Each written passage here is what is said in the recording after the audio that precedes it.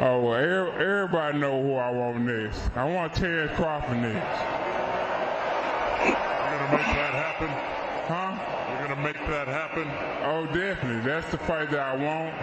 That's the fight everybody else want. Like I said, I'm going to get these straps that I'm going to go over there and take his shit too. All right. Errol, congratulations. Terrific fight this evening. Thank you, man. Down.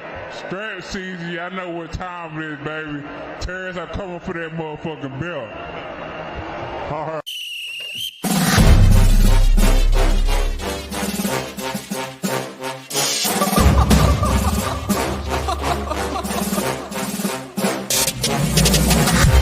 I'm not catching fades anymore. Gotta keep my hands clean when they come for the ball. Keep it smooth like a dawn, making moves in the dark. Cause I learned how to swim in the pool full of sharks. Now they coaches, cause they can't read all his motions. How the kid never switch codes, but he codes with focus. Staring down your team with a frozen, ice cold look that could end the summer solstice. Cause I'm more like the top dog. Keep on running game and the gang will accost y'all. I be calling plays from a plane while I'm off court. But we ain't the same, you a lame, I'm a mob star. Actually, I'm a top dog on a stat sheet. Off court, but I call plays for the athlete. Laughing when the cop cars try to catch me. Cause I rolled off in a taxi. Put my feet up, I'm relaxing. Singing Figaro with no accent. While I pour strings from the streets in. Do it all with a straight face, I'm the kingpin. Top dog, top flow, boss mode, I'm the kingpin. Showstopper, top dog, God vibe, I'm the kingpin. They know I'm a dog and a beast, man. Yeah, I keep the peace with a peace, man. I ain't got no time for a peace, man. Why would I respond to a pawn? I'm the... Hold up! If I let my dogs off the leash, they you might want to get out of Dodge by the evening. Honestly, think it's not the blood and the beef. If they don't leave anything behind at the evening. I can see you soft, ever thought about retreating. If you never have, then they'll give you a reason. Better watch your tone, lose your bass when you speaking. Underneath the mask is the wrath of a beast. When you learn how to smile in their face, then go cutthroat. Then they want to call you a con when the blood cold. I remember starving while y'all had a truckload. Now I'm with the mob with the call and the gusto. I'm a top dog on a stat sheet. Off court, but I call plays for the athlete. Laughing when the cop cars try to catch me. Cause I rolled off in a taxi. Put my feet up, I'm relaxing. Singing Figaro with no accent. While I pour strings from the streets in. Do it all with a straight face, I'm the kingpin. Top dog, top flow, boss mode, I'm the kingpin. Showstopper, top dog, God vibe, I'm the kingpin. What's going on? What's happening, boxing heads? What's going on, W Nibbles? What's going on, that holy boy? What's happening, Mr. AMG in the building? What's going on, my 300 showing up? What's going on, Bobo Dread? What's happening? And Cindy Taylor, what's happening, bro? So, you know what I'm saying? In these boxing streets, man, they're getting reckless out here. They're getting real reckless out here, man. Yeah, I'm watching it, you know what I'm saying? I'm working, but I'm watching it, bro. And what I don't like is all the dirt that's being slang, you know what I'm saying, around, you know what I'm saying, off old shit. You know what I'm saying? We saw, you know what I'm saying, Tank Davis make it through his little, you know what I'm saying, debacle with his old girl. And you know what I'm saying, you know, we don't really like really harp on shit like that. But I'm just glad my man made it so he can make it to his fight. And everybody's trying to make that shit linger and last. You know what I'm saying? But nobody really gives a shit, bro. You know what I'm saying, about what happened in boxers' personal lives, as long as they okay. You see what I'm saying? I mean, 'cause we men over here at the end of the day. So, you know, we really don't really want to focus on if this man, you know, whatever, you know what I'm saying, happened between him and his old lady. Even though it's out in the streets, it's got nothing to do with fucking boxing. So, you know what I'm saying? Even I was watching manager Marty, you know, saying that you know, saying some of the ways some of these rules are written at the in the sanctioning bodies, where even if you're accused of a fucking crime, that they could strip you. Well, Tank don't give a fuck about the belts anyway, right? So it don't really matter, you know what I'm saying, if you get stripped or not, because he don't fight for that shit, right? You know what I'm saying? You know, so it's a good thing and a bad thing, but you know what I'm saying, it's just a shame that these fighters are held to a certain standard that nobody else is held to. You see what I'm saying? What's going on, Eric R? What's going on, Alex Shield Jones? What's going on, y'all? My 300 showing up. What's going on, Devon Wallace? What's going on, bro? And Juice Man, what's going on? So, you know what I'm saying? But that's not the thing that's like, I'm just like looking at how personal shit is getting in boxing. You know what I'm saying? It's like you got a lot of these weirdos out here, you know what I'm saying, that want to make shit so personal. You know what I'm saying? They calling everybody else fanboys when you go into different pages that you disagree with and you calling people names and shit. So what does that make you, nigga? You know what I'm saying? That make you the ultimate idiot, right? What's going on, Bruce Gas, Boxing Jazz, and more? What's happening? So, so you know, so we dealing with all these weird people around boxing spreading misinformation, and I'm looking at like Nate. I guess his name Nate Jones, dude that was in Mayweather camp, and he's coming out saying that saying that Mayweather almost knocked out EJ, right? And I thought that was real peculiar because he was in the whole debate about Tank almost knocking out Devin, right? So I'm thinking like this nigga, he's trying to stay relevant because he got a channel now. And I guess he put two and two together and said, well, shit, everybody was tripping off Tank was about to knock out Devin. I guess, saying he put two and two together and said, shit, well, let me put a story together about EJ almost getting knocked out by Mayweather because the timing of the shit is something like an old head would come up with because niggas don't be thinking about shit like that, right? So it was the timing is too close to the Tank story, right? So Tank almost knocked out Devin.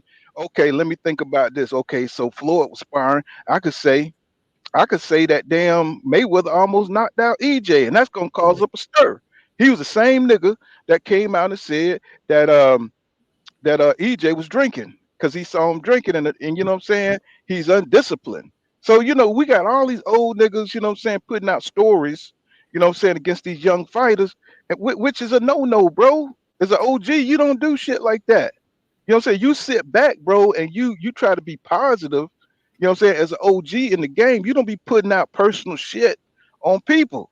Now that's just an OG rule he broke and he keep breaking, you know what I'm saying, by hating on these young folks. You know what I'm saying? Especially you being a trainer in the game, so your whatever you say is gonna carry weight. So but we Right. living in toxic times, bro. And the OGs are breaking code. You know what I'm saying? It's like they're starting to pick up these little new ways of toxicity. You know what I'm Hey, saying? And it's weird to me because that's not something that Nate should be even interested in. But if you look at under the guise of clout chasing and getting your name out there, you know what I'm saying, you could see where some shit like this could be cultivated, even with the OGs are falling to that shit, right. right? And the Can you nigga hear me can't. cool? I can hear you, bro. Oh, okay.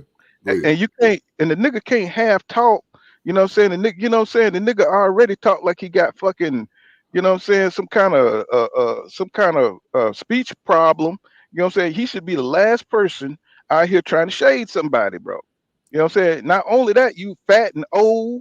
You need to be quiet, bro, and let these young people live, bro. Junior, oh my god. I'm like, shut up, Nate. You know what I'm saying? Facts. Shut up and just train, do what you do, bro. Stay out of these folks' business.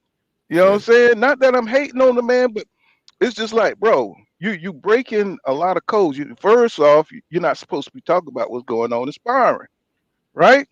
You're not supposed to be doing that shit. All of a sudden now everybody's talking about what's going on in sparring. Now, if you want to break that rule, that's cool. You do what you do. But you always seem to break that shit on the biggest fighters, right? You know what I'm saying? Whether you like Devin or whether you like EJ, it don't matter, bro. These are things these are boxing tradition norms that everybody's aware of. You don't talk about what's happening in sparring, right? But to throw some shade on a motherfucker that you don't like, yeah, you're gonna come up with some shit. And all of a sudden, you got a reporter there oh, he just happened to be thinking about this shit. Oh man, I forgot to tell you. You know what I'm saying? Fucking what? 11 years later, what this shit happened in 2013, right? Right. The sparring. So Right. what is that? Shit. Seven. Let me see. Was it about what? 10. What? It's 10. 10, I 10, think. 10 years later. 10 years Yeah. later. You know what I'm saying? Here you go. Oh, I remember, man. EJ almost got knocked out by Mayweather. Bro, stop. And that man walked out of there with that big black eye. Come on now. It's like 10 years later, I'll say you remember that this guy almost Mayweather almost knocked out EJ. That shit don't make no sense, bro. It don't make no sense. And you got a big mouth that can't hold no water. So you expect us to believe you held on to that secret for 10 years. You know what I'm saying? Bro, that don't make no sense. It don't add up. Well, that's So how you know. That's how you know it's a lie, brother. mm-hmm. That's how you know it's a lie, man. And I was listening to Blue. He was talking about it. Blue made some good points, and there was some stuff I didn't agree with. Like he was saying that, well, he don't. He said he can't see the fact that Floyd Mayweather knocked Spence out because he was like, Spence take a good punch. Then on top of it, he black Floyd eye. And Spence gave us the how it went down. They had a good sparring, like a regular sparring match where the timer was on. They were supposed to go in there. He was supposed to give Floyd some work.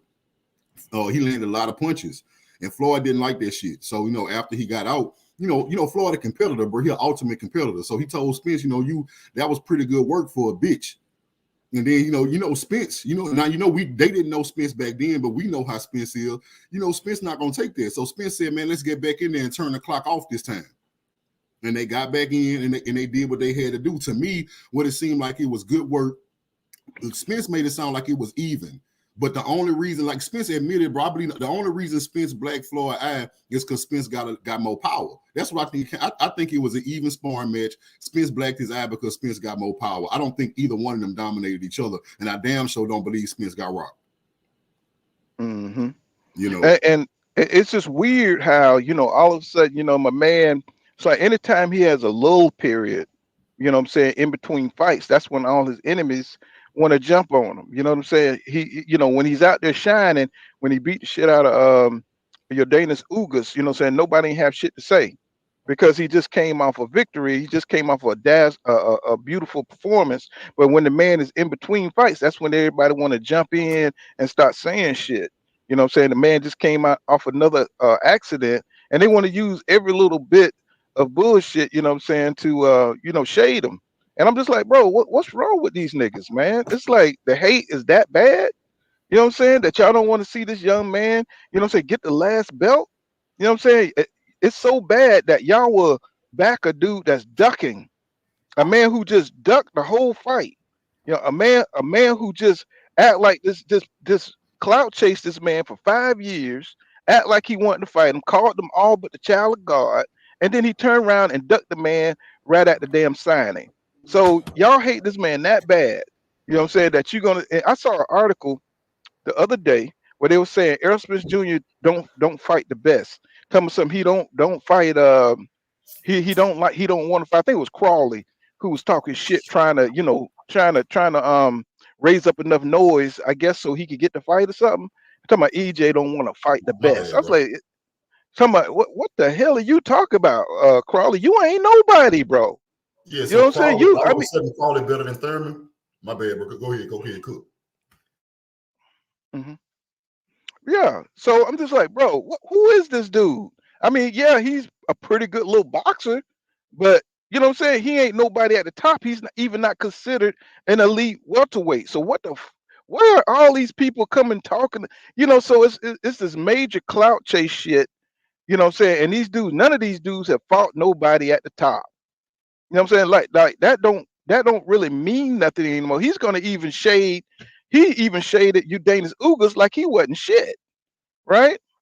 But yet nobody got in the ring with Jordanis Ugas. All these people who are trying to downplay Danny Garcia and Keith Thurman, they never got in the ring with them dudes, right? You know what I'm saying? So how are they saying that EJ is holding up the division? He the one who unified the fucking division. So the shit don't make no sense to me. It's like they'll just say anything to get their name out there, just like Blair Cobbs did a few years ago, talking about all kind of crazy shit about the looking EJ eyes and all this dumbass shit. I was like, man, these dudes are like, you can't believe nothing nobody say anymore. People will say anything. And it's getting on my nerves now that we got channels are trying to fucking report this dumbass shit. And now what your excuse is? I I can only go by what they say. Some shit don't deserve to be reported. Right? You know what I'm saying? Can I speak on that right quick, bro? Like that was my thing because the way it was reported, it was like, well, all I can do is go by what this man said, and all I can do is go by what the other man said. You can't go by what both of them said because they have conflicting stories. So you have to look deep into the situation. I'm gonna tell you what make me believe Spence. First of all, like we already established, it happened 10 years ago, and we never heard this from nobody. Floyd never said he heard Spence. Even after he was circling around that Spence blocked Black Floyd eye, Floyd didn't come back and put a report out there and tell everybody how he buckled Spence and almost dropped him. So that make me not believe it. Then the second thing is when Spence replied, he had nothing but respect for the camp. That's the first thing. You pay attention. I listen to everything a man say to let me know who telling the truth. He said nothing but respect to Floyd camp. It was good work. He said, but he never buckled me. And he said he started name dropping about all the people that was there. I think he said Laura was there. A couple of people, Love, Javion Love was there. So he started name dropping. So basically, right. he was giving references. If y'all look, don't take my word for it or this other dude I'm arguing with. Ask other parties what really happened, and they'll tell you. That let me know. Why you think Javion Love dropped what 30,000 on Spence to win against Crawford? You know what I'm saying? He said he dropped 30,000 that EJ would win against Crawford. He said that in an interview. So if he was there at that damn he was there watching that fight, he know EJ, you know what I'm saying, is the goods, right? So I'm sorry, I just wanted to get that in since you named him. Go ahead. Well, I was just saying, bro, like, my boy, like, I ain't like how he did there, bro, how you reported that, because when you thought, before Spence had time to reply, you reported that as if it was a fact, that Spence did get knocked out, and you knew that for a fact, right? So when Spence came back out and verified that he didn't, in fact, get dropped, you reported it as if, oh, we don't know what really happened. But when he wasn't defending himself, you reported it as if that was a fact. You see what I'm saying? Now that Spence saying that it's not a fact, now it's like, oh, we don't know what really happened. Nah, bro, you got to be consistent. Yeah, that's because you're trying to obscure the facts. You're trying to make it like it's still open, like it might have happened. Exactly. You know what I'm saying? Like, so you know what I'm saying? That's the kind of bullshit we talking about right there. You know what I'm saying? You're trying to like leave room for question. You know what I'm saying? Did this man really, you know what I'm saying, get almost knocked out? You know what I'm saying? So that's Floyd is a competitor, bro. Floyd, and then we know one thing, bro. Floyd ain't Bud Crawford. He not Javante Tank Davis. Floyd is very comfortable talking. You know what I'm saying? He don't bite his tongue for shit. So it ain't like Floyd was scared to come out, because if it was true that he had hurt Spence when all that shit was going around and Spence got his shine from knocking from blacking his eye, Floyd wouldn't hesitate to say, yeah, but I almost knocked him out too. Floyd would have came out with that shit. You know Floyd ain't gonna sit on that bullshit. Especially if he looked like he lost. You know what I'm saying? And that's how you know Floyd a real man too, because Floyd, knowing his position, he could have made up a lie and we would have believed it. But that make me respect Floyd, because after Floyd got his eye black, he took that. He ain't denied it. He ain't come up with no other story. And another reason is we know how petty Floyd is. So if it was any validity to that, he would have perpetuated himself. He wouldn't have need no Nate Jones. You know what I'm saying? To put nothing like that out. He would have came out with it himself. You know what I'm saying? In film study, I'm answering his question. I don't think Errol got the best of Floyd. I really believe in my heart it was an even all the way through. And like I said, I think Errol ended up blacking his eye just because he got more power. That's what here's what I think. I think Mayweather wasn't in good shape. He used EJ to get him to a high level. He was still working. It's just sparring. So even if EJ did get the best of him, it's just sparring. You know what I'm saying? When you out of shape and you need to fight at the top level, you need to fight the best in sparring. That's why they get these sparring partners to get them on point. So you probably gonna get hit with shots that, you know what I'm saying, you normally don't, because you're not in shape. Just like Tank when he fought Devin, he probably wasn't in shape. So that's why sparring isn't a measure of what would happen in a real fight. Because the guys is trying to get in shape, they're working on different shit. And now we got all this shit coming out about sparring, and you don't know, they're not in top shape. These guys are coming off to get in shape. They're coming in to get sharper. You know what I'm saying? They're working on their defense. How you think these fighters just wake up in the morning and they able to do all that defense and and all that coordination with blocking punches while they Hell throwing no. punches. That shit takes work. Hell And you no. don't just stay like that. Even if you good, you don't stay like that day to day. You have to work on that shit. You know what I'm saying? To stay at a high level of being able to block punches, duck, you know what I'm saying, and have it be muscle memory. You have to work on that shit every day. So when you Right. find somebody inspiring, they may not be as sharp. They may not be ready for that kind of high level of sparring. That's why you get these guys who are ready and able, like a hungry Errol Spence Jr. Now he's looking at it like he's trying to see if he can hang in there with a world champion like Floyd Mayweather, but he's an Exactly. older guy and he's working on getting himself sharp. So, even if he did went to Mayweather, what I'm saying, even if he did beat him up, it's just because he wasn't ready. You know what I'm saying? He was working himself back into world class shape. Right. And But so this people taking this sparring shit too seriously. You know what I'm saying? Because we don't know where, EJ was a young dog. That's like going up against Boots, somebody who stay in the gym, who don't have a whole lot of responsibility, who can stay in the gym, 247. You know what I'm saying? That's like these boxing channels. Some of these dudes can be on here 247. You know what I'm right. saying? Because they ain't got no fucking careers or nothing. You know what I'm saying? You know what I'm saying? Not to shade anybody, but I'm just saying if you can put all your time into working out and sparring and shit, you could stay at a high level and you could stay sharp. You know what I'm Right. saying? If you're able to put all your time into a boxing channel, yeah, you could be the best. But if you got other shit, other priorities to do, you know what I'm saying? Then you got to get it where you live, right? So Right. Floyd Mayweather, you know what I'm saying? He was out of boxing for a whole lot of period. You know what I'm saying? But he has a whole gym, he has a whole bunch of sparring people that he could just keep sparring and get himself sharp. But Now, when you catch Floyd when he's in top condition, you know what I'm saying, and then you spar him, then he's running motherfuckers up out the gym. You see what right. I'm saying? So, Right. but if you catch him when he's just coming back, so see, it matters when you catch a fighter. A fighter is not just sharp when he wake up out of the bed.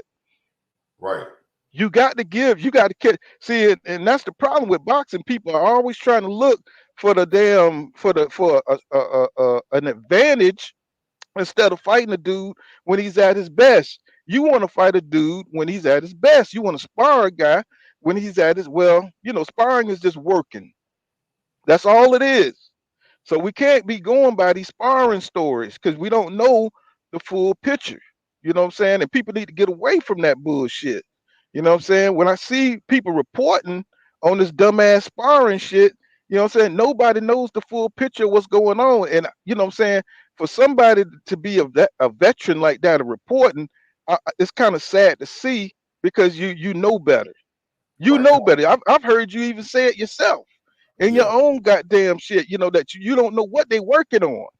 You don't know where they at. They could have sparred 2 or 3 other dudes before he got to Errol Spence Jr. They didn't say he was the first sparring dude, or it don't even matter.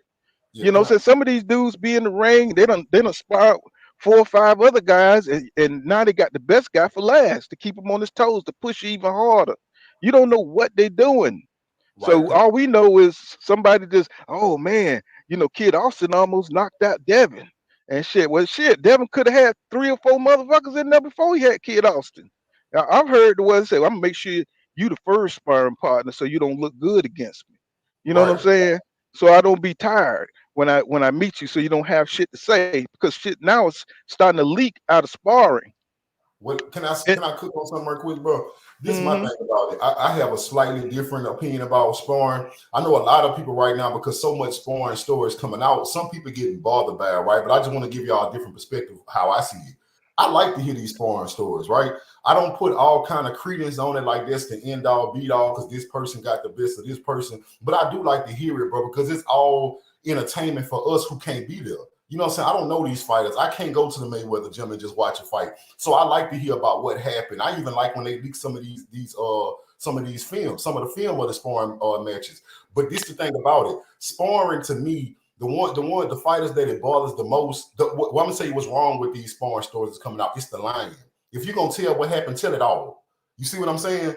That's like the mm-hmm, closest I think they got to telling it all was with the Devin Haney and the Javante situation. And as fans, it's not the people who was involved. As fans, we don't want to analyze and break it down and then take away the one obvious truth. Because you got Tank fans who they just want to believe that Tank beat Devin up twice. You got Haney fans. Well, I ain't never really heard Haney fans deny that he got hurt, right? But it's most like the Tank fans. They just want to believe that Tank went there and beat Devin twice. They don't want to accept the fact that what probably happened is they had 2 fights. Devin got the best of Haney before, and Tank almost knocked Haney out before. They don't want to accept that as the truth, and that's what I believe the truth is. I think they fought twice, they sparred twice, and they both got the best of one. You see what I'm saying? And with this Errol Spence situation, the reason I like this story so much, bro, is because this is what I believe sparring should be. It was, like you said, it was an older fighter who was getting ready for a fight. He needed a southpaw in his camp. He heard they had a good southpaw out there in Texas, but he didn't know how good. Errol Spence was able to show the world who he really was. Floyd gave him the opportunity to show, look, I'm not just a sparring partner. I'm not just a prospect. I may be something bigger. You know what I'm saying? And they did what they had. They had a good match.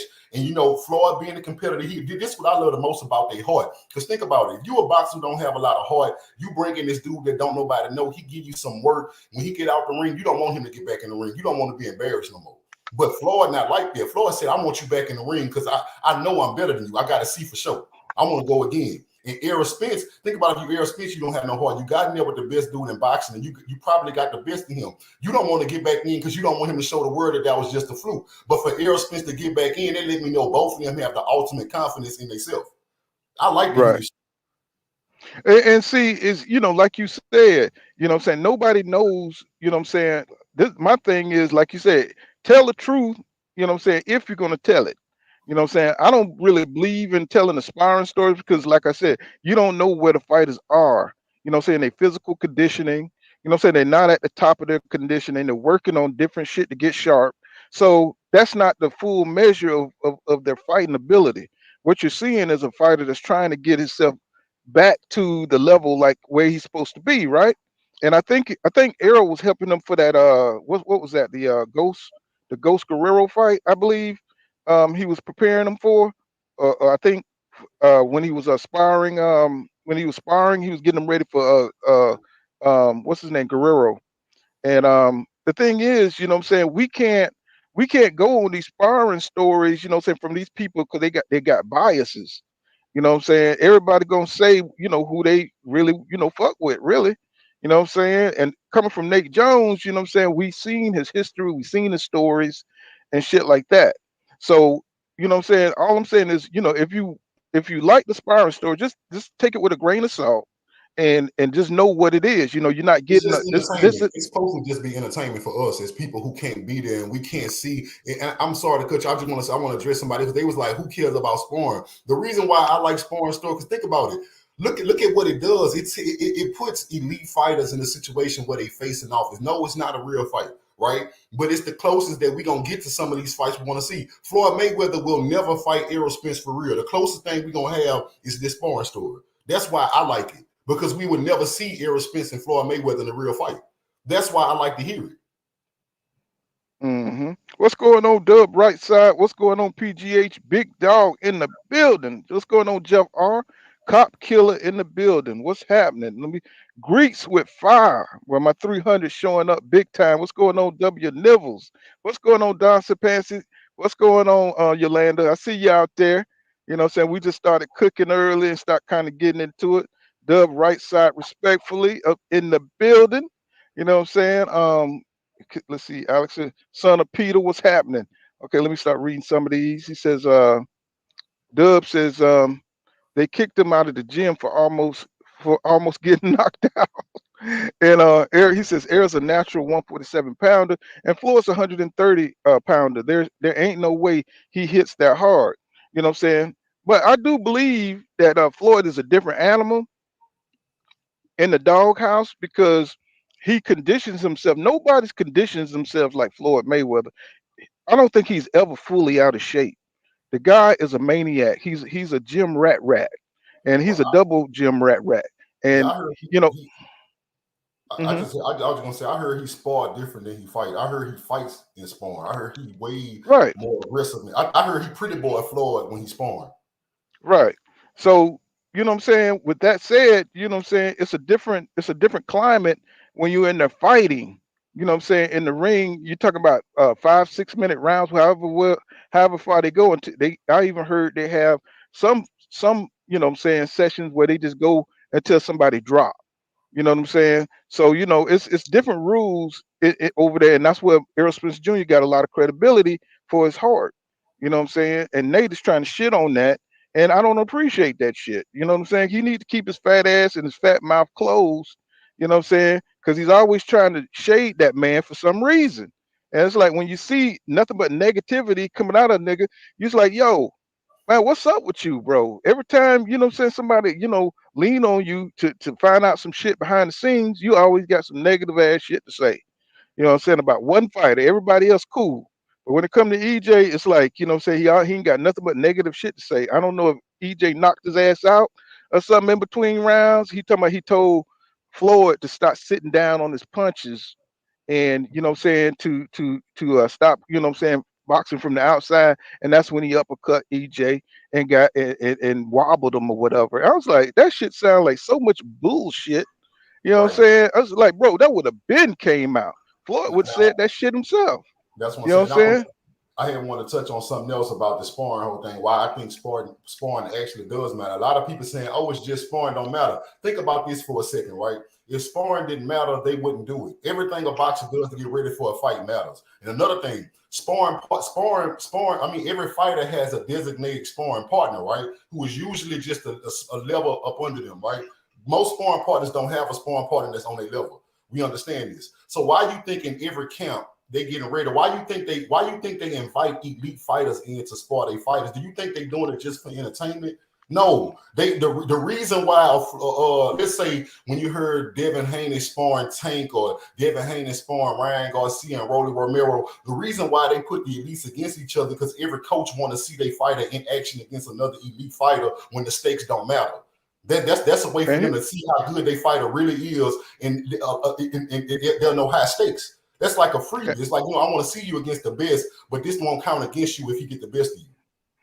And here, and a good example of that is when Rolly Romero was sparring Ryan Garcia. He was fucking Ryan Garcia up. You know what I'm saying? The first sparring, and now that Ryan done got in better shape, he can't touch Ryan.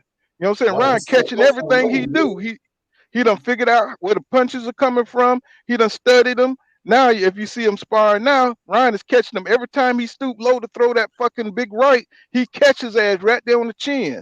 You see what I'm saying? So you get so you get better and better in sparring. So you can't go by different sessions. You just got to get sharper and sharper, and you got and depending on what kind of sparring um, fighter you have, that might not be the right sparring that you need for a certain fighter. So you got to work on all the shit. You got to work on your defense. You got to work on, you know what I'm saying, your offense. You got to work on, you know what I'm saying, you don't know what's going to come at you, you know what I'm saying, depending on your opponent. You see what I'm saying? Because if your opponent is versatile like Boots, he could switch it up on your ass. You see what I'm saying? So, you got to get sharp in there by fighting. Just keep fighting, getting yourself in top condition.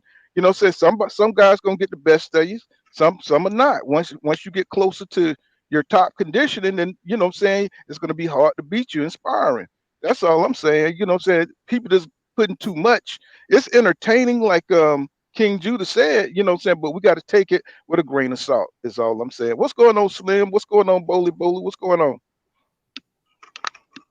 How you doing, man? How's it going? All right. I'm just tripping on all this shit in boxing. Like we don't know. We all hardcore boxing fans and we know it's bullshit. You know Hey what I'm man, saying? I often say, first of all, Nate Jones, I hope everybody know he was Floyd, like one of his Olympic teammates type shit. Like they cool. And if Floyd knocked Errol out, why the fuck is we just not hearing about this 10 years later? Why wouldn't nobody bring it up when people were saying Errol whooped his ass, gave him a black eye? Wouldn't they have been said, oh yeah, he gave him a black eye, but Floyd knocked him out? You know what I'm saying? People just, man, a lot of people, man, they fucking integrity is for sale, bro. So they come with these crazy ass headlines and all this shit to pull in attention and shit. And that shit is pathetic, man. That shit pathetic, man. Motherfuckers just looking for a reason to shoot down or change the narrative and shit. Mm-hmm. Yeah, man. I'm sick of these sparring stories, man. I don't want to hear no more of this stuff. You know, film study was getting on my nerves. That's why I got on here. Obviously, sparring matters to an extent, but it's not important to where I'm gonna sit here and give somebody credit because they're claiming they beat somebody up in sparring. That doesn't Right. go on your record. That's what some of these people want. That's what I mean when I said sparring doesn't matter. Obviously, it does matter. It matters to the extent that it's getting somebody ready for their fight or they're working on something. But the reality is, if I'm fighting, if I'm sparring with pull counter, and we're on two different timetables, meaning I don't have a fight, but he does have a fight. That means our conditioning is probably going to be different. And the other side of it is that you could be working on one particular thing. It could be that when I get in the ring with you, all of a sudden you want to work on one particular combination that your coach has been trying to get you to throw on the bag or on the mitts. Now he wants to see you do it. So you say, okay, let me work on how to set this particular thing up. So if I somehow get the better of you while you're focusing on that one thing, then does it really matter? Because you're not focused on winning the round, so to speak, or winning the sparring session. You're working on one particular thing. That's exactly what I mean. Film study. If you're studying film or whatever it is that you're doing, stop with the semantics. You know, we sitting here and we talk real stuff. We're talking on a similar level of understanding. I'm not trying to sit and argue over words. It does not matter that much. It matters, yes, it matters to the individual, but it doesn't matter in giving somebody credit for their whole career. Oh, you know, Paul Spadafora, there's video of Paul Spadafora making Mayweather go to his knee, but we know that there's a story behind that. Is anybody going to sit there and say Spadafora is a better fighter than Floyd Mayweather? No. Now listen, Exactly.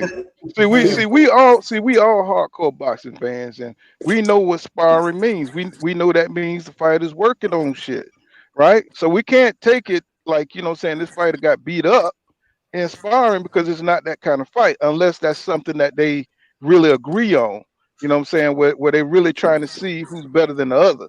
And you know what I'm saying? And they taking bets and that kind of shit like that on the side to see who will win, that kind of shit. Now, did Mayweather and EJ have that kind of fight? You know what I'm saying? We don't know. You know what I'm saying? But I'm pretty sure Mayweather, you know what I'm saying, the way he run his gym is competitive. You know what I'm saying? And Mayweather want to see what the little young lion got because he's used to going 15, 20 rounds or whatever. Because Mayweather stay in excellent shape. He knows how to work that ring. He knows how to make a motherfucker tired and miss. So, you know, when EJ got crazy stamina. He's got crazy stamina. And when he went a certain distance, I'm pretty sure he got Floyd's he got his you know what I'm saying, his approval, respect. you know, Yeah. his respect. You see what I'm saying? And that's all that is. You know what I'm saying? Not that EJ went in there and beat up Mayweather or Mayweather beat up EJ. It's just that Mayweather he's used to that climate. It's under his rules. He knows how to work the shit. He kicked everybody out the gym. You know what I'm saying? So they could go ahead and go head to head or whatever. You know what I'm saying? But Mayweather wasn't at his best. You know what I'm saying? EJ, he's just a newbie. You know what I'm saying? Trying to spar, trying to hold his own. And that gave EJ the confidence he needed to move on to the next level. That's all it is. Another reason I don't think that knockout shit real, bro, because Nate Jones, how many interviews he done did? And all you got to do when somebody bring up some new information, just ask why. Nate Jones did thousands of interviews in the past 10 years since the sparring happened. He ain't brought this up not one time. But all of a sudden, he got a YouTube channel. And now he want to talk about, you need a nice headline, bro. You need something to get people talking. Now EJ got knocked out by Floyd. He said almost knocked out. Yeah, that's good. I'm going off of what Blue Blood posted in his title. He posted EJ got knocked out. As we said, EJ got knocked out, not almost knocked out. He said he got knocked out.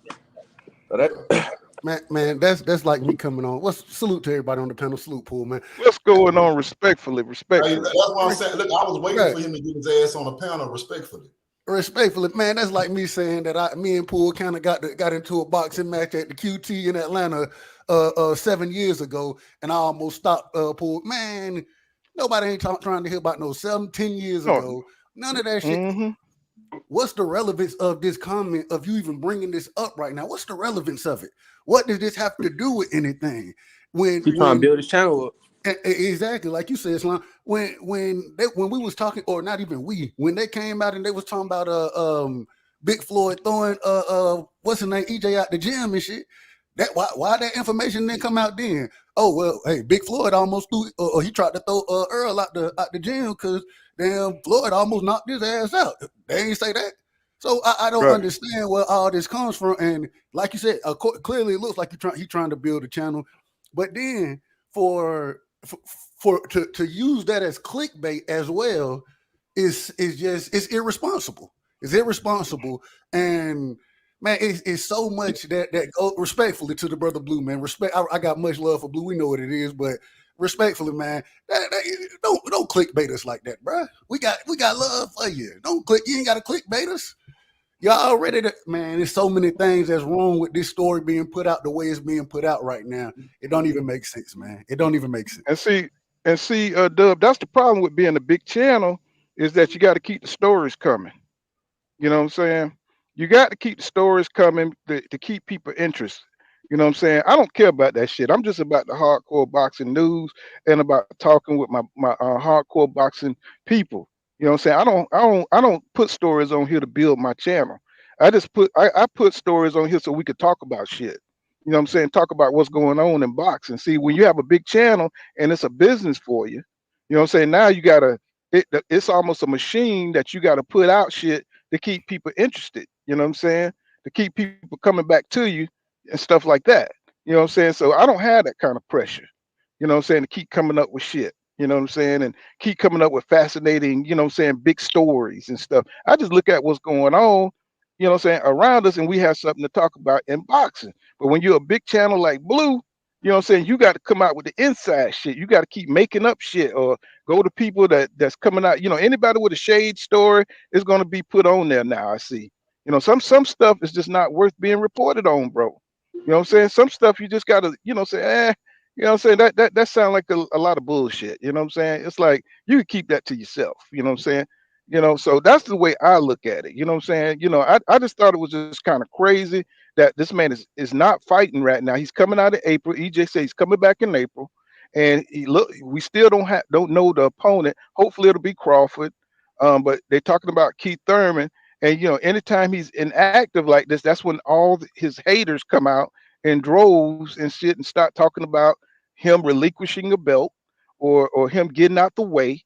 You know what I'm saying? Even though we've been waiting around for the biggest fight in boxing history, we on the cusp, on the edge of this shit, and people don't want to see it. And so now all his haters are coming out, you know what I'm saying, against him, you know, and this man done unified a fucking division. It just don't make no damn sense. Right. The thing I'm sorry, I had to rant. Yeah, you got to look at it. That's the thing about, you made a good point when you said that when he inactive, all they do is talk about him, right? That make a lot of sense, bro, because I'm going to say something, bro. I don't know if y'all paid attention now, bro. EJ is boxing. I don't care what nobody talking about, bro. Almost every channel is talking about EJ in some way, shape, or form. Even if you're talking about Crawford, the only reason we're talking about Crawford is because he tied with EJ. You know what I'm saying? Right now, Tank got a fight coming up, and we know Tank a big star, right? But EJ, but EJ name circling around the net has not slowed down one bit. It never does, bro. It never does. Even the people that claim they hate EJ, they use EJ to give views. Bernie the Boxer has made a successful channel just talking about EJ. That's it. You know, yeah, that's all he can talk about. Who he gonna talk about? David Avenesian? That's because EJ gonna talk about that, man. Yeah, EJ the people's champion. That's what it is, bro. People don't figure that out. My thing is, don't be disingenuous, bro. You claim you hate EJ, you love EJ. EJ is putting food on your table. Bro, I just hate how a motherfucker act like we just don't notice a crazy ass shit, bro. You would never put no title like that 4-5 months ago, bro. That's goofy. Then you goddamn feeding into the narrative, bro, and you making shit worse, bro. And you eating away at your credibility, bro. You know what I'm saying? It's just not the way a good Blue look, would say it, he said he just reporting the news or what, you know, they are saying. But what I'm saying is, how did that conversation come up? A 10-year-old conversation that would have been out there, you know what I'm saying, in my opinion. I think we would have been right. If it was true, we would have been knew that. And even if he did, but check this out. even if he did, EJ was a newbie. You know what I'm saying? And you Hey, know hold how on, look, cocky his that Floyd is. conversation came up just like the one came up at the 7-Eleven, bro. That's exactly like Yeah, he met and Man, at the I'm EJ, talking about 7-Eleven, bro. these are post 7-Eleven stories and shit, bro. and as Right. cocky as Floyd is, bro, and arrogant as he is, you think when people say, "Oh, we heard you got beat up by EJ," you think Floyd wouldn't have said nothing about damn near knocking this nigga out? That's what I'm saying. Then Floyd, the type, bro, if he does have that respect for Spence, like I think Spence earned for him, Floyd wouldn't even say it in a petty way or an aggressive way, but just being who he is, he would have hit that out. Like, yeah, he blacked my eye, but I almost stopped him too since y'all brought Yeah, that up. You know what I'm saying? exactly. I just want to know why right now that shit coming out right now. I just want to know why. Can I But make an like you, injection real quick? yes, sir. Hey, peace and love to the panel. I just want to say this, and I'm gonna get up out of here, man. Get out y'all way, man. All of this is an attempt to rewrite history for the hate for Errol Spence, and I'm just gonna keep it 100. Yep. Right now, Canelo is fading as far as popularity, and like my man said, EJ is boxing right now.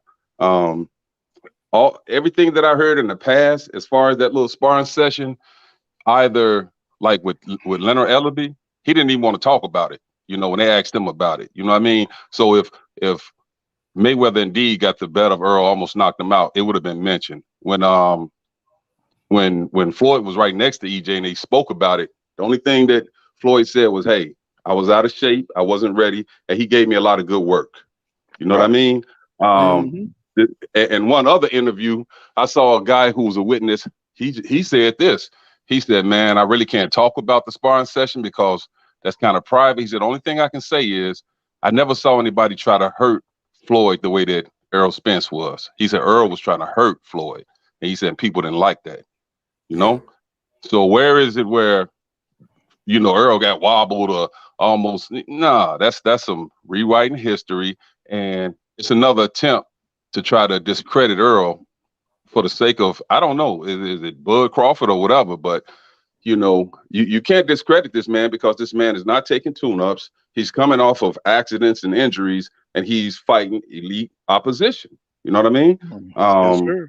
Yeah, they're gonna try to do whatever they can to discredit the man, but hopefully he fights Crawford in April, and we can put all that bullshit behind us. Yes, With sir. that being said, man, peace and love to my brothers, man. Happy holidays to you and your family, man. I got to get up out of here, and I'll catch y'all on the next one. All right, Sean. All right. What's yes, going sir. on, Knockout Boxing in the building? What's going on, Knockout Boxing? Y'all know Knockout Boxing, so I don't need to introduce him. Y'all know who he is. That motherfucker got the hottest goddamn boxing channel. You know what I'm saying? So what's going on, Knockout? Them kind words, man. What's up with it, Paul? What's up, bro? What's up? What do Chilling, you man. think about this crazy ass, dumb ass shit? Here's the What thing, up, bro. KO? Oh, chilling, man. Here's the thing with that shit, bro. Like, y'all saw Earl's response, right? Yeah. Yeah. Yeah. So I mean, you put that shit to rest, like, bro, like, we all know Floyd. We know the people around Floyd. Floyd is extremely braggadocious. Floyd is somebody Mm-hmm. that he beat your ass. If he did some shit to you, you know what I'm saying? He ain't finna be shy about it. He ain't finna run around this hole and act like, some shit happened and it didn't. And all you got from Floyd towards Earl after that shit happened was nothing but respect and shit. He was using Earl like his pit bull. Keith Thurman was like, shit, I'm on Floyd. I need this Floyd fight. Floyd said, shit, you fight Earl, then you can fight me. Shit, I drop my belt so you and Earl can fight for him, and then I fight the winner. What's up? Keith was like, no, thank you. I'm good. I don't want that shit. So Floyd wouldn't be doing all that shit if it was somebody that went in there and he almost knocked out and the end of this shit was true. Like, this sparring happened, what, like 2012, 2013 or some shit? 2013. This is the first and only person that you hear talking about is somebody who's very close with Floyd, who used to hold the pads for him and shit. Like, man, I don't buy that shit. And then I like Earl's response. He was like, shit, this person was there. Right. That person was there. That person was there. So, ask them. But I ain't never get buckled. That shit kept. And then left it alone, bro. So, it's just more this I guess this campaign, bro, to paint Earl in a bad light. I don't know what it is. And I kind of get where right side be coming from with this Devin Haney shit, because it's like you got somebody in Earl, like, bro, he fight who we want him to fight. He only tries to unify or fight mandatories. And he's not the one that pulled away from the negotiation table, bro. He's not the one that did that. That's Terrence Crawford. So the level of criticism and the level of length that people are going through to try to have revisionist history and rewrite shit, that shit crazy to me, bro. I don't understand it. I don't even get the big deal. Like, you don't think Floyd don't need Nate Jones or I think that's his name. He don't need him to talk for him, bro. Like if Floyd felt that, if Floyd thought that shit had happened, Floyd would have been told us. Since when Floyd quiet and know how to keep a secret? Exactly. And you know what I'm saying? And don't really speak on if he beat somebody ass, if he got somebody in sparring, bro. He said what Errol is saying. So forget what Nate Jones is talking about, and then I'll close. I'm gonna believe what Floyd said about the situation, and I'm gonna believe what Errol said about the situation. I won't even attempt to change my mind until I heard Floyd come out and say some shit like, nah, bro, you capping, you know I buckled you. It was good work, but you know I buckled you. If he ain't talking like that, bro, I'm gonna stick to the story that the two fighters already told, bro. And I'm gonna leave that shit at that. That's all fact, man. I see the same shit, bro. I look at it the exact same way. Now, what I wanted to say, y'all, you know, so I think y'all reach out to everything boxing. I think he got something going on for Coach. You know what I'm saying? I'm not 100 on that, but y'all, you know, Coach, you know what I'm saying? Is Coach, I haven't been following recently, but I know he had like some medical issue, you know what I'm saying? And if he's taking any kind of donations or anything like that for Coach, you know what I'm saying? Y'all pray for Coach, you know what I'm saying, that he get back healthy and back on, you know what I'm saying, our boxing community and everything like that. And let's send our prayers out for Coach so he get healthy.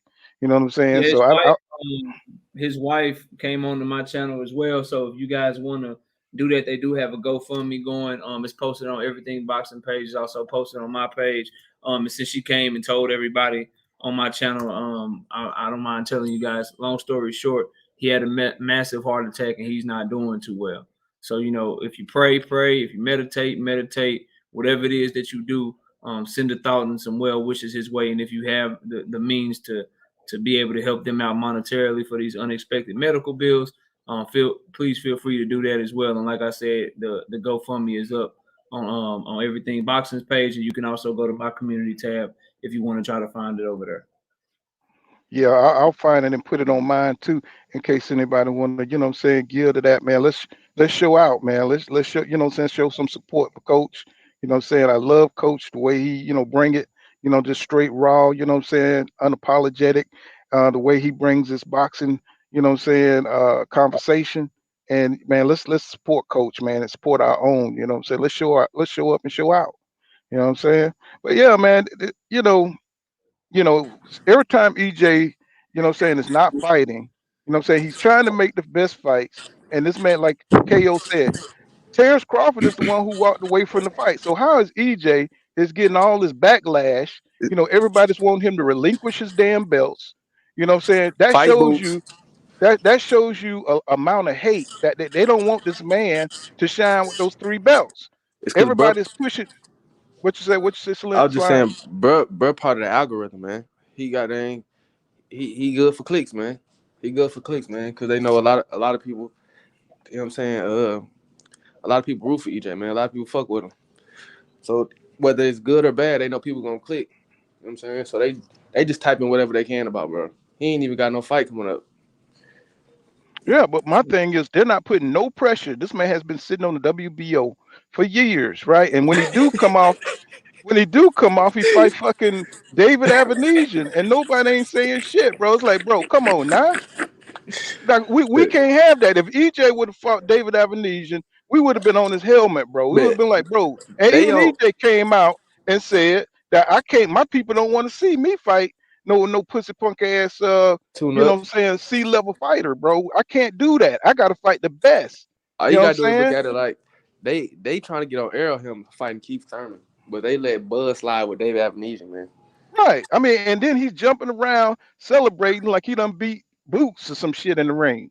And I'm like, bro, Boots is coming towards your way like a torpedo. He said he don't even want to be associated or compared to Terrence Crawford, because he said Terrence Crawford fight the same level of fighters that he fight.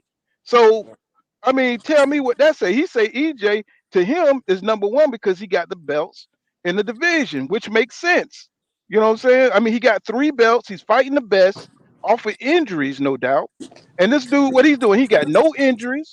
and he's fighting the worst in the goddamn boxing. You know So one thing I keep hearing them folks talk about? They keep saying Terrence Crawford, the lineal champion. I keep hearing people talk about that lineal. man, that nigga didn't know about lineal until somebody told him to say it. You know what I'm saying? That nigga don't know nothing about no damn lineal. You know what I'm saying? Nothing. You know what I'm saying? Terrence Crawford is ignorant is on that shit as everybody else as a casual. Because when he was saying it, it didn't even sound like he understood what the hell a lineal was. Shit, Man, people ain't stopped talking. Go ahead, KO. check this out, bro. And people get mad, and people, and I get a lot of hate for this shit, bro, because maybe I'm just too cold hearted and I just look at shit too logically. But bro, I can't lack the integrity to where I don't understand how they do it, bro. Like at the end of the day, you got two situations. You got Terrence Bud Crawford, who lied to us all. Even his biggest fans didn't know about fucking David Avenesian. He had an opportunity where he could have signed to fight Errol Spence, or he could have signed to fight David Avenesian, and he chose to fight David Avenesian in a voluntary defense, bro. He chose to do that shit. He said, I'm going to do a voluntary defense against David Avenesian instead of going for undisputed. Errol Spence was ordered to fight Keith Thurman after the David Avenesian shit. After it, bro. He had to fight him. He was ordered to fight him after. He wouldn't even be ordered to fight Keith Thurman if Terrence Crawford never pulled away from the table. So Errol Spence is put in a position to where he either has to fight Keith Thurman or they're going to strip him. And so because he might have to do that in a fight that he was already going to announce before the car accident, Errol Spence is the one that's a duck because he's fighting a mandatory defense because Terrence Crawford pulled away from the table, but Terrence Crawford is not a duck because he chose to go do something else. I swear I don't understand people, bro. Like maybe my shit is off and maybe I'm the one that's tripping. But when you boil it down, bro, that's how I look at it. I got one fighter that chose to do this shit. And I got another fighter who's being forced to do this because the other fighter chose to do something else, bro. Earl didn't have a backup plan. Bud done went and fought and did everything else since then, bro. And people actually want to get on the Earl because he ain't finna stop what he already got going to go back and negotiate with Terrence Crawford. And Terrence Crawford didn't even call Errol Spence's name after his fight until Earl already said he was about to announce a fight. We'll sweep all that shit under the rug, act like it didn't happen, act like timelines don't matter, and just totally excuse the way that Bud Crawford moves. But when I say everything that I just said, and it's all truth, and it's all facts, and I didn't tell one lie, people will call me a hater. That shit crazy, bro. I don't understand what people be looking at, man. And this ain't even on some Errol Spence, Dallas, Texas shit. This is just the facts of the matter, bro. Nothing I said was an opinion just now. It was all facts, bro. And my opinion based on that is that between those two, you got to call Terrence Crawford the duck, bro.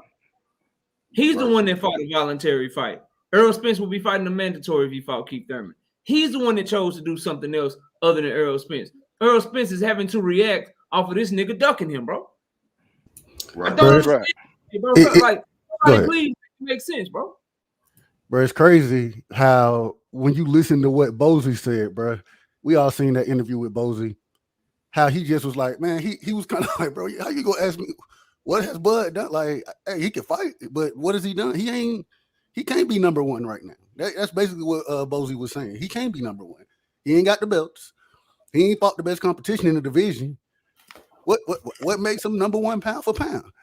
I'm coming out later tonight, man. I just put my man, we got the right side cookout, man, 2020 boxing awards and the 2023 pound for pound list and the open panel going. And man, y'all gonna be shocked. I think y'all might be shocked where I have Bud Crawford at now on my pound for pound list. But at the same time, man. Hey man, and you know what it's over to the dark side, though. And it's crazy because y'all know, KO, you know, I'd be like, hey, at the end of the day, Bud still pound for pound number one. Okay, he ain't pound for pound number one no more, bro. You can't do it. It's so fulfilling as your brother, bro, that like you be disagreeing with me for like 3, 4, 5 months straight, and then you always just finally come around, bro. I gotta have a little more evidence. You be ahead of the curve. Hey, Knockout, I hit you up on Twitter, bro. Can we get that debate, bro? Who that? Can we get this slime season, bro? Can we get that debate? Yeah, this came out of nowhere. Hey, listen, bro. I ain't. You know, I don't duck them like boots. They duck them like boots. Goddamn it. I will say, bro. I've emailed. I've hit him up on IG. So I've done all I can do to try to make that happen, bro. I'm doing everything I can, man. So you the Errol Spence in this situation. You got dang. I mean, he's very busy. Maybe KO got the he ain't belts, but he got the belts. Maybe he ain't see it. You know, maybe he just ain't seen it yet. But I have reached out, and I'm just leaving. You know, it is what it is, bro. I ain't, you know. And that go and look, it's a lot of people favorite YouTubers that don't respond to me, and I'm gonna leave it at that too. It's a lot of people that get in front of the camera. They talk one way in front of the camera. You know, they act a certain way about wanting smoke, and they'll do this and do that in front of the camera. But when you hit them up behind the scenes, it's a totally different energy, bro. So, you know, take that for what it is. So now another aspect of this is we got Adrian Bronner out there doing podcasts with everybody talking. He always talking about this damn spine. Now see, he got a little issue because EJ actually knocked his ass out in sparring. And had it, I even heard that, you know what I'm saying, he had Adrian Bronner crying and shit. You know what I'm saying? So, you know, I'm pretty sure AB feels some kind of way and he kind of want to rewrite history on the situation. Somebody got some background. I know Slime, I think that's so you know what I'm saying? So we got AB out there talking shit. We got a lot of people talking shit about the sparring. It's like why all of a sudden this sparring has become news? I don't get it. You know, and why is AB going everywhere talking about getting $100 million, bro? You know what I'm saying? In an exhibition with Floyd. And you know, Floyd, you the last nigga that Floyd is gonna do an exhibition with. He don't like you, dog. You talking about you done screwed his women, you know, took women from him, you talking all this shit. Why would Floyd do anything for you, bro? Bro, that's beta male energy, bro. Like that's beta male energy. First of all, bro, what make you think Floyd, a man with that kind of money, care about a few women? Like that's real. For you to think that a woman is that important, that's beta male energy, bro. Do the beta male. It's just, I mean, I know maybe he's trying to promote that Ivan Red Cash fight, but Floyd ain't finna do you no favors, bro. All you've done is bad mouth PBC. You bad mouth Floyd. Why would he get you $100 million? And nobody's gonna give you $100 million. Not in these performances. You done pulled out the Figueroa fight, right? You look terrible in your last fight. Nobody's gonna pay Adrian Brown $100 million, bro. You know what I'm saying? Even if it's Floyd against, ain't gonna look out for him. Hell no. Go ahead, I mean, no. Don't nobody want to tie themselves to a losing ship, bro. AB a losing ship. Not bro. even that, bro. Well, why would you help somebody who's trying to throw shade all over the internet, all over the boxing community? You know what I'm saying? Saying the most dumbest shit ever. You know what I'm saying? Against you. He erratic, bro. Like he 1 minute he apologized, the next minute he goddamn spazzing out. He done did this like 3-4 times, bro.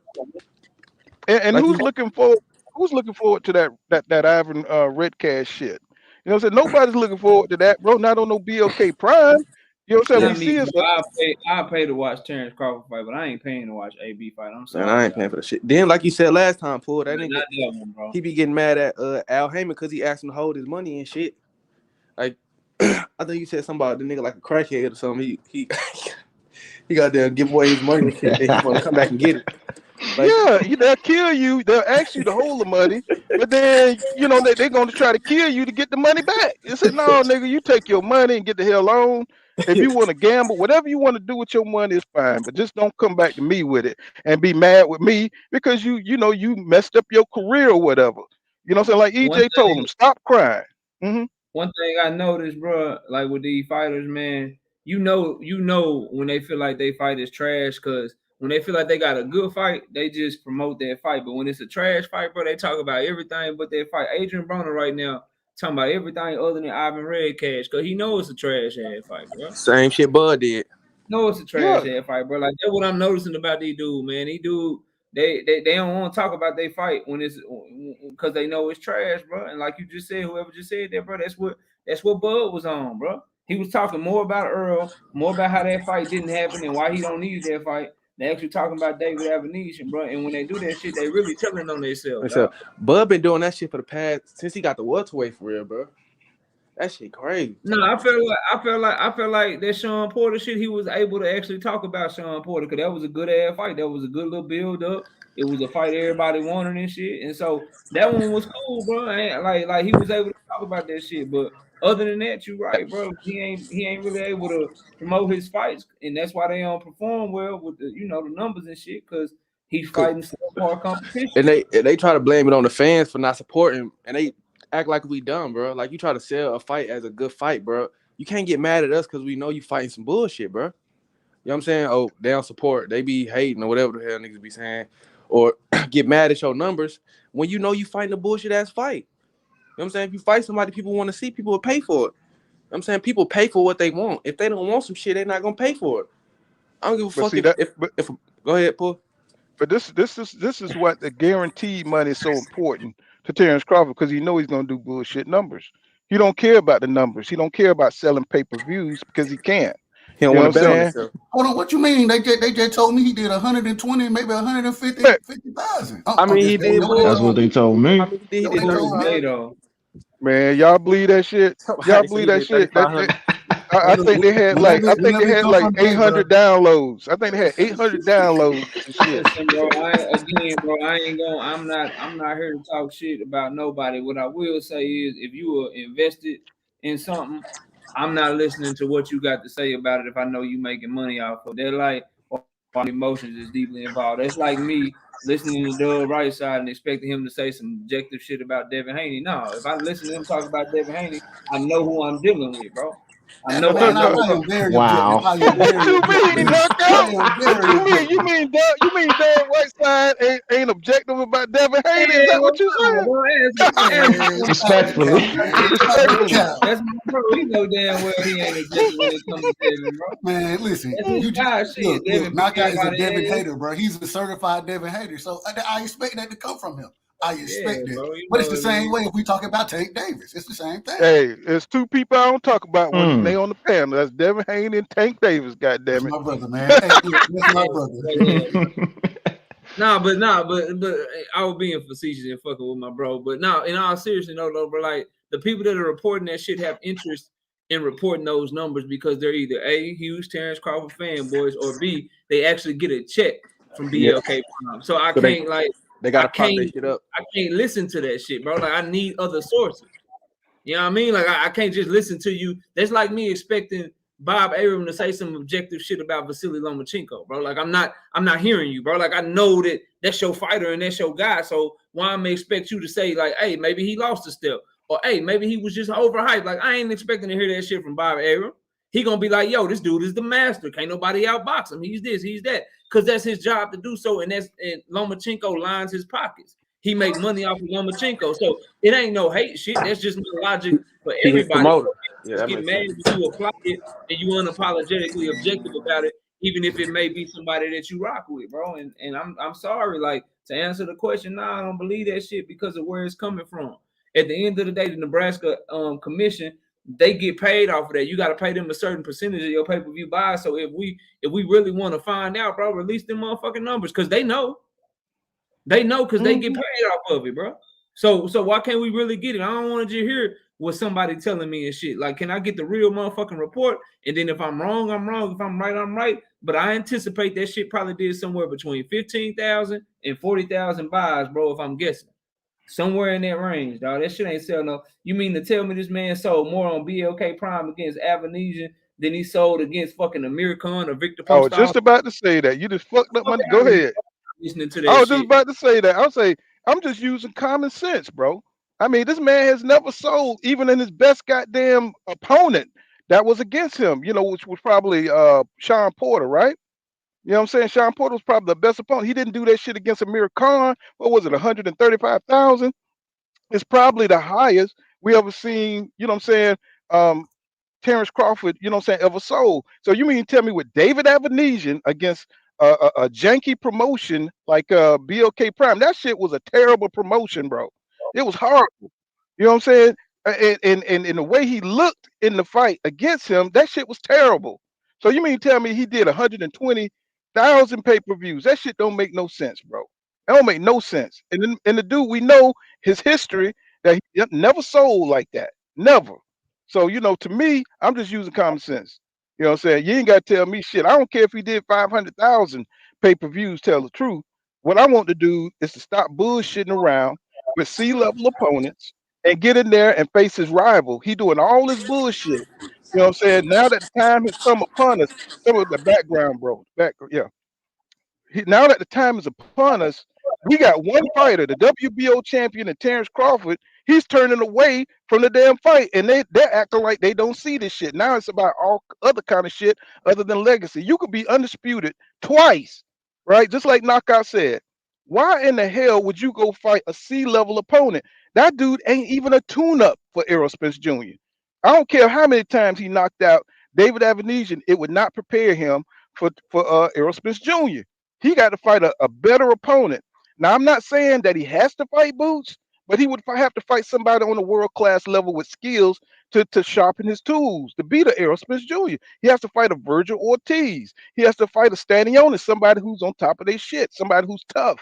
You know what I'm saying? He is not going to be able to beat Errol Spence Jr. fighting these goddamn C-level fighters. That's only going to make his skills worse. You know what I'm saying? Iron sharpen iron. We know that. So what the hell is Terrence Crawford thinking? That's why I think this fight may never happen. Because this dude, he's pushing 36. You know what I'm saying? You don't get no better the older you get, right? So you get older, you get slower, your reflexes are going. You know what I'm saying? I don't care how much boxing he knows. He's fucking with a real beast in EJ. And EJ is highly motivated to whip this dude ass. And I don't see Terrence Crawford old ass getting in there and being able to stop EJ, who could probably walk through his ass at this point in time, you know what I'm saying, and destroy his ass. You know what I'm saying? I think he understands that. You know what I'm saying? We don't see Terrence Crawford with the same energy he had, you know what I'm saying, 4 or 5 years ago, talking about fighting EJ. He's not looking for the big fish now. Now his ass looking for a way out. He's looking to sit down and shit. You know what I'm saying? So that's what I'm saying. His whole energy changed. And he's supposed to be one of the major champions and shit in the division. He need to get up off that goddamn belt. You know what I'm saying? Because I'm pretty sure EJ, when push come to shove, either he gonna move up to 154, he gonna beat Keith Thurman ass, or if he had to fight Boots, I'm pretty sure EJ will do that shit too. You know what I'm saying? So go ahead. If I had to if y'all had to get one answer on why y'all think Bud ain't taking this fight, do y'all think it's what y'all think it is? You think it's the money? You think he's scared? What do y'all actually think it is? Like just one answer. I think he's a scammer. That's what I think. I ain't gonna lie, man. I enjoyed the bum smashing that was David Avenesian. I did enjoy that fight, but it looks like Bud is just a scammer, man. He's a scammer. I mean, that's the way Bob Arum described him. That all he cares about is money. What you think, KO? KO just dipped. Oh, he did? Damn. Yeah, he just dipped. What you think, right side? What you think going on? Man, this is what it is, bro. And Bud got too much pride, man. Bud, you got to look at the way or what's projected of Bud. Look at how his fans look at him. Look at how the city of Omaha look at him. You know what I'm saying? Bud has always been put on a pedestal. He's been damn near worshipped. You know what I'm saying? And so for just that possibility, that chance of looking human, not looking like Superman, you know what I'm saying? Having that or getting in the ring and having a true 50-50 fight, a chance that you have a chance to lose. And if he does, I don't know if what it would do to what he thinks people think of him. The perspective that he has of how people view him will change. And if that change, then Bud, he ain't gonna have that same, he not gonna walk around with that same confidence. You know what I'm saying? His kids may look at him differently. Respect to his kids, of course. His family may look at him differently. And so I just think that at the end of the day, it's more about the image and persona that he's built and him trying to make sure he protects that versus, you know what I'm saying, taking that risk and really giving the fans and the sport of boxing what it needs. So basically, think he's scared. That's what it sounds like, bro. You said it. I ain't gonna say I don't like to call a fighter scared. I ain't gonna say scared, but you know, if that's what you interpreted from what I said, he don't want to risk. But like it's he's scared to lose his legacy. He's scared to look bad, or he just want to deny EJ the opportunity to reach greatness as the first full belt. You know what I'm saying? First full belt undisputed champion at 147. It seemed like a lot of hater shit to me. I think it's all if it's that last one, you said, bro, that's bad as fuck, man. That's terrible. If it's that last one, that's terrible. I think it's all the above. I think he's jealous. Mm-hmm. Go ahead. I think he's jealous for one, and then two, I think Bud That feel too. like if he go in there and get washed by Spence, everybody's going to question his whole legacy. They're going to question it because of how he got washed. Because, like I said, I was looking at that David Avenesian fight, and if that's the Bud that would have went in the ring with the Spence that fought Ugas, it would have been brutal. Yeah, man. You could tell by the way he talk, man. I remember listening to that a lot of the interviews when he was promoting the David Avenesian fight, and he always kept bringing up the idea of I'm the one that's risking everything. Like, and then he said that was a big reason why he wanted a guarantee. But I'm thinking in my head like Spence didn't have a guarantee either. Mm-hmm. So if he's not looking at it as a risk, why are you looking at it as a risk? So to me, that tells me when someone talks like that about risk management and shit like that, that's scammer behavior, man. That's like somebody who has to go to the bank and has to put his name on the card or something like that. That's scammer behavior. This guy, I could tell he's trying to sell the belt for Canelo numbers, man. I don't think he's truly afraid of Spence, but he's afraid of the moment. That's what I think. He want that guarantee because he knows guaranteed he might lose a fucking eye. That's why he want that guarantee. Yeah. Hey, can I say something too? Because I came here to clear up something real quick. Blue Blood dropped some BS yesterday. Let me tell y'all this. My frat brother, back when he was fighting, he was actually in the Mayweather gym when Spence and Mayweather had sparred, and he cleared it up for me. He was like, nobody got stunned or hurt or knocked out. He said it was good work between him and Spence. So, I mean, for Blue to go through all that and then at the end say it's a speculation, it's kind of like, why, bro? Well, at this point, we can only say for clicks and views, you know what I'm saying? Because, you know what I'm saying, anytime you mention anything about EJ getting fucked up or getting beat up or something like that, it's gonna do numbers. You know what I'm saying? Anything if you brought out a video about Terrence Crawford getting pieced up and sparring, that shit gonna do at least 10,000 K.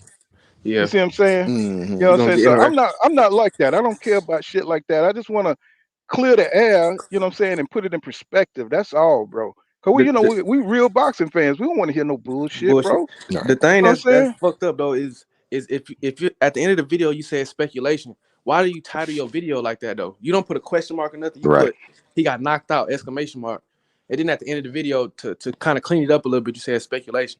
That's being facetious, bro. You know what I'm saying? Bait. And I understand. You know that's why I say when you're a big channel like that, you know, and it's a business for you. You know what I'm saying? You got to keep putting out provocative shit. You know what I'm saying? So people will come in and tune in to see what you're talking about. See, but I don't operate like that. You know what I'm saying? Not that I'm better or anything like that. It's just I want to hear the truth. You know what I'm saying? I want to hear, you know, what's really going on if that's what it is. You know what I'm saying? If EJ got hit in sparring, that's because EJ is trying to make the fight. You know what I'm saying? If you ever notice in EJ fight, he brings the fight to you, right? So he's going to get hit. He's gonna get hit, bro, because he's coming in and he's trying to knock your ass out. He's trying to break you down, so he has to come forward and he has to take the risk.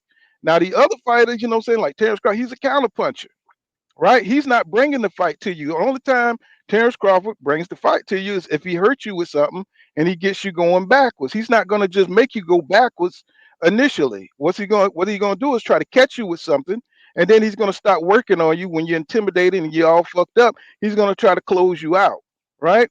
So, you know, EJ, it don't matter. He gonna come forward. He gonna take the shots. He's gonna deflect the shots. He's gonna get hit because he's bringing the fight to you. See, a lot of these dudes, you know, they try to change the narrative of how the fight styles go, but they don't give this man no credit for making the fight. He took the fight to Ugas. That's how he was able to get banged up the way he was, because he was coming forward and he was trying to make the fight. He was trying to get in, and Ugas was playing defense. So if you're playing defense, you're playing counterpuncher, it's easy to find holes and ways to punch the guy who's coming forward, right? So, but EJ's like, fuck that. You know what I'm saying? I'm finna go through you. You know what I'm saying? So you're gonna be the guy that get hit. If you don't, you're gonna have a match like Shakur Stevenson. You know what I'm saying? Where he's just picking you apart from the outside, and there's nothing wrong with that. But when we're talking about two of the best at welterweight, You know what I'm saying? You got to give credit to the guy who went to get 3 of the belts from 3 different prime champions. You know what I'm saying? Guys who was really game, who really worked themselves in the top condition to fight EJ. And EJ is like the Dallas Cowboys back in the 90s. You know what I'm saying? Everybody wanted to take their ass down, right? Because they were the best. And when you the best, people are gonna put on their A game. They're gonna train their hardest. They're gonna put their best foot forward to defeat you. And that's something that I'm not seeing people saying.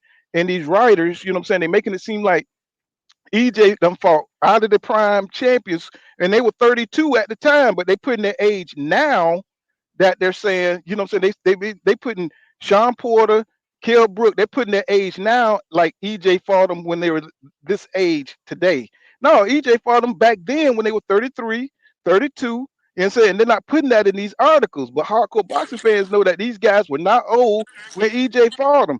They were older when Terrence Crawford fought them. They were on their way out when Terrence Crawford fought them. All they say about Terrence Crawford is he's not fighting the best competition, but they're not saying that he's fighting C-level fighters, which we all know. And so he don't get no credit for that shit in my book. I don't give a damn who it is.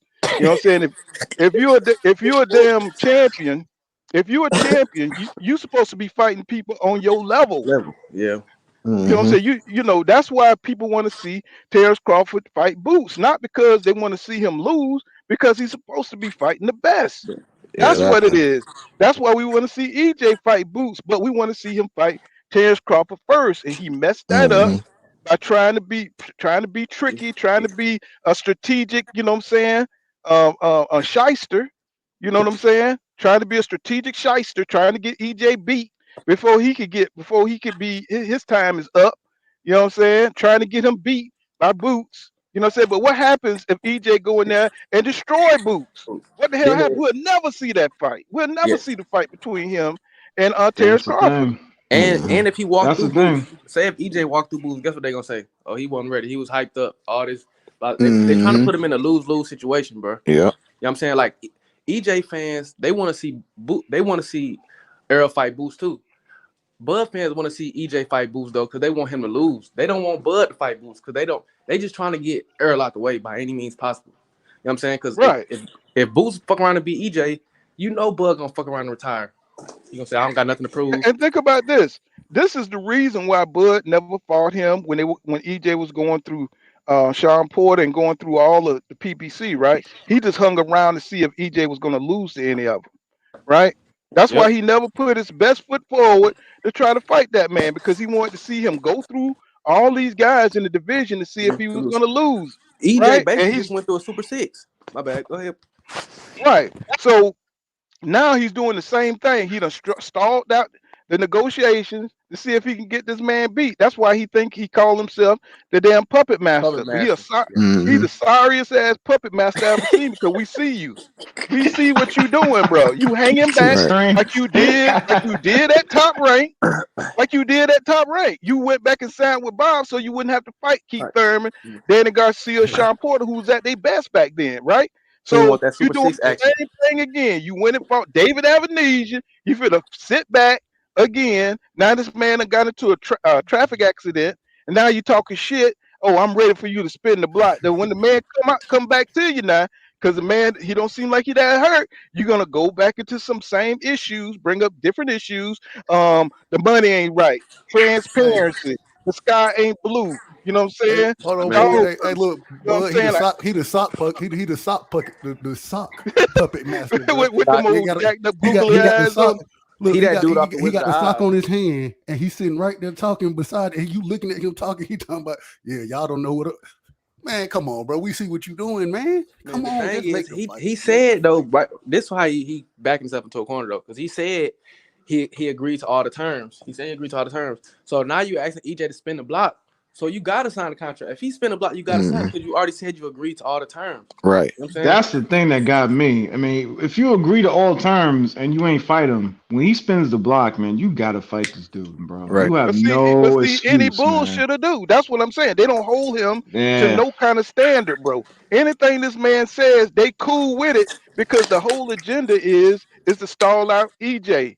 for him to move up and to keep him from becoming, undisputed at 147. So he don't know. He just like he said in the interview. He said EJ don't know what it feel like to have them 4 belts. That shows you that background. Yeah, it shows you what his intention is. You know what I'm saying? To deny that man from being a 4 belt undisputed champion at 147, and that shit is disgusting, bro. That's why everybody they talking about they keep talking about the Terrence Crawford hate is on a whole nother level. Yeah, bro, because look what this dude is doing. Right. You know what I'm saying? You done talked all this mess, and you supposed to be a special pound for pound #1 champion, but yet look what you doing, bro. You trying to block this man from undisputed. He done went through all these other champions. He done went through all this adversity in his personal life, and you ain't been through shit. You know what I'm saying? You ain't been through nothing, right? And so, what is your problem, bro? You got that much ego that you don't want to get in this ring and give this man an opportunity to become undisputed because you jealous? The Bro, thing is, come on now. people crown. I think what it is, Paul, is people crown Terrence Crawford way too early. You know what I'm saying? And now he feel like he don't got to prove nothing. Like they had him at the top of the pound for pound list before he even beat a Hall of Famer for real. You know what I'm saying? So now he feel like he don't feel like he got nothing to prove. You know what I'm saying? So he don't got that hunger.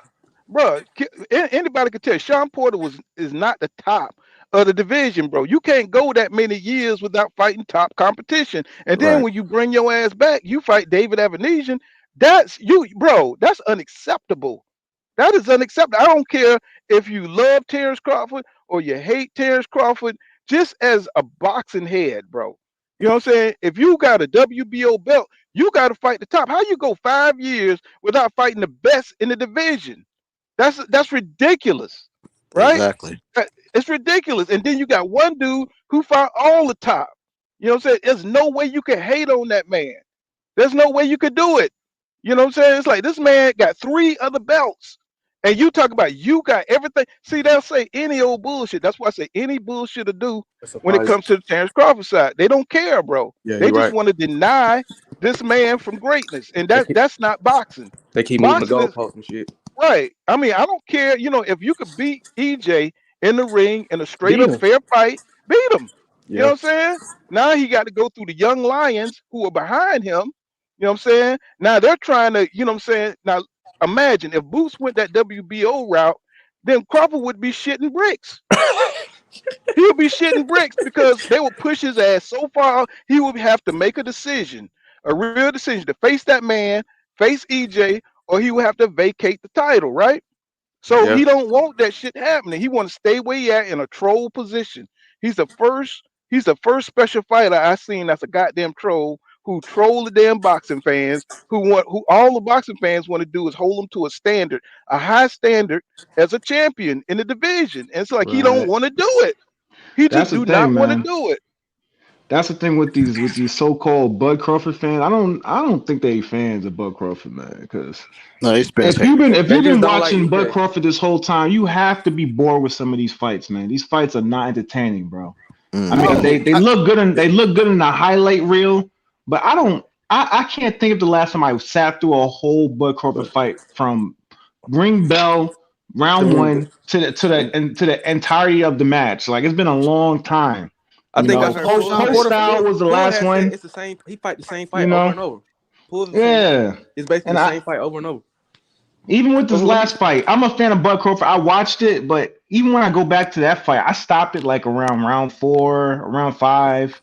It's like, But you already knew. Look, you already knew that was gonna be a bullshit fight. Let me get this super chat on the mic with Terrence Bailey Sr. Thank you for that $5 super chat, my brother. He says EJ don't need to fight Boots at 47. He should fight him at 54 or higher. We understand that, but what I'm saying is the options, the way things are shaking out, is he might fight. I think he's gonna end up fighting Keith Thurman. I think that's going to be a fight that really happened. I think that's going to be a more competitive fight than we actually think. I think that's going to be a real. I think that's Keith Thurman last hurrah. And I think Keith Thurman now. I think he's going into some kind of Clubber Lang type shit. You know what I'm saying? Because just like Sean Porter, went into battle mode. You know what I'm saying? And start really. You know what I'm saying? Getting his conditioning up. Yeah, and I think that's what Keith Thurman. Every time I see the nigga, he in the gym. We never seen Keith Thurman in the gym this much for the last guy his whole career. So anytime somebody fight he gotta EJ, be. they put He on gotta their be. best. Yeah. Right. They put on their best. You know what I'm saying? They train their best. They get in the best condition. All you see is Keith Thurman training, right? Yeah. So that's gonna be a hell of a fight if it happens. And you know what I'm saying? Boots just gonna have to wait, bro. He's a hell of a fighter, and he's a great talent, and I have no doubt that he could hang in there with them guys. But He at need the to wait. same time, he need to sit back. If he ain't gonna put no pressure on Terrence Crawford, who is the guy that's an odd man out, and we know Terrence Crawford ain't gonna take that fight. You know what I'm saying? Terrence Crawford would do anything he can to stay away from Boots. You know what I'm saying? Yeah, I'm just saying. I don't think he's scared, but I think he understands that dude's skill level is on a supernatural level. But You know what I'm saying? that's Boots one thing already that pissed me said off he has about. a strat.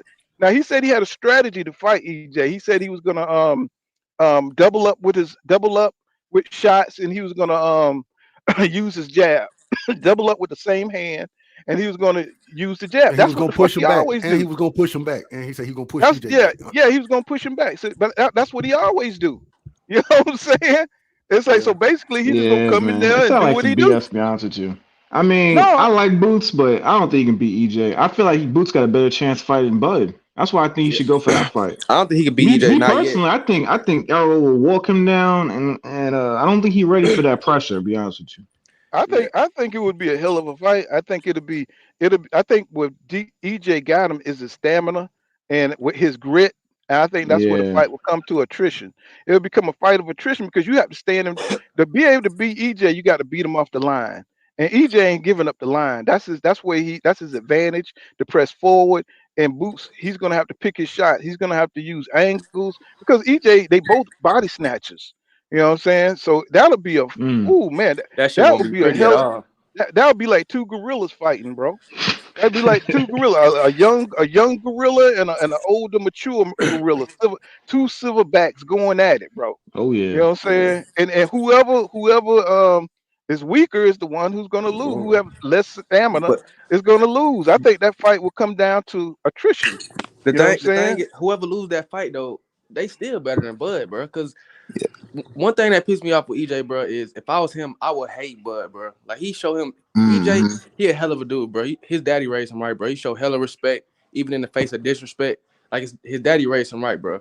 Because if I was him, bro, I would hate Bud, and I would address that disrespect he be kicking out with more disrespect, bro.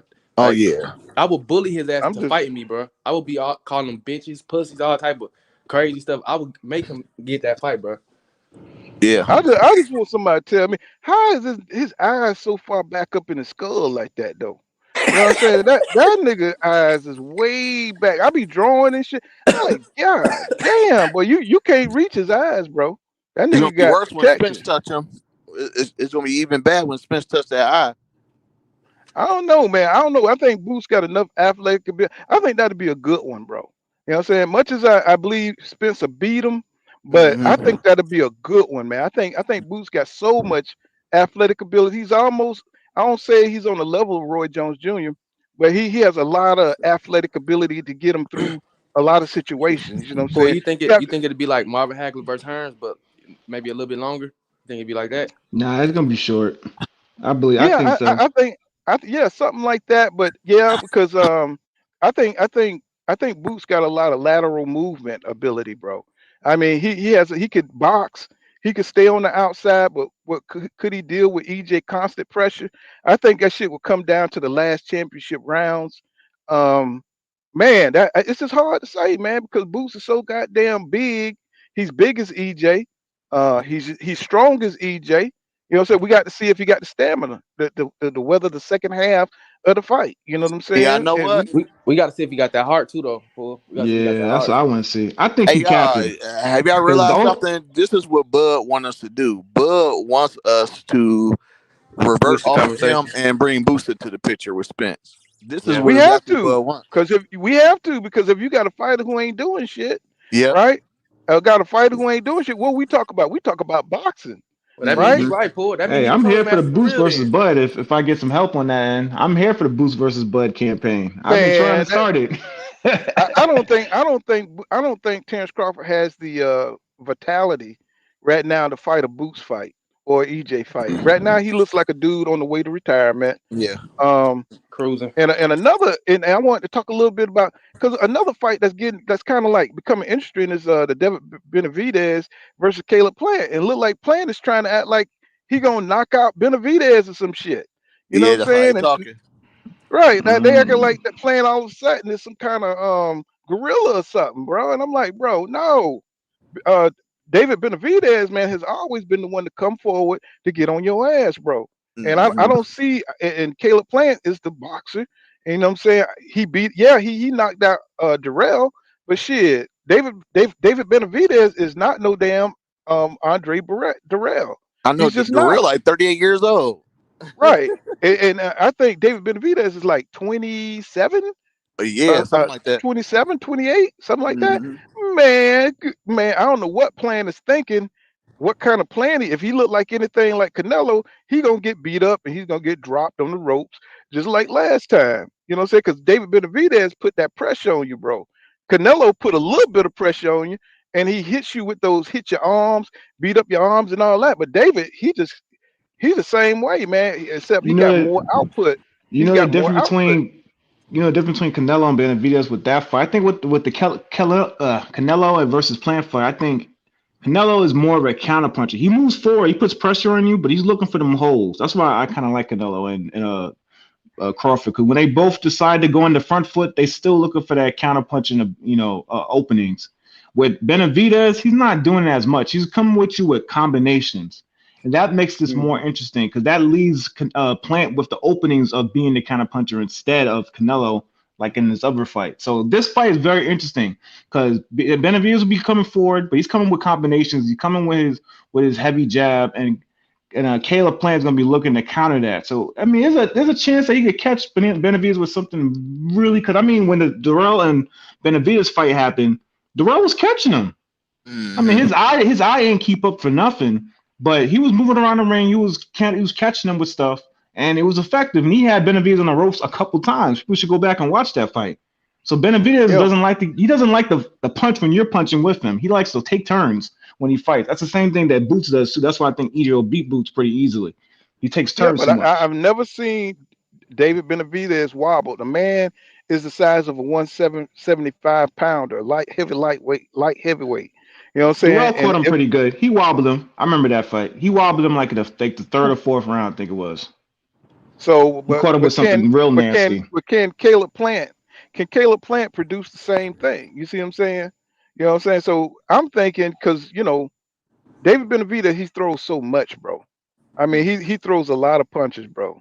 I just got to see. I got to see if Caleb Plant can dodge all that shit and keep it up. He has stamina problems. You know what I'm saying? If we keep pressing him, eventually Caleb Plant gonna have to sit down on his punches and fight, bro. And that's gonna be devastating for him. To me, if he has to sit down and on his punches and fight David Benavidez, because he ain't gonna give him no room. You know what I'm saying? Throwing all them damn combinations with them fast ass hands, that size. You know what I'm saying? What if he could take what Caleb Plant dish out? You know what I'm saying? It's going to be over for Yeah. Caleb Plant. You know what I'm saying? He's like a machine gun, a big ass machine gun. The boy's like an M60. You know what I'm Yep, those saying? combinations gonna be fine. I hope Caleb Plant not capping because you can't box this dude. He tried to box Canelo. You can't box this guy. You're gonna have to come with fire with fire. So I hope he ain't capping. Well, we'll see. You know what I'm saying? So now Jamal James, Jamal Charlo is talking about he want to fight next. He want next and stuff. You know what I'm saying? So what the hell is he doing? You know what I'm saying? All this time, you know what I'm saying? When he should be training and fighting his own fight. You know, so nobody want to see Selecki. You know what I'm saying? The dude he was, man, that is the worst fight. That's almost worse than the David Yeah, Avenesian fight. yeah. You know what I'm That's saying? a So dub. so what is he doing, bro? This is the prime of his life, and he should be fighting the best fights.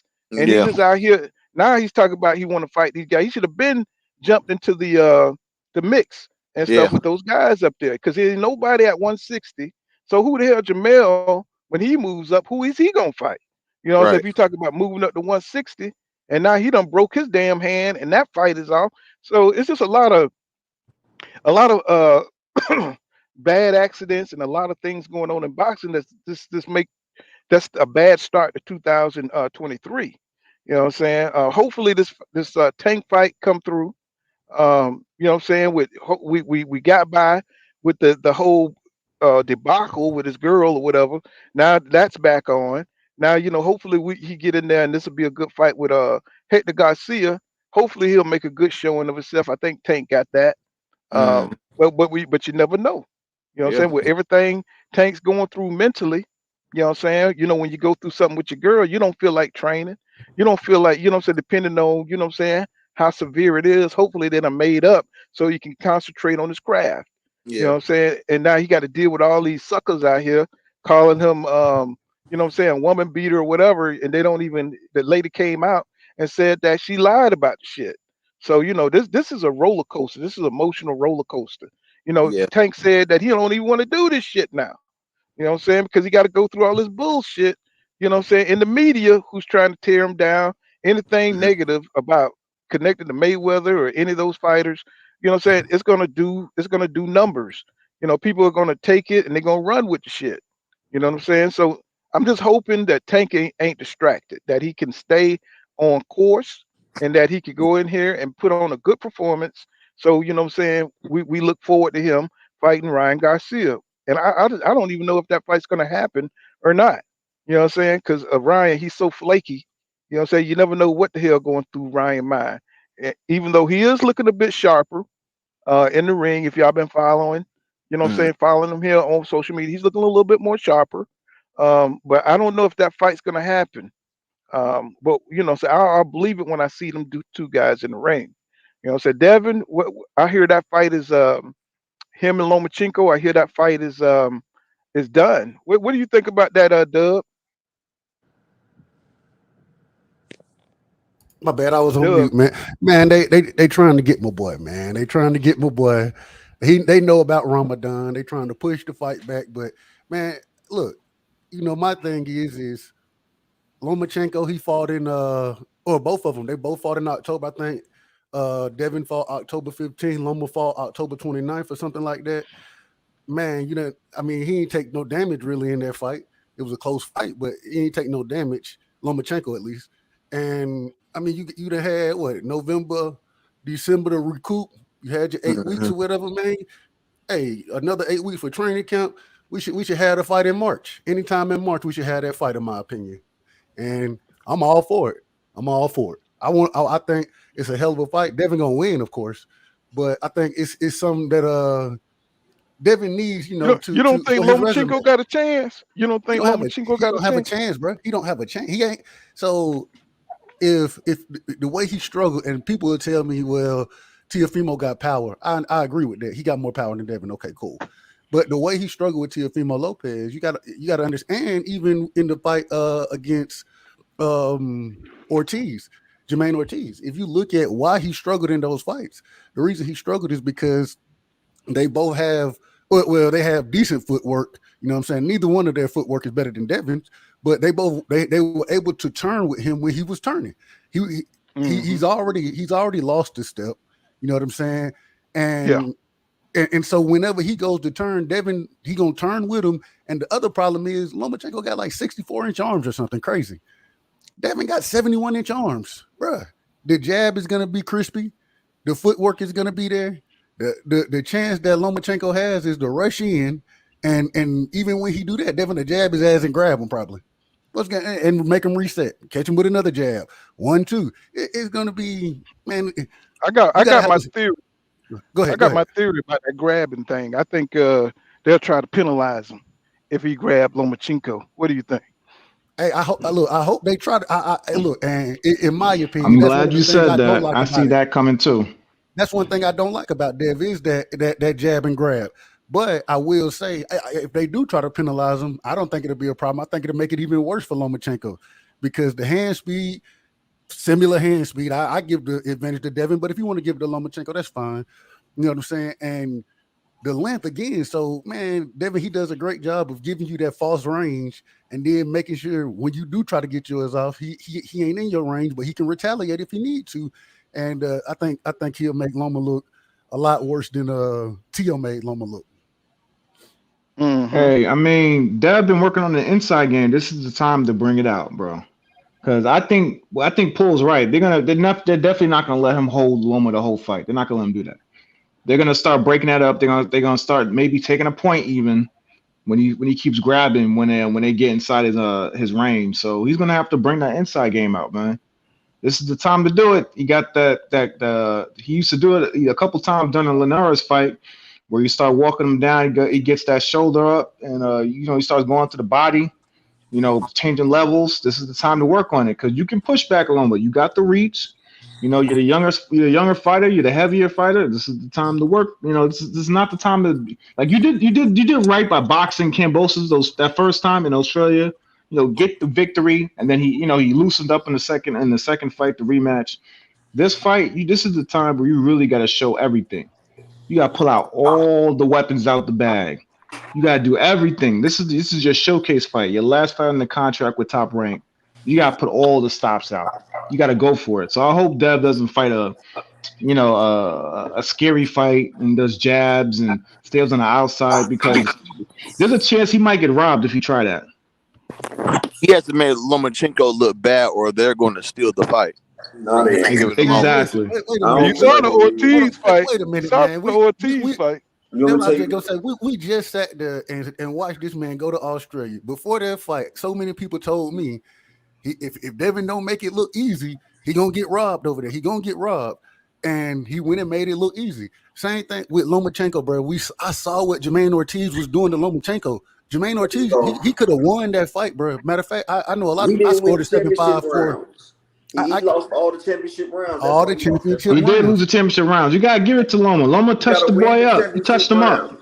But that's when Loma always does that. Loma always turns up in those championship rounds. Always. Well, Dev's got to show up now too. He has to do it. Hold on for a second. What y'all got to realize, right? Top Rank is invested in Devin. Bob Arum is renegotiating because I talked to Rachel Donaire, and she was explaining to us about how the contract worked. See, when they asked Bob Arum how many fights is on that contract, you see he said 3, 4, maybe more. See, Devin doesn't have just a 3-fight contract with Top Rank. What he has is one of these contracts that he has an initial number. And the initial number of fights, if you win the fight that they have you on there, then you're responsible for an additional amount of number, how many they got right there. Then after your contract is over, you have to negotiate back with them again. And if you don't negotiate with them, they have a thing in there called a good faith negotiation. So for the next 90 days, you have to be able to negotiate them in good faith. With good faith, you have to be able to negotiate with them to reconstruct the contract. And if you don't, and you try to go somewhere else, they have one called the first strike rule that if somebody offers you a different contract, then they have the right to come in and offer you the same amount that somebody else is offering you, and you got to take that contract. That's the way that contract is set up. So Bob Arum and Top Rank, they're putting that shit in on Devin. He wouldn't have offered him the Teofimo fight now. He knows Loma's gone. That's why he's giving him Loma. He knows Loma's is done. He knows Devin is the future. He's been wanting Devin. He told y'all that Devin signed with the wrong company. So, he's willing to give him Loma and Teofimo. And Devin should go ahead and stay with Top Rank because ESPN started to see that Devin's done made a name for himself. He done sold out in Australia twice. They sold 48K and 44K. And the man is doing pretty good, and he's a rising star. And ESPN is the biggest sports platform. I hate to say it, but they are. And they started to take interest in Devin, and they might offer him a deal like they did Terrence Crawford because they see where Devin's going. Top Rank has all the 140-pound fighters. So if Devin, why would he leave anyway? He got the whole menu is right there where he's at. If he leaves and go anywhere else, he's going to be sitting there trying to find a fight. So I think Devin's going to be there for a few until you get ready to go to 147 or something. Because Bob ain't going to let him just get away like that. Yeah, I agree. He got the fight, but he has to make the fight. That's what's going to keep his name building. That's going to keep the ship going. He's doing it. He cannot fight a lame duck fight, man. T.O. might have because they chose T.O. first. If T.O. didn't hold on, bro. I got you. I'm gonna let you go. If T.O. didn't burn bridges first by going with Triller and trying to and didn't take the Kambosos fight right away, he would have been the guy to get all the fights and Devin still would have been out in the doghouse. But because he lost and because he burned bridges, that gave the opportunity to Devin to go to Top Rank and get those belts. So now that he has the belts, he has to capitalize and make the fight. Do not fight a lame duck fight with Lomachenko. This is your 50-50 fight. This is your legend. This is your legacy fight. Do not fight a lame duck fight with Loma. Because he gets paid step to the legend and give it to him. No, look, give him the business. Percentage. Bob Arum gets paid by the percentage. At first, Top Rank, they have a mystery. They sell people. Like, people don't really do the numbers that Top Rank be saying that they do. ESPN pays. But if Triller came out and was offering $7 million, Bob Arum was happy as fuck about that. Because you know why? He gets paid what T.O. gets because he's T.O.'s manager and everything. So he gets the percentage off of that. 30% of $7 million, if he was gonna get, because they bid it $10 million, and T.O. was supposed to get 7. 30% of that $70 million, because that's what Bob Arum gets, is 30% of T.O.'s purse. So he would have got 30% of that $70 million, or he keeps it in-house for $1 million apiece. Come on, bro. Bob that Arum sounds good, but you gotta remember. That's why Bob Arum ain't really mad at him. He's still keeping him because he's trying to put T.O. out there he's putting T.O. out there on the plate. He building them up for Devin. That's what I'm saying. You got to be the man. You have to beat the man. This is still entertainment. The fans are not totally sold on Devin. I know you like Devin a lot. I like him too, but the fans are not totally sold on him. His fights tend to be a little boring. What do you call boring, bro? They're not exciting. That when you compare, this is in comparison to the competition. In comparison to Tank's fights, they're not as entertaining. In comparison to T.O.'s fights, they're not as entertaining. He has to give the casual fans that I'm not blaming Dev. I'm just telling you these are the cards he's dealt with. The casual fans need something to rally behind, and this is the fight where he can give them that. If he go in there and give Loma the business, straight business, even possibly a knockout, he's bigger than him. I mean, it's not out the possibility. If he does that, I mean, the world is his oyster at that point. He'll have Top Rank ESPN on his payroll, and he'll have his father in his corner, and he'll have a legend on his resume and a KO of that. Or even if he doesn't KO, if he really gives him the work and doesn't let Loma, pull some I won the later round type of BS that they like to do. If he takes all those cards away and really gives him the business, I mean, what else can you ask for? Mm-hmm. That's all I'm saying.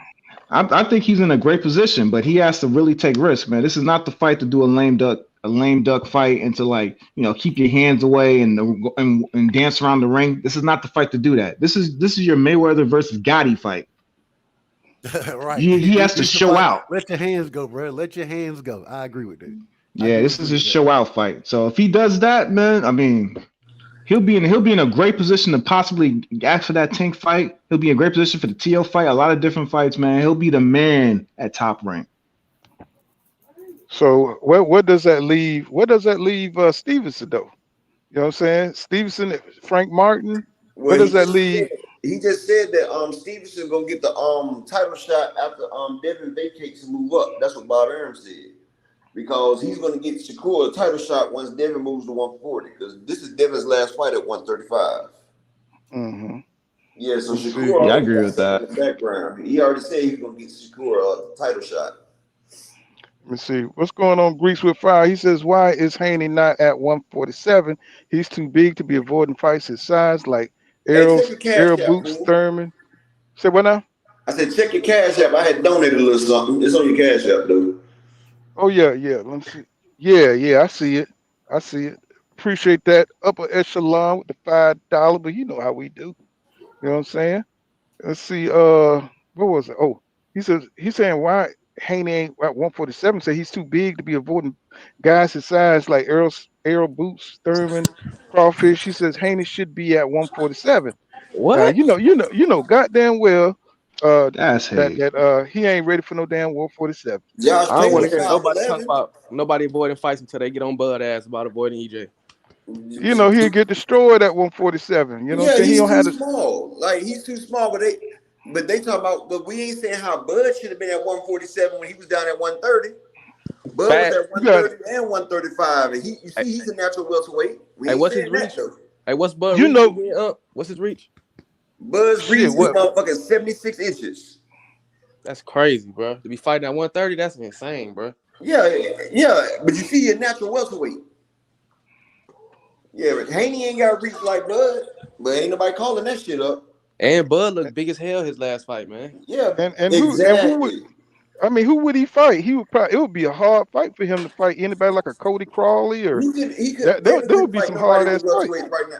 People forget that Devin's only 23. He hasn't even got his grown man strength yet. You get your grown man strength around 25, 26. Devin still got baby strength and teenage strength. He ain't even a grown man strength yet. Yeah, he's still a baby. Yeah, he's gonna have to find some because he moving up to a deadly division. I think he'll be able. I think when he move up though, I think when he move up, he's gonna get his strength. I think he's gonna get some because he's getting with my boy Blu-ray Fitness is about to get him in there. Same shit with Bud. When Bud moved up, he started getting his knockouts. Kind of like see, one thing about draining weight, your muscles, when you cutting weight like that, your muscles don't have enough energy, so your muscles don't work at 100%. See, when you drain your muscles of oxygen and energy, that's why you haven't seen the best Errol Spence. Errol said the best Spence is 160 and 154 because his muscles right now is only operating at like 50%. Now, if he got the right amount of weight, his muscles can have the right amount of fluid, the right amount of oxygen, and he can operate with full strength and full power. His stamina is going to go up, his power is going to go up, and his speed because his muscles can operate to the full use of his abilities. That's probably why he's whooping ass and sparring because he probably in better shape. He's at full strength. Yeah. Yeah. Hey, if y'all, I don't know if y'all saw Devin, he was on the 85 South show, right? And Chico Bean was like, man, you know, they were talking about cutting weight. He was like, man, you need to go on and move up because last time you cut weight, I was like, God damn, what happened to Devin, man? You look like a damn skeleton out there, right? Devin was like, I didn't look that bad, did I? He was like, yeah, you look bad. You look like DC. He looked a little skeletal. Go see Terrence Crawford when he fought at 130 with them braids in his head. I swore he looked like a crackhead. Go look at him. When he was that nigga looked like the PJs. When he was cutting weight for 130, go look at Terrence Crawford. That shit he had a little turkey neck. Yeah, it was a little bad. That shit was like cheating, bro. Bud fighting at 130, bro. Y'all seen how big he was his last fight, bro. That's insane, bro. With a 76 arm reach, man. That's a fucking. Hey, but if you can make the weight and you can function, exactly. You know what I'm saying? Like Ursula say, that shit it's a blessing and a curse because you can hurt. It's killing you too. I'm just saying. Yeah. Somebody catch you real good in the chin. You see his knockout rate. You see, ever since he started getting to his regular weight, he's been knocking shit out now because he's been. See, that's why Gamboa was able to wobble him. Because he had to make that damn weight. He had to strain down to make that weight. He got hit on the chin and he almost got taken out because he had to strain down, just like Michael Rivera looked. That's how Barrios got crushed by Tank. Because let me see. Just like Michael Rivera, he had he's saying that he was passing out to make the damn weight at 135, right? So when he got into the fight, none of that shit came together because he was malnutrition. You know what I'm saying? You could see it in the fight. He was sluggish, you know what I'm saying? And Frank was just too good because he was at his natural weight. So if you're gonna squeeze down, you seen Teofimo Lopez look like shit against George Camboso.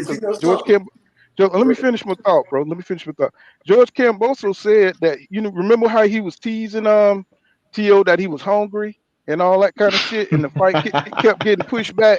That's the kind of shit I'm talking about. They holding these guys at these weights and shit, and they squeezing down to make these weights. And like Up Echelon say, that shit takes away from your performance. You know what I'm saying? Because it's draining your muscles. You know what I'm saying? You know what I'm saying? And you're gonna be weaker. Your punch resistance, I think he said before. You know what I'm saying? That you're not gonna be able to take those punches like that when you're draining yourself like that. So it is what it is. Go ahead, Yeah, because I used to box, and that's why I settled at welterweight because I was trying to go for junior welter, and I would see when people would hit me at junior welter, you know, I didn't have the strength and endurance to take the same shots that I could when I was heavier, you know, sturdy. If you notice, when you see big people fight, big people can take a lot more than smaller people. If y'all notice that, like if you hit a big motherfuckers get hit with all types of shit because their bodies built up the defense and the stamina.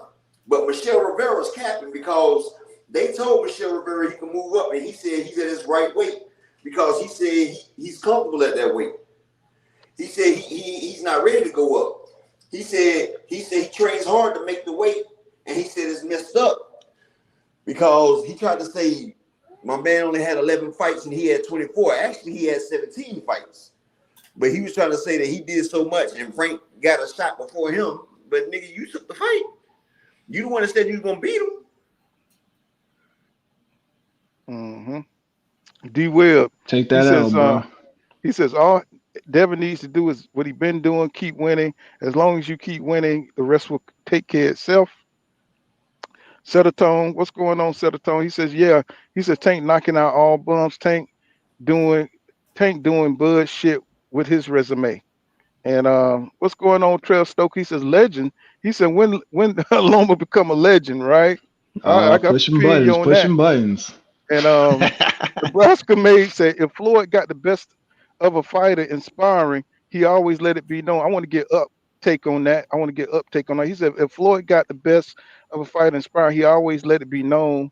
As big as his ego is, if he would have got the best of Errol, the whole world would have known when it was happening. Hey, I wanted to ask you what you think about all that bullshit about EJ got almost knocked out by Mayweather. Hey, I'm glad you said that, and I'm gonna let y'all be privy to it first, because I was just working on a video about that bullshit Blue keep putting out there, right?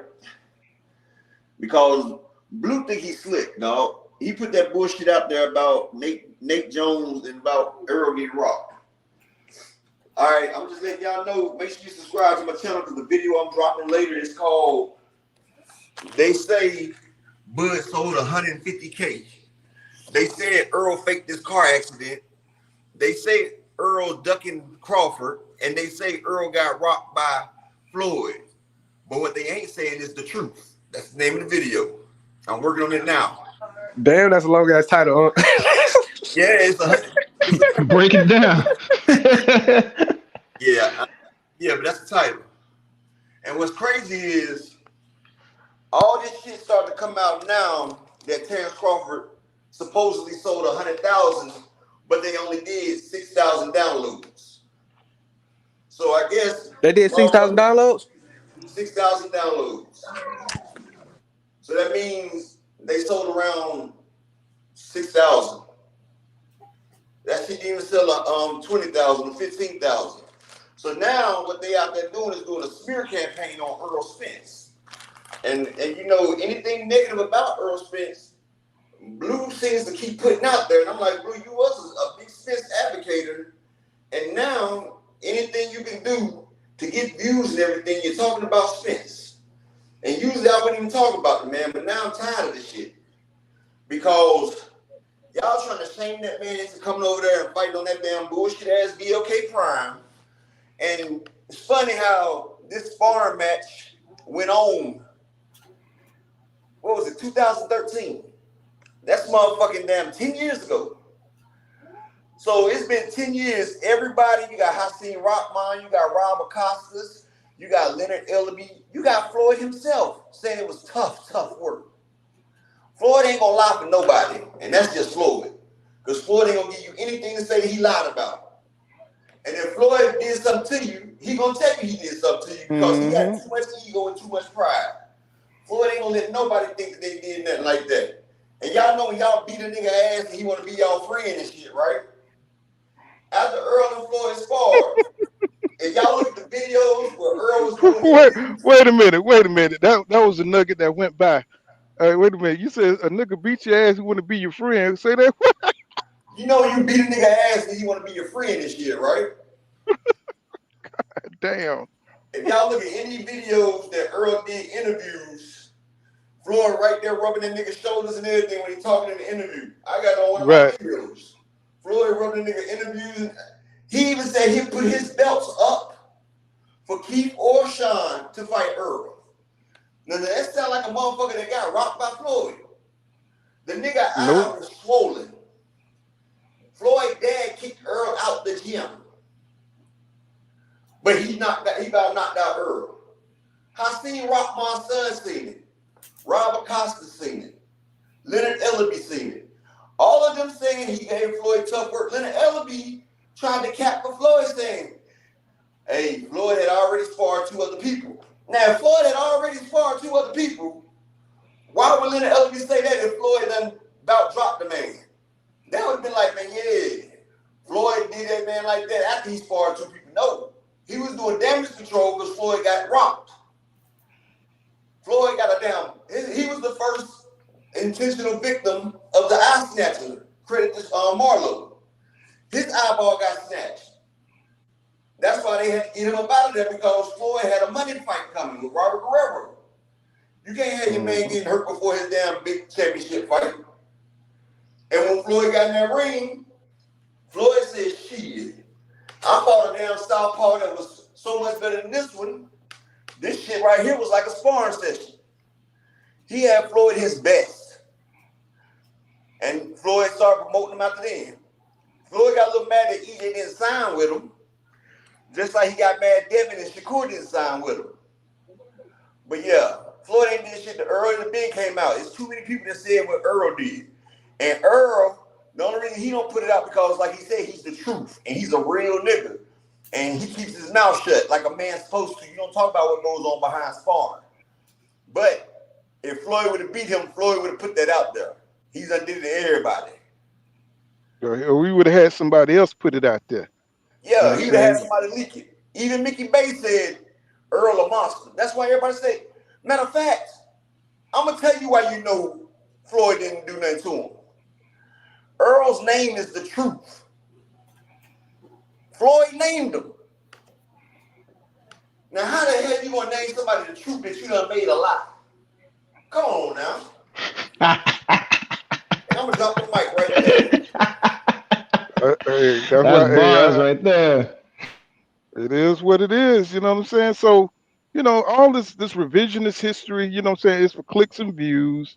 You know what I'm saying? Motherfuckers are always interested to hear some dirt, some old ass dirt. You know what I'm saying? But we better than that. You know what I'm saying? We hardcore boxing fans. We want to know what the hell gonna happen next, bro. We don't care about all that old ass shit. You know what I'm saying? That shit happened in 2013. You know what I'm saying? So, you know, we all know EJ was a young buck back then. Shit. Even if he did get rocked, I mean, shit, he got rocked by the best fighter in fucking boxing, you know what I'm saying? Damn near boxing history. He got rocked by TBE. What that mean? You know what I'm saying? That dude is a beast. Always been. So, you know what I'm saying? For him to go those rounds with TBE, we know that's extraordinary. To hold his own against the best of our generation, that's something to be said about that, bro. You know what I'm saying? So, you know, TBE, even if he knocked out EJ, you know what I'm saying? That's good, bro, because shit, you went in there, you fought the best. You know what I'm saying? That's why I say about this winning, losing shit. We need to get our mindsets out of this, because somebody's going to lose as long as you keep boxing. You know, people be saying, you know, pull counter boxing. What you going to do if EJ get beat? Nigga, I'm going to watch boxing. What you talking about? You know what I'm saying? It's about boxing, bro. It's about who's the best at the time that we got him. And we're going to talk about who the best. We're going to talk about who the worst. We're going to talk about who ducking. We're going to talk about all that shit.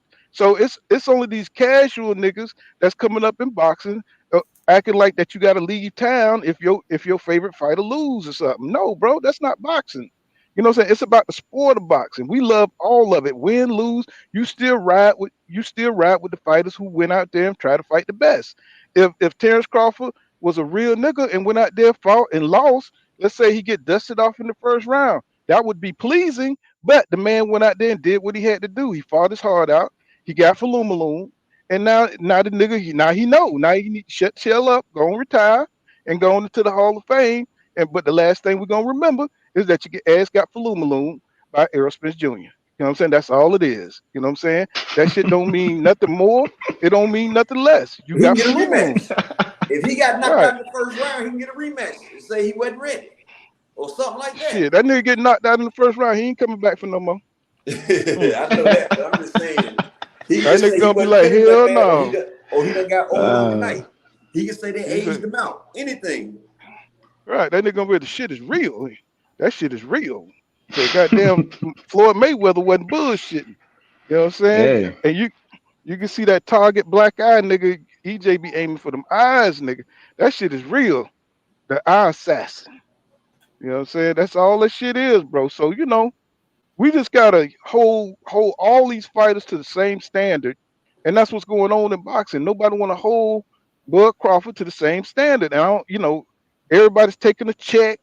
You know what I'm saying? If y'all see me in here protecting goddamn what's his name, Terrence Crawford, y'all know that they done sent me a check and shit. You was like, God damn, man, pull kind of boxing. And now all of a sudden everything on goddamn EJ and shit. Y'all know I done got a goddamn check. You know what I'm saying? This nigga digging up old ass bullshit, you know what I'm saying, to get fucking clicks and views. That's the problem with being a big channel. You know what I'm saying? You got to always come up with provocative bullshit, you know what I'm saying, to sell to the people. You know what I'm saying? I'm not doing that shit. You know what I'm saying? I'm talking about boxing. We're gonna keep it purely boxing, and that's what it's gonna be.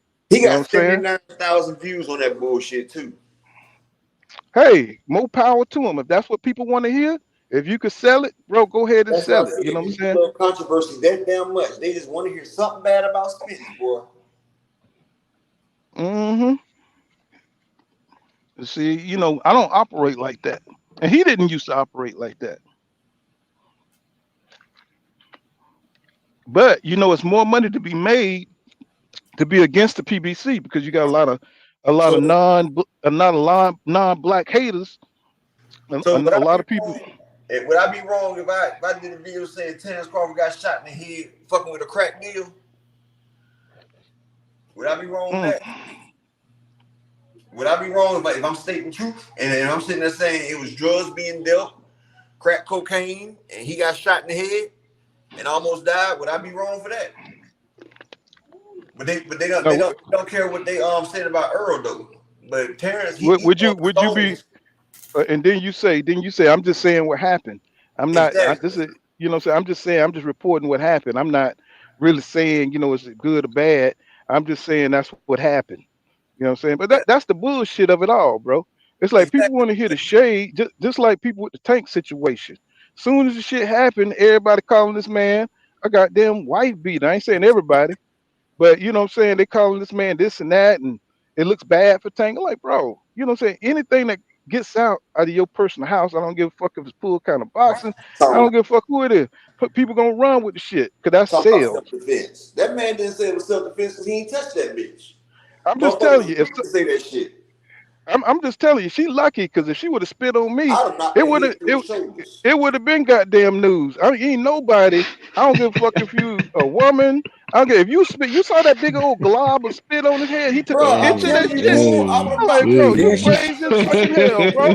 I would have lost my goddamn motherfucking mind if somebody That's would have like spit Dana on me. I White. don't care You how see Dana fine White? you is. Y'all see what just I don't, happened to Dana White, right? Dana White was up there talking to his wife. She got mad and slapped the holy fuck out of him. And he slapped her ass back. Now everybody talking about Dana White slapped his wife. But didn't well, nobody I say could deal about with a slap. but didn't anybody say nothing how she cold slapped his ass first? Like I said, I love my women to death. But if you put yourself in a man's situation, I'm gonna separate your head from your shoulders. So you know not to do that shit again. Now, Period. see, I could get away. I could get if we arguing and a woman haul off and hit you. You know what I'm saying? Even if she hit you awkwardly in the mouth or hit you with something, I could walk away. You know what I'm saying? No. But You if gotta it's start if it's holding them somebody who accountable. spit on you, somebody spit on you, you lose your That's effing highly mind, bro. You disrespectful. you ain't got no control over that. If somebody spit Oh on you, no, you bro, spit, you or gotta put your die. toothbrush and shit, put your toothbrush, get the baby diaper. The You know what I'm baby saying? And toothbrush scoop too. and scoop. Right, and scoop your toothbrush in the baby crap, bro. Like what's going on here? You have to just totally walk away from that situation because you see where it's going. Cause we going to He put the jail. baby's toothbrush in the shit. Like, damn, you ain't care about the Mm. baby's toothbrush? Look, bro, I'm like, bro, that's some different. That's some different ass. You know that ain't nothing but goddamn Satan up in that motherfucker. I like, look, I ain't even dealing with that shit because that's crazy, bro. Hey, you on a whole nother level when you're doing shit like that. I can't even describe that kind of Playing with bullshit. shit. Yeah, playing with Hell shit. I ain't no. fucking with you. You playing with some shit now. Hell no, bro. I'm like, he need to get himself all the way up out of that. Go to the goddamn, go to the Rocky Mountains and start training, or wherever that place they Yellowstone, wherever the hell it is they train. he need to go get the hell up out of there, man. Because if he gonna win this next fight, he need to have his head right, bro. You know what I'm saying? And I wish him all the luck, man. But he need to leave that alone right there. If it's on that level, I just know if somebody spit on me, bro, ooh, bro, that's terrible. Let me But get now this the super worst chat, part y'all. about it, though, right? This is the worst thing Mhm. people not realizing, right? If you my woman, if you call the police on me, we're done. Period. It's nothing else for us. Because first off, Tank is a young black man. You calling the police at night. He got braids and tattoos. They know he's violent. They know he got assault charges. He got all this shit right here on his record, and he fits the bill. Now, if Tank would have resisted any kind of way, like what the fuck y'all doing at my house or anything, they could have shot that young brother and been justified. And I bet you that bitch wouldn't have came out there and said that she lied. So everybody would have had Tank dead thinking he's some kind of crazy woman beater and all this shit like this. See, people don't think about what could have happened. Because if he would have showed any kind of flinch or something, they don't hesitate to kill our people out here. And they would have killed Tank ass, and she would have never came out there and said that she lied about all that shit. Everybody would have been thinking that Tank died as a damn deranged, crazy woman and kid beater. And that would be right there. Let me get this super chat. Trev Stoker, thank you for that 99 super chat. He said, don't take they check, brother Poole. He said, y'all integrity is worth more. He said, I'll super chat every day if I have to. He said to keep boxing at least one content creator pure from the book. Oh, don't worry about that. I couldn't even do this shit. If that was the case, bro, I wouldn't even be doing this shit. And let me get what's his name? D West says now Poole said we can't normalize Respect. men accepting abuse from these bras, man. He says these females are already out of control. And I'm not saying accept it, but what I'm saying is what's the repercussions of what's gonna happen to your ass is gonna be even worse. You're gonna lose your livelihood fucking around with some female that don't give a shit about what's the bigger picture. The bigger picture is you got to stay working. You paying for everything. You know what I'm saying? I'm not in the same situation that the Tank Davis is in. You know what I'm saying? If I miss work, you know what I'm saying? I got bills that's gonna be missed. My credit gonna get bad because I'm missing payments on my shit. You know what I'm saying? That's affected our entire livelihood behind some BS, bro. BS that don't have to happen. Your reputation is going into the toilet. You know what I'm saying? If you put your hands on a female, it's a lot more to it than just letting females run out of control. You see what I'm saying? So you got to look out for yourself best interest. You know, it's more than just you got to get that kind of negativity away from you. Just like upper echelon Exactly. say, you if you call the police and telling them all kind of bullshit, that's your life. They playing with your life, bro. Because right now it's free reign from the police to shoot you with the immunity shit they got going on. Even if they make a mistake and kill you and destroy you, bro, or delete you, you know what I'm saying? They could get off with that shit, bro. So that's why anytime there come some kind of domestic violence, the brother, bro, you better sit down because they coming to kill. You know what I'm saying? They coming to shoot people. You know what I'm saying? They can get off. It's almost like it's a free a free kill.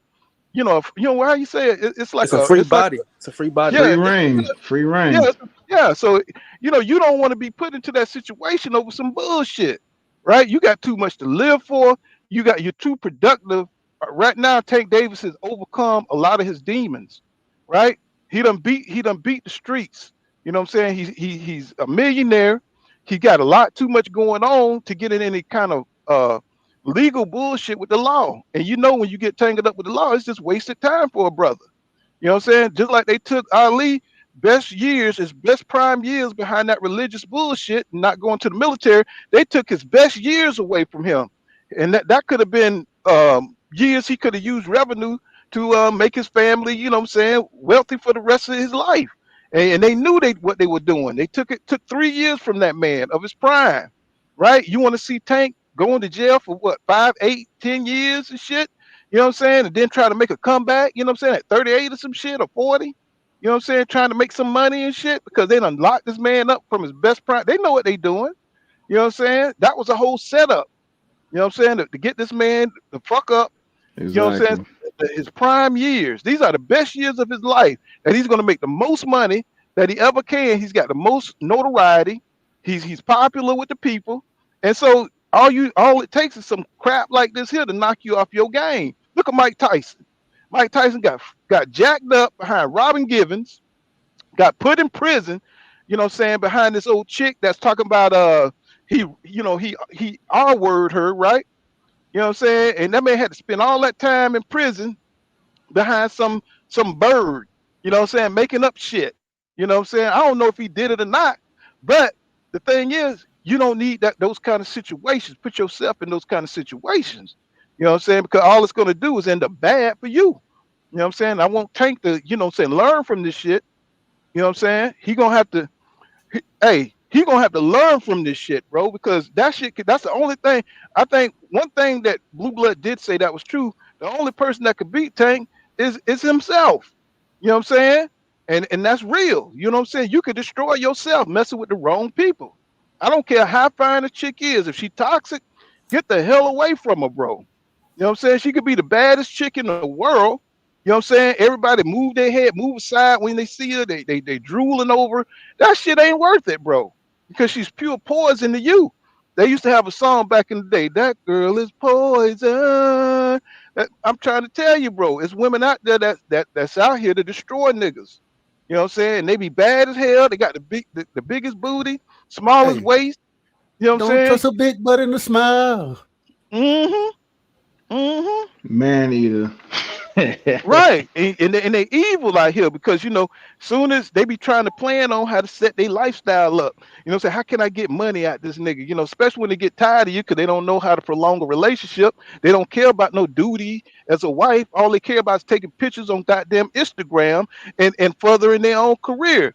You know what I'm saying? And some of these boxers, they so silly that they fall for these kind of chicks who don't care nothing about them, like Mike Tyson. You know what I'm saying? And you know what I'm saying, and then once they realize they got nothing in common, the chick is way brighter and into other bullshit that a fighter never be into. You know what I'm saying? It's like they realize they're not compatible. Now she's trying to find a way out, and what's she gonna do? She gonna fuck up your career. She gonna Taking destroy something with you, her.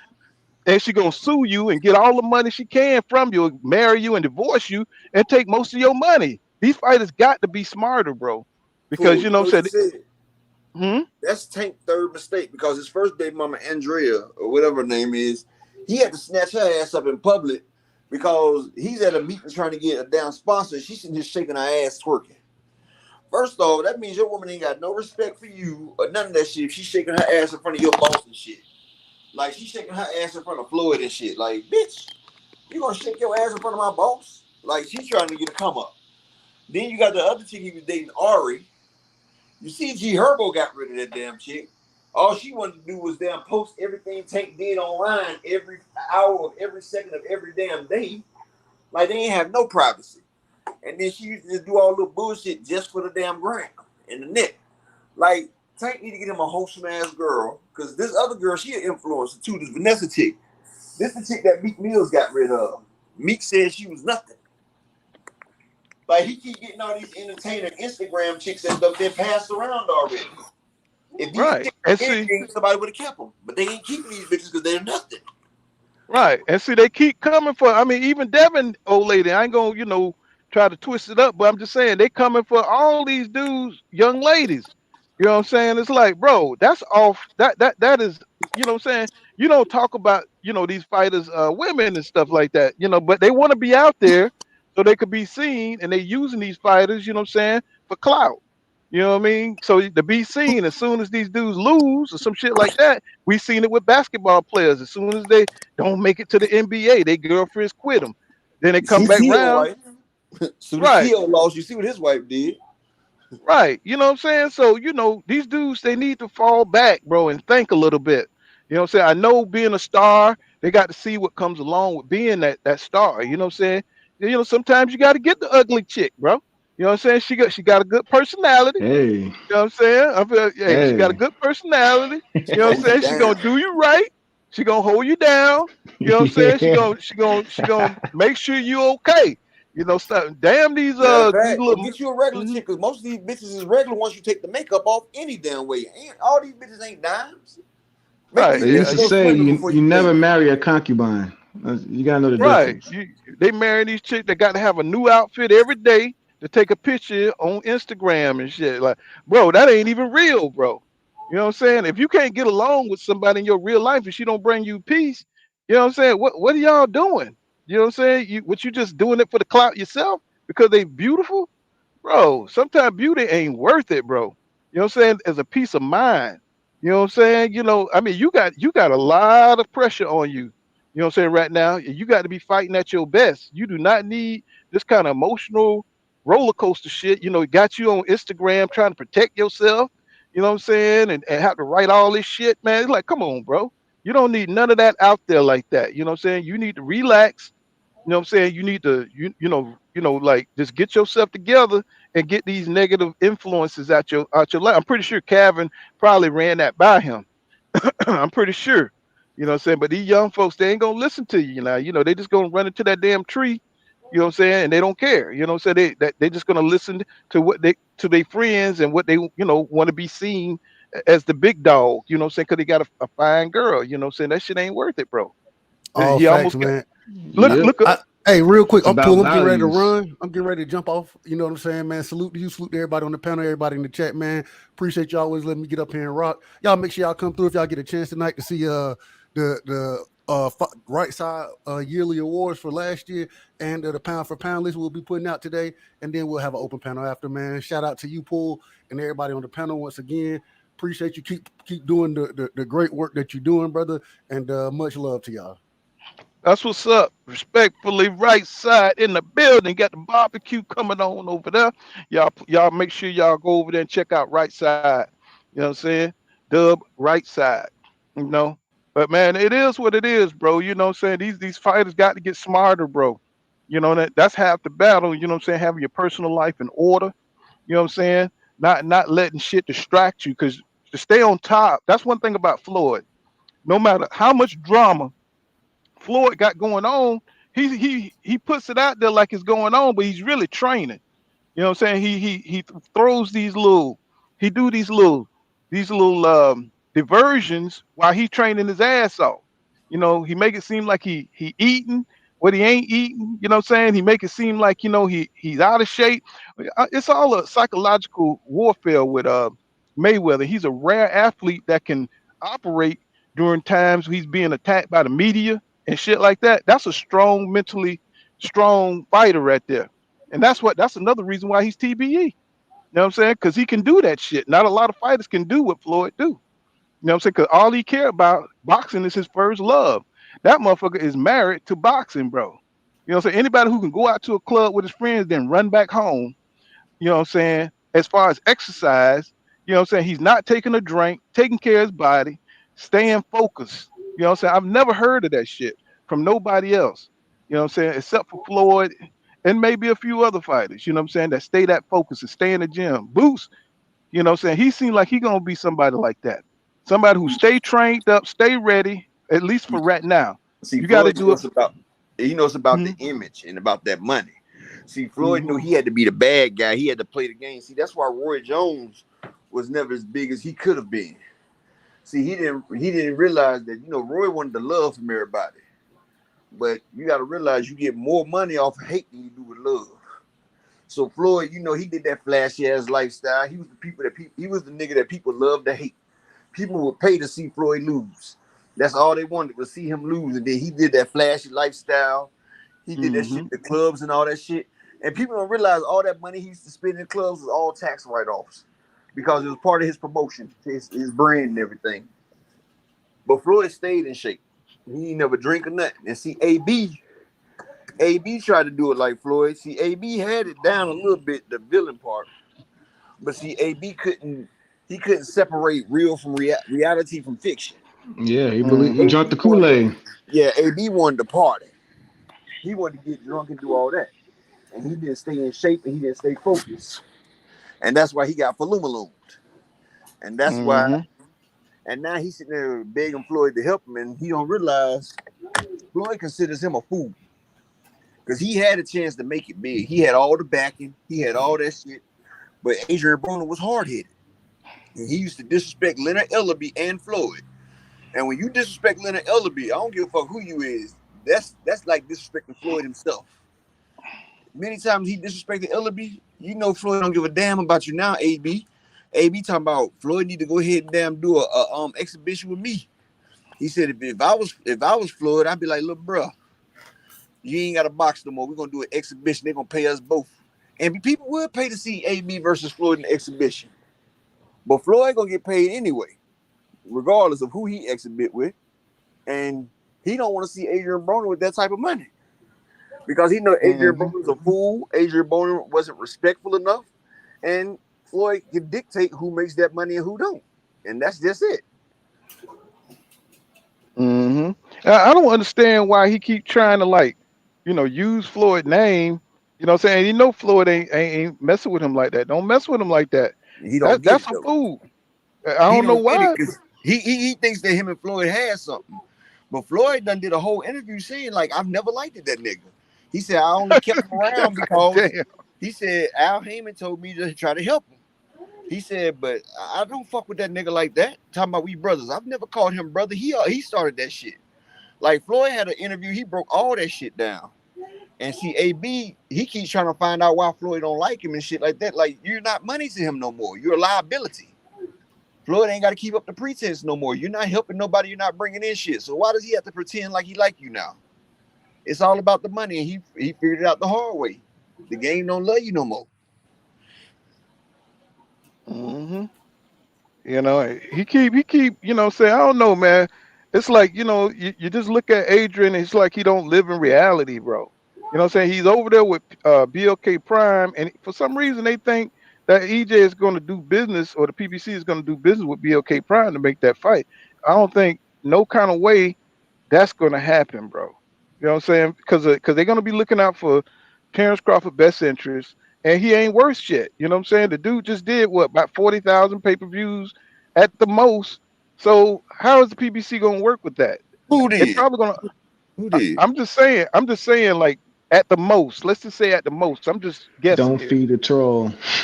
Bro, Derek James said 15K at the most. Okay, well, 15K at the most, right? So that just lowers, you know what I'm saying, his ability to get what he wants. And holding on to that WBO belt, that's not going to help him, bro. Not when you sell that low. Even in your home city, bro. You couldn't break, you know what I'm saying? You couldn't break at least, 200,000, bro. You know what I'm saying? In your home state, you know what I'm saying? And you being streamed with BLK Prime. Now, I know a lot of people don't know who that is on the casual side, but they should have known that with the promotions and shit they did. They knew that shit was going to flop. So I don't get it. He lowered his value. He walked away from negotiation. We may not get this fight, y'all. We may not get it. And now he's got all these mandatories every goddamn well. I really don't even care about that fight no more. If I give Spence versus Thurman, I'm happy, dog. Like, I'm happy with Spence versus Thurman. Man, I want EJ to get that undisputed, man. But but Derek James said he talked to EJ. He said in life sometimes you don't get what you want, and he said EJ's done accepted it. You feel what I'm saying? Like, he said he's gonna spin the block. We might see. You know what I'm saying? He's not about to play with Bud though, because after he fight Keith Thurman, he got 120 days to make another fight, or he fighting Boots. You feel me? So if Crawford don't get into that shit, he might be fighting him in April though. Don't he could fight Bud in April if he negotiate with Bud. Because him and Thurman already had that fight. Let me say something. Hey, the one thing about they was announcing the fight in December, but Errol got hurt. So yeah, one thing about same fight. Yeah, I got you. One thing about that though, I was looking at if Spence don't fight Bud, bro, it makes sense just to move up. Because I know a lot of people not gonna like this, but what's the point of fighting Boots? Boots don't offer Spence nothing. Moving up and starting at 154 so you can restart your campaign for undisputed make more sense than sitting back and waiting on Boots. Exactly. That's a fact. That's a fact. I get this one last bag with Thurman. I give Crawford a damn 3 days to make it, or I do it like Tank did. Look, we negotiate, we get this shit set up for after this fight right here. If you're not trying to do that, I'm going up. Yeah, I think he got to fight Bud next, or because if he fight Keith Thurman and then he has to fight Bud, Thurman next. It's gonna make him look like he ducking Boots. No, Boots know he ain't ducking him, but Spence said he ain't got but one fight left at this down weight division. He said he won't Bud. Boots Boots said he don't care if he fights Spence. He just said either Spence fight or get out the way so they can start doing something. See, if Spence get out the way, that opens the door for all these young dudes and all these good fights right now. But see, Boots He got action with Rashidi Ellis. Rashidi Ellis wants that Boots action right now. We got a Yeah. lot of fights that can't be made right now because them belts is out the way. If Virgil Ortiz, if them belts was released, you have Virgil Ortiz, Stanionis, Boots, Crowley, you have Thurman, you have all these top fighters fighting each other for these belts.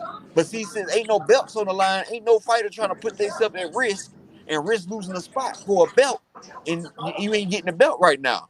So until them belts get released, we're not gonna see no top fights like this Virgil Ortiz and Stanionis. This is the WBA regular belt. It's the only belt that's left out there. That's why Virgil Ortiz is taking this fight. This is a true 50-50 fight. But until them belts get released, you're not gonna see no big fights because at least when the belt's on the line, it's a big payday. And boxers ain't gonna try to damn lose for a not so big payday.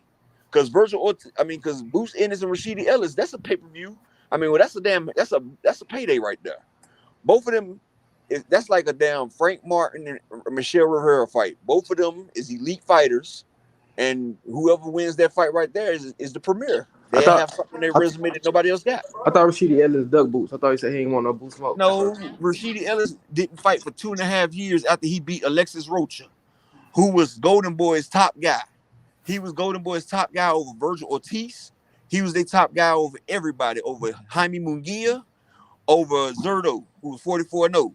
And they put Rashidi Ellis in the ring with him so they can boost Alexis Rocha even more. But Rashidi Ellis upset at that apple cart and he beat Alexis Rocha. How old is Rashidi? Rashidi, his brother is Ronald Ellis. Young. Yeah, Rashidi ain't that young though, but you know him and his brother used to spar with Canelo all the time. Those are the two people that used to spar with Canelo every count.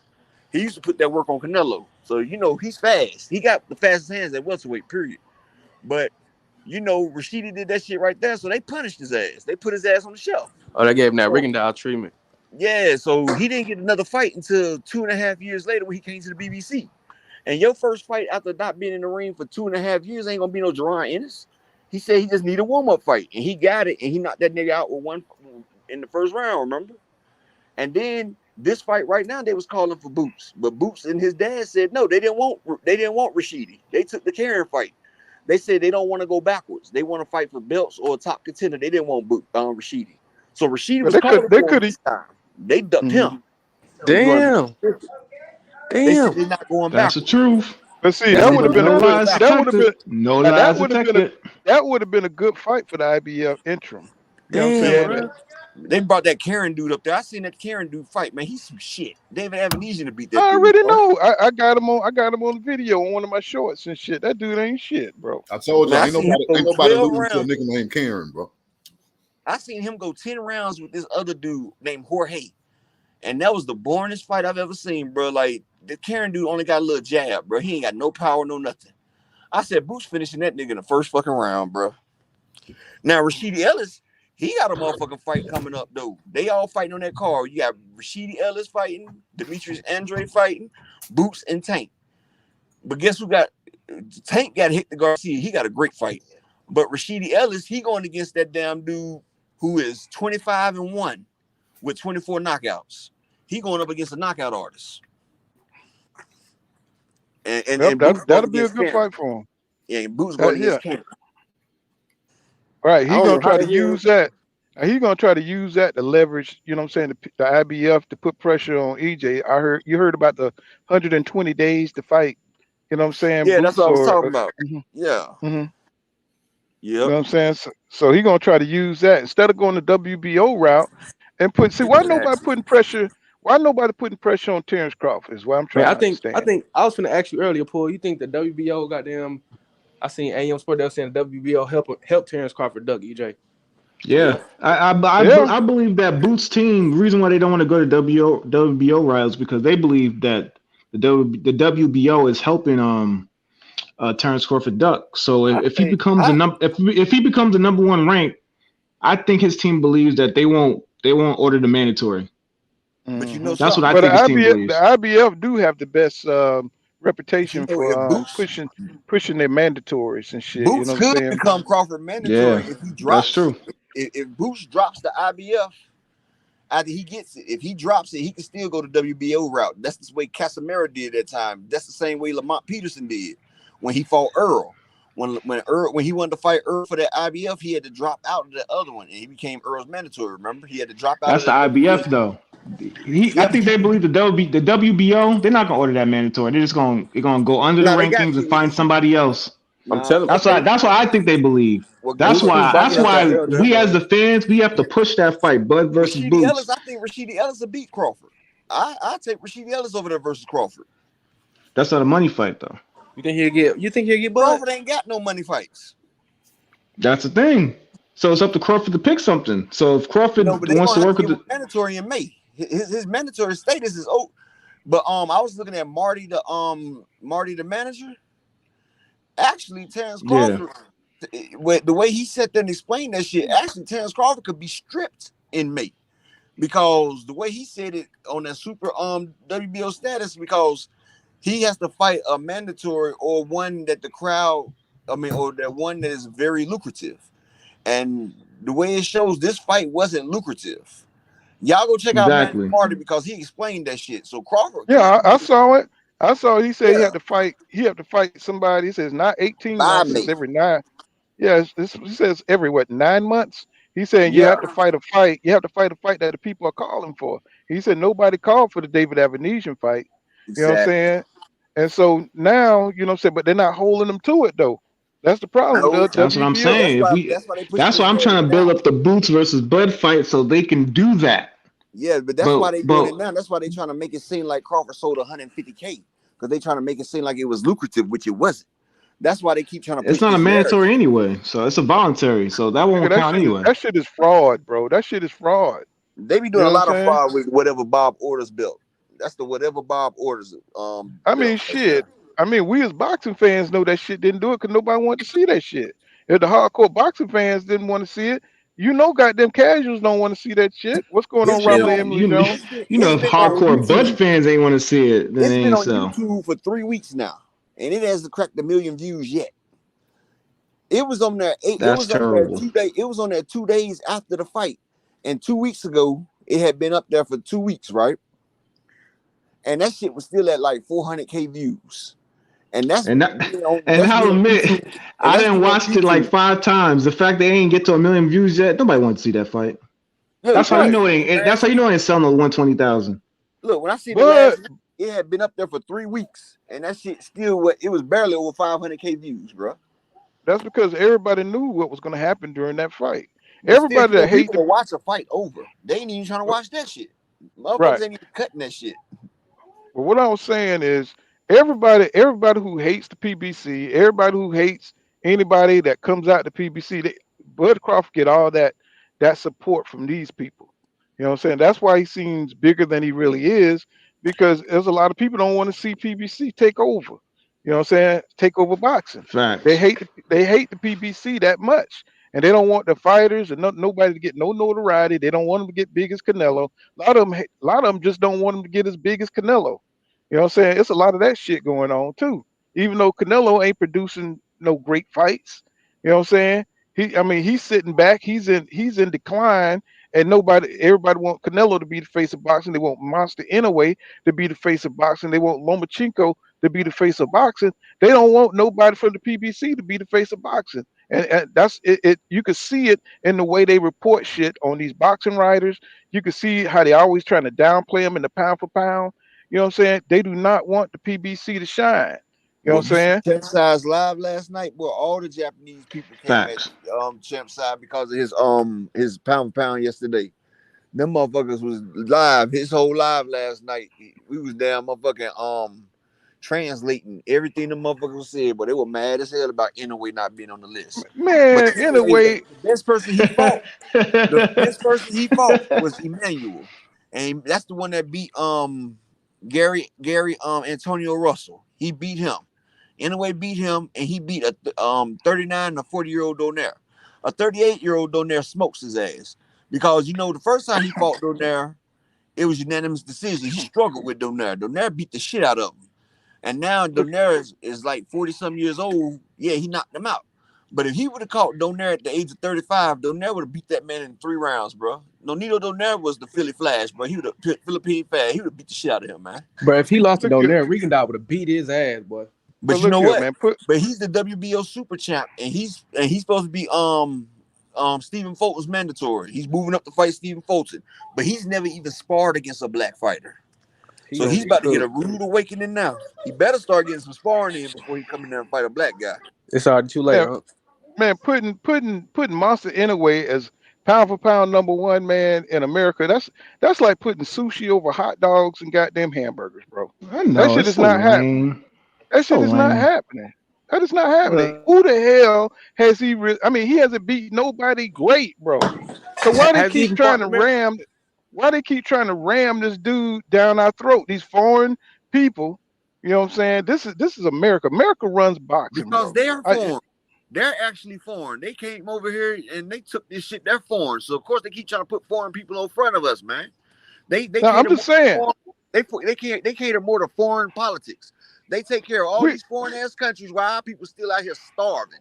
You can give out damn $10 billion worth of aid to another country, but we got damn homeless rate of 30%. We got unemployment rate of 50%, and we got people that's dying out here because they ain't got food or no place to stay. But you can turn around and give out trillions of damn dollars in emergency funds and help. Talk that talk. Shit here. That's the shit. People ain't even realizing that shit, dog. That's a fact. But see, you know, my thing is, bro. I mean, nobody knows who he is, bro. His fights are 5 o'clock in the morning. Have you ever fought America before? They keep. I don't know. All I know is nobody. All I know, this nigga is the size of a goddamn 8-year-old child, right?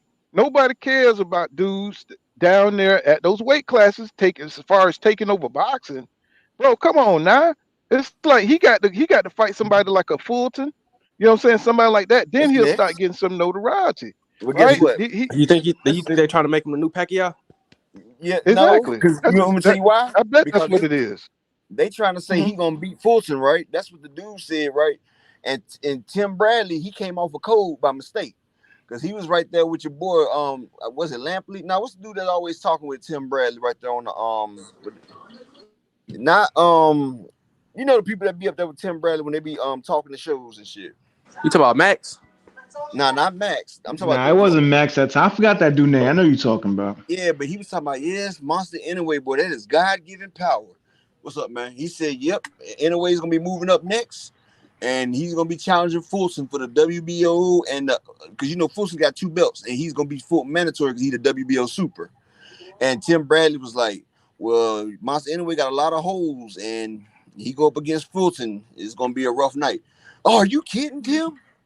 It's gonna be rough. You know, that boy cannot cut the ring off, and he's already small. No, look, let me tell you what he said. That nigga said, "Get back on code." Hold on, let me tell you what the guy said. He said, "Batman Inoue has God-given, earth-shaking, once in a lifetime power." This man, bro, I thought he was giving this nigga a award. He said he has God-given, earth-shaking, once in a generational power. Blood boiling power. He's gonna kill in a generational power. Man, look, he said he's gonna kill Fulton. Tim was like, "Well, he had problems cutting off the ring with Butler, and his power may not be like that when he come up to 122. It might not carry up as well." Bradley, Tim, are you serious? Man, Monster Inoue, he is Tim. He's gonna show. All we can do is wait and see. But Inoue has the type of power that is legendary. It can carry up at least to 130. That's exactly what he said. And I'm that's the shit I'm. He got the same holes as he got the same holes as Pacquiao too, because Pacquiao can't cut the ring off either. Ain't the dude named Jim Lampley? I'm not sure what his name is. Look here, man. Go ahead. That's the same shit I'm talking about. Like when they find somebody they want to promote, they overdo it, bro, and they make the hardcore boxing fans dislike him. You know what I'm saying? Because with 30 knockouts, he had power, but what happened when he fought Bivol? He couldn't land shit. It don't matter. Yeah, but what I'm talking about is how they promote motherfuckers, how they try to sell, them. Just like you were saying, they talking about he has all this power and he's devastating, and they try to overdo the dudes that they fight, and instead of building them the right way, they try to promote them through the media like they're a monster. You know, look at Canelo. Yeah, especially the commentary. He would have knocked out No Dino the first time. Right. But what I'm saying is, look at how Canelo, he was promoted as a special motherfucker, right? And he went right up there. Yeah. A geriatric. Yeah. Floyd was right. career, and Canelo was 20 pounds heavier than that man. And that man sat in Right. front of Canelo the whole fight, pop shot in his ass. And you Canelo know how even we knew admitted this? after the fight. He said, "I never want to feel like that again." He said, "I feel like I couldn't do nothing. He embarrassed me." He looked like he couldn't do nothing either. So imagine, we knew this when he fought Floyd. How many pounds he was over? About 20 pounds over 26 Floyd. pounds over Floyd. He was 26 All pounds right. heavier than Floyd. Right. And you see how Floyd did him. So we know the motherfucker don't have no special talent. Now, You know what I'm imagine he fought saying? Floyd when Floyd was about 30 years old. Come on now. He Right. fought Floyd when Floyd was 36 damn years old. He And would have fought made that Floyd at motherfucker 30. retire. He would have made him retire. Floyd You know would what I'm beat the saying? dog shit out of him. Just like See, Arizona Laura beat the shit out of him. And he but was they took hitting the weight Canelo off. flush. and see, and another thing Flush. about Canelo is only if he can beat you, is he gonna give you a rematch. You know what I'm saying? He didn't give none of them dudes he had close calls with, Austin Trout, Laura. They You didn't cheated give them Austin dudes Trout no rematch. in the Right, middle of the Trout fight. They did that open score shit in the middle of the Trout fight, talking about, right. and that made Austin Trout slip up and get beat. But that was some bullshit right there. Like Canelo, he's always had a helping hand because in his first 5 fights, he lost a fight, but they gave him a draw. The dude Jorge's, dude beat that motherfucker 3 rounds to 1, but they said it was a draw. And ever since that dude did that to Canelo, that man lost 32 straight fights after doing that to Canelo. They put him against everybody. He fought Jaime McGee. He fought all the top Mexican fighters after that. They punished that man the rest of his career for upsetting the apple cart with Canelo.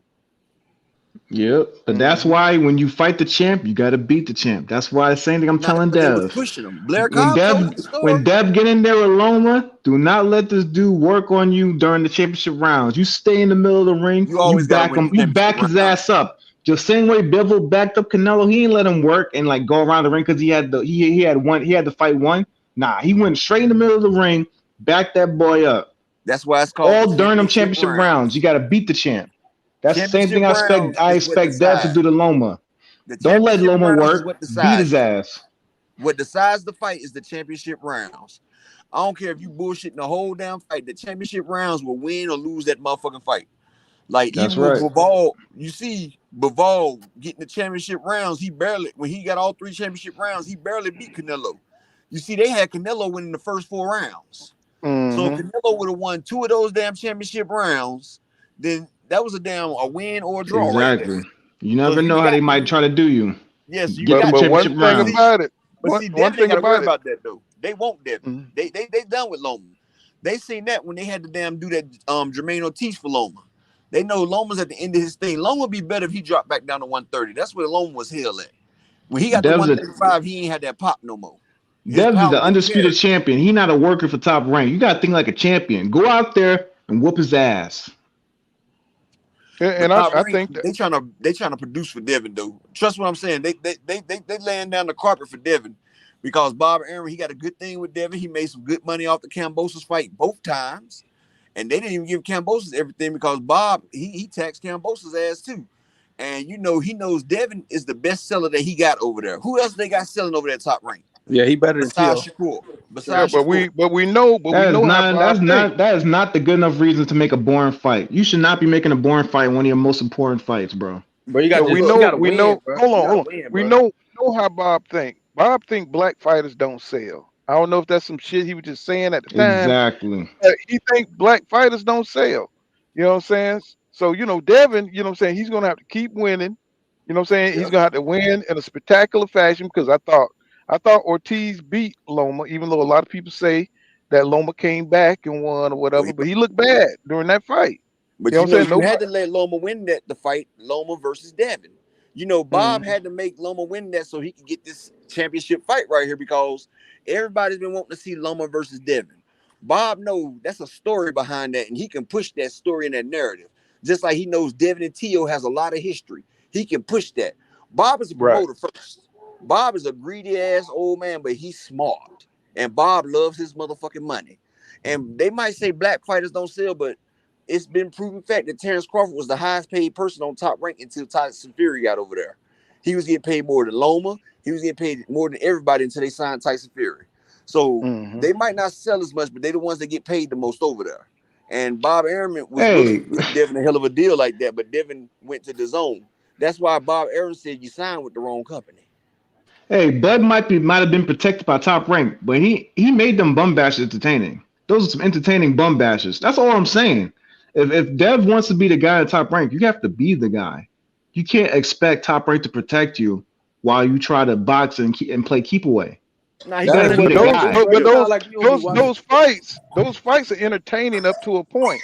You can only watch a dude defeat so many bums before you want him to take a real challenge, right? You know what I'm saying? We want, but they said you was a champ, and he made him look average. And that's what I'm saying with Dev. Don't let it get to that point where you keep doing these like not entertaining fights, and then Top Rank will start putting that pressure on you. He just whooped Cambosa's ass. He went. That's what I'm saying. So keep the momentum going. This is not the fight to go back and take a step back. Okay, he went for broke in the Cambosa's fight. The second one, he stepped it up, and people was cheering because he was trying to knock that motherfucker the fuck out. That's what I'm saying. He didn't tuck the nigga in though. He just got to know to work that body a little bit. Because if he would have fluffed up them pillows, and that's what we call fluffing the pillows, is working that body, he would have tucked Cambosa's in because Cambosa's was ready to go. Cambosa's was sleepy. He had been up for 3 days. It was night time, and Devin just didn't fluff them pillows because the nigga was out on his damn feet. All he had to do was go to that body a couple more times, and Cambosa's was gonna get up out of there. And Devin, he ain't usually put in that position like that because he's not a knockout fighter. But he had all. I gotta be honest, man. Cambosa's he was definitely out on his feet, but he caught him with a couple of little things that gave Devin that respect again. No, he was letting the whole man, bro. He caught him with a good right, and then Dev said, "Okay, I guess he's not ready yet," and then he backed off. That's y'all smash that like button for your boy. We need. I gotta keep it real. I'll let him out. No, y'all smash that like button. Keep it real. The 10th round, Devin threw everything but the kitchen sink. The only problem is he didn't go to that body. He was going all headshots. Cambosa's counted him with a good right, and that woke him up, and that let him know. Okay, Cambosa wasn't ready to go. Cambosa did that fuck shit in the end of the 9th round, and when Devin came back out the 10th round, Devin was pissed off. And then I'm talking about the end of the 10th. That's what I'm talking about. But this is what I'm saying. If Devin would have went to the body, bro, like I said, I used to fight. You just not gonna knock a nigga out with the headshot. Some people you will, but if the art of putting a nigga down is to go head body head, because that body drops your hands. You also got to risk getting yourself hit too. Huh? You also have to risk getting hit as well.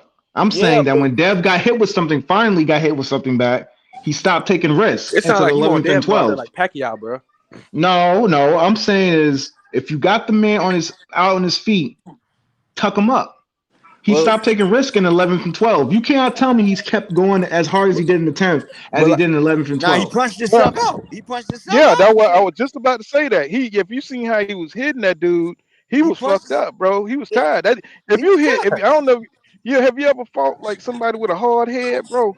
You know what I'm saying? And you give them your best shots, bro, and they stood up. That head, bro. But you gotta listen to what what's his name was saying. He was saying Dev was loading up on too many shots one at a time. He should have did combinations. Tap, tap, tap, tap, tap, tap, No, he was throwing, he was windmilling too much into the 10th round. That's when he punched himself out.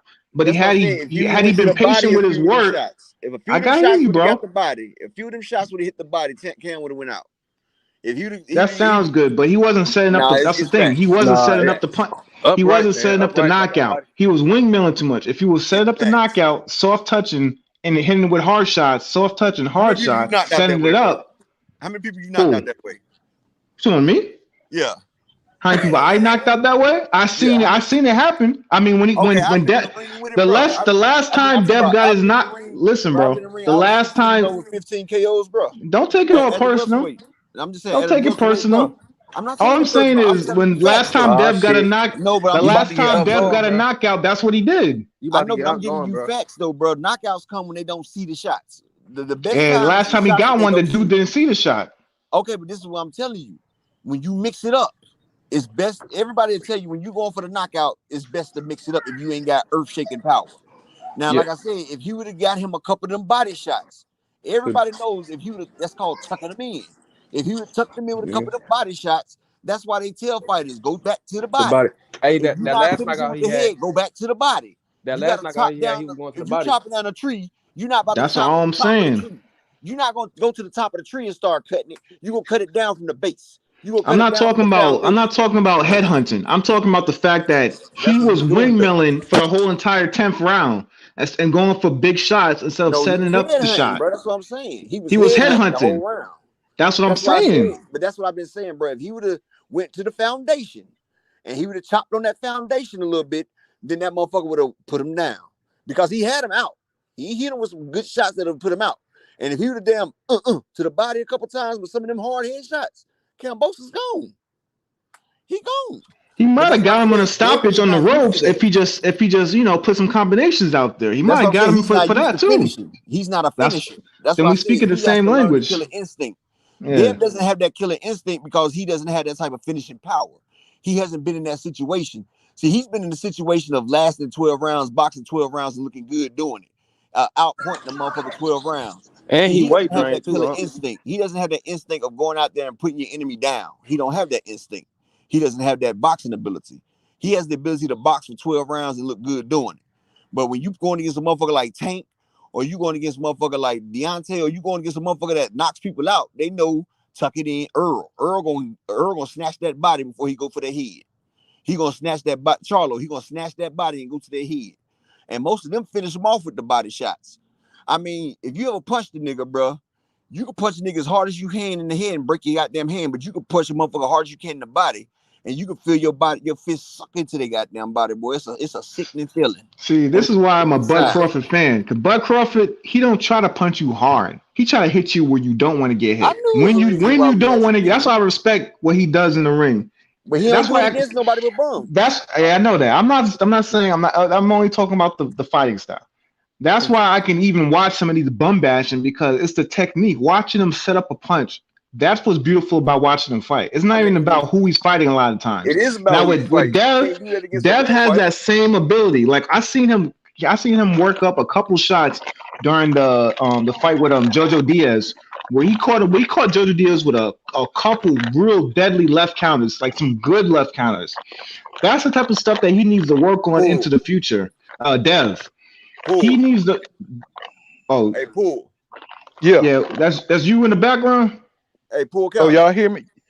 Yeah. Yeah, a little bit. Yeah, we hear you, bro. Hey, Pool. What's that thing that Bruce Lee said to that motherfucker that broke them bricks? Say that again. I said, what's that shit that Bruce Lee says to that nigga that was breaking them bricks? What he said? You said to Bruce Lee said to do breaking them brick. He What said, he "Oh, say said when some. Oh, you talking about what you talking about? Brick don't punch back or whatever." Yeah, bums He don't said, punch back, bro. Don't If punch Crawford back. went in there with a game fighter, they'd punch Crawford ass back and he wouldn't be able to do that shit, bro. Let him get in there with somebody like that. It won't be as easy. He won't be able to set that shit up. You see what he got in there with Mean Machine. Mean Machine put him on his ass. Gamboa put him on his ass. And these people that got a little bit of spark with him. But see, he ain't fighting no fighter that's game. Like if he got in there with a Rashid Ellis, a Virgil Ortiz, a Stanionis, especially a Spence, you'll see a different Crawford. You won't see him doing that. Hell, a half trained Sean Porter, who's 1 foot out the door, who barely won his last fight, was motherfucking giving Crawford hell. He was up. Yeah, that's that. But don't let that ego get you. Don't let that ego get you knocked I'm just out. being honest, bro. I mean, Spence don't talk about Crawford like somebody he can just run over. He I knows like he'll run Spence. over him. He said, listen, what Spence say? Let me get my show. Let me get my show. I like Spence. I respect the hell out of Spence because he's one of them fighters, especially as a black fighter. He's willing to put it all on the line. He comes forward and he brings the fight to people. You have to respect that, especially from a modern boxer, where a lot of these guys don't want to fight on the inside. They all want to just measure up and then go and dance around the ring. I have a lot of respect for Spence. You know why? But even Spence knows that Crawford is not somebody you take lightly. No, that's not what he said. Spence knows that I'm taking your motherfucking belt. So he telling that nigga like, he told him he lighting the ass. He gonna stop him. He told him he told him that. He told him that. He said, nigga, you lighting the ass, I'm gonna stop you. Yeah, but he's still playing negotiation games with him. I mean, if it was that easy, he would take the 50-50 and move on. So let's be honest. Let's be honest. He has something to worry about with Crawford. This isn't an easy fight. Man, the Ugas and Kell Brook fight gonna be harder than the Crawford fight. Hey, did you see what his best friend said? His best friend had came in there. He said, "Yeah, your boy keep talking shit, but y'all ain't gonna be able to save him when he get in that ring." Exactly. That's basically Errol talking. That's what he told Crawford. Yeah, he's gonna beat Crawford for old and new. That's fine. Ain't nothing wrong with talking shit, but actions speak louder than talking shit. His actions tell me. Listen, both their actions tell me that they're both worried about a fight. How EJ worried about a fight, bro? Spence is less worried because he's willing to make the fight. I think Bud is trying to scam because he's an old fighter. He's trying to scam to get the money. So I don't think Bud is afraid. I don't think Bud's afraid of Spence. I think you wish he was, but he's definitely not. Bro, he ain't afraid. He's a sign, bro. He said he been calling the man out for 5 years. If you call the motherfucker out for 5 years, then you sit there and say that the money don't matter, but you sitting here bitching about the damn money. You sit there and said you'll fight Errol, and you don't care what the split is. That's what you said on the video 2 years ago. And now you sit there hollering, crying about all this damn shit. Yeah, I got the videos. And you sitting there crying about all this shit, nigga, you're scared. Yeah, so what you saying about if EJ thought he could win, he would take 50-50? I don't need the Errol Spence fight. You ain't never heard Errol say he don't want the Terrence Crawford fight. We done heard Terrence Crawford say he don't want the Spence fight 10 times in his career. He done said it 10 times. Oh, I'm past the Spence fight. Oh, I don't want the Spence fight.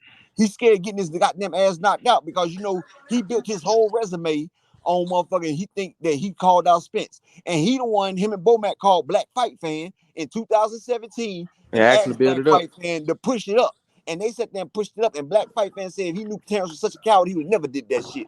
But that's Crawford. Man, I'm sorry. I gotta keep it. All right, go ahead. And Bud know he won't have shit once he get in there and Earl beat his ass. So he's trying to get the fuck out of Dodge with that still intact right there. Because he know once he get in that goddamn ring, it's over. That's a coping mechanism. This is all about money. Everything's about money. Boots won't go to I'll let you talk. Boots won't go to WBO because of money. Spence is trying to negotiate with Bud because of money. Bud is trying to negotiate with Spence and get him in the ring when he's not at his best because of money. But Bud ducked the Spence fight because of money. All this is because of money. And now Spence is in a hey man, this is boxing. This is boxing. It sounds good, but this is boxing. These dudes are gladiators, man. These dudes is not afraid to fight anybody. This is about money. Y'all gotta stop saying that shit. These niggas is humans, bro. You gotta stop saying that shit. And humans need to eat and shit like everybody else, man. It's about money, man. Boxing is about life and death, bro. People don't realize that. That's why people that never boxed and they be sitting there talking about a fighter ain't shit. I'd be like, look, dude, you ain't never got in that ring. You ain't never put your life on the line. Blunt force trauma will kill a motherfucker. They don't realize a shot to the head can kill you. It don't have to be that damn hard. Shot to the body can kill you. It can stop your heart. It can do all that shit. And yes, these people deserve, but you can't get more than what what the price demands for you. And this man even sat there. So when a boxer doesn't want to get in the ring, you think they scared, or do you think they want the money? Because they think it's a risk. Bro, let me finish what I said. I'll let you finish this now.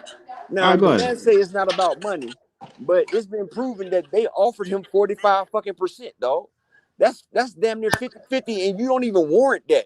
Errol Spence is the only one selling over 300K every pay-per-view. Nigga, you ain't cracking 100. You just sold 15K a minute ago. And Errol was willing to risk it all and split it with you, but you got mad because he didn't want to sell the fight for $50 million. Why would you sell it for $50 million when it's scheduled to do over $100 million? Errol fights do numbers. Him and Mikey Garcia got 17 million apiece. Anybody that fights with Errol, they make 10 figures. Crawford ain't used to betting on himself, and that's what it is. And if I was, Crawford is with, Crawford is with a different team, bro. You can tell Crawford is with a team that's against the PBC. This is some promoter wars right here, and it's getting away of boxing, like it's always been getting away of boxing. Since the modern times. How it's going to be a promoter war when Terrence Crawford is on his own, right? Exactly. He's his own boss.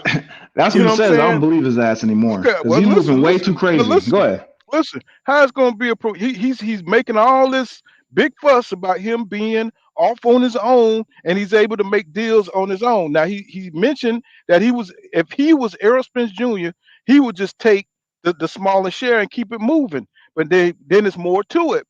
Because now he's in that position, he won't do what he said he would have done, right? If he were Errol Spence Jr., he's the man in that position, right? So then he said he signed everything. He said that he agreed to everything. Then he went off and fought David Avenesian. Okay, if this a play for more money, this is a bad way to do it, right? Especially if you trying to make the fight, right? How you gonna fuck up the negotiations, move in bad faith, and you trying to make the fight, bro? You know what I'm saying? And you didn't even have to do none of that, right? You went and lowered your damn value over at what is it? PBL Prime. You went and fucked yourself up. BFK Prime, right? You went and fucked yourself up and made your value lower, right? Now the PBC going to come back to you and offer you something really bad, right? Because now you have less to negotiate with because you did horrible numbers over there, right? I don't give a fuck if it was 120,000 pay-per-views. They're gonna look at that and say, bro, we can't give you a big front end. You know what I'm saying? Now we're gonna have to just lower that. Now you're probably gonna get $500,000 on the top on the front. You know what I'm saying? Because of what the numbers that you produced, right? So I don't understand how Terrence Crawford is looking to negotiate this fight. He's making bad moves. He should have never fought David Avenesian. I think he had more leverage before he fought that fight, unless if we look at unless we look at it like this, he never wanted that fight. He's just using it to leverage to get small bags, right? And the leverage for other fights. This next fight, I don't. If they go back to the table, I think Terrence Crawford would take another damn side fight. You know what I'm saying? Instead of fighting Errol Spence Jr., and I think he's good with just keeping undisputed off the table for Errol Spence Jr. because he thinks his legacy is okay. He think he don't need Errol Spence Jr. to make his legacy complete. He don't have to pass that test. He don't have to fight Boots. You know what I'm saying? He can retire because Errol Spence Jr. is going to get pushed out of 147 because of those mandatories, and he's tired of making the damn weight after he fight Keith Thurman. I think that's going to be it for Errol Spence Jr. I think he's going to go up to 154. I think Terrence Crawford is going to be happy that Errol Spence Jr. didn't become undisputed at 147. You know what I'm saying? I think he's going to retire because he can't fight those young lions. He don't want to have to prove himself against Boots or none of them dudes. He's not going to fight Virgil Ortiz. So, you know what I'm saying? I think that's where we're going to be at with this whole saga, bro. And I think EJ and Boots will probably meet up at 154. I think that's what's going to happen. You know what I'm saying? We might as well forget about arguing about this fight. You know, PBC is not going to offer Terrence Crawford no damn $25 million to fight EJ. That shit ain't happening. And if that's what Terrence Crawford that's the only money that he'll fight EJ for, you know what I'm saying? I don't see him getting off. I don't see him making that happen. Unless somebody on the outside, you know what I'm saying, want to sponsor the fight or something crazy like that happen. I don't see this fight happening. Yeah, I agree with everything. I mean, that's all I'm saying. I'm not disagreeing with none of what you guys are saying. All I'm disagreeing with is the mindset of a scammer. You have to understand, this dude Bud is a scammer. I'm from NYC. I know these people very well.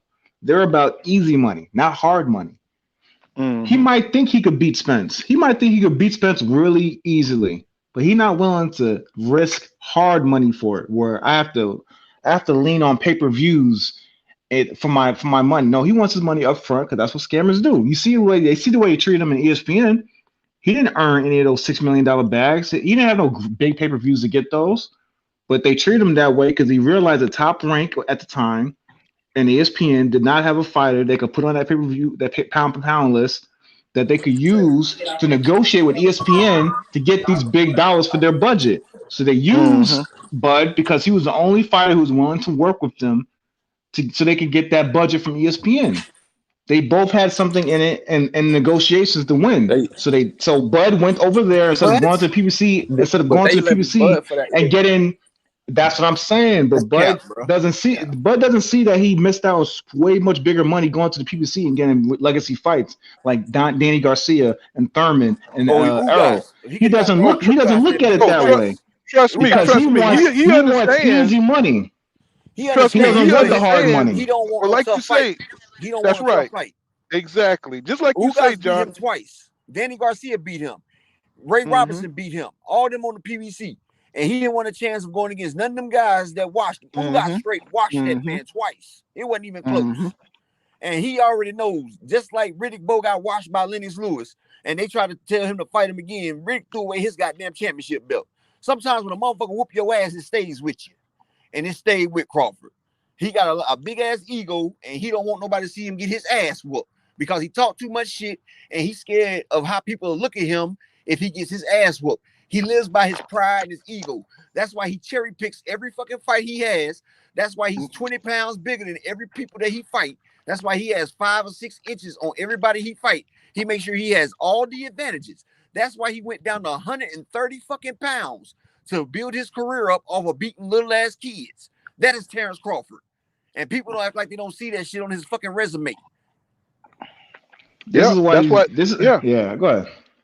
Yeah, but that's the whole thing. You know, they act like they don't see the strategic way. He planned his career, and now that he has finally got a dude that can challenge him in a fair way.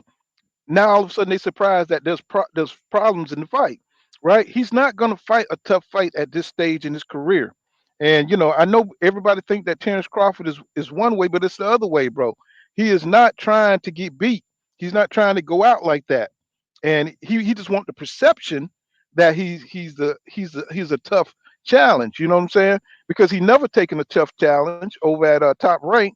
You know what I'm saying? He was always able to be in safe fights, and that's why he fought Amir Khan, who they paid more money than they paid Bud. He took less money in that fight. How you gonna take less money in the fight and you the champion, right? Want Earl to pay you a shitload more. Come on, man. Right. Not because he knows that he can lose in that fight. You know what I'm saying? He knows that's a 50-50 fight, and he don't want that shit. You know, that's why when I look at Tank, and I hope he start taking top challengers, you know what I'm saying? Because if you get used to fighting dudes who you could beat, then you're not gonna take more risks later in your career. You're not gonna progress. You're not gonna get better. Right. Well, you're not used to fighting 50-50 fights. That's why I love the Frank Martin versus Michelle fight so much, because they're two fighters who were equally, talented, you know what I'm saying, before they, you know what I'm saying, and they got in the ring and they fought it out to see who's the best, right? And that's what we need to get boxing back to, not fighting the safe fights, but fighting 50-50 fights, right? And we can't have all these weird negotiation tactics, you know what I'm saying, where somebody want transparency, somebody want the water fountain on their side of the block. Man, fuck all that, bro.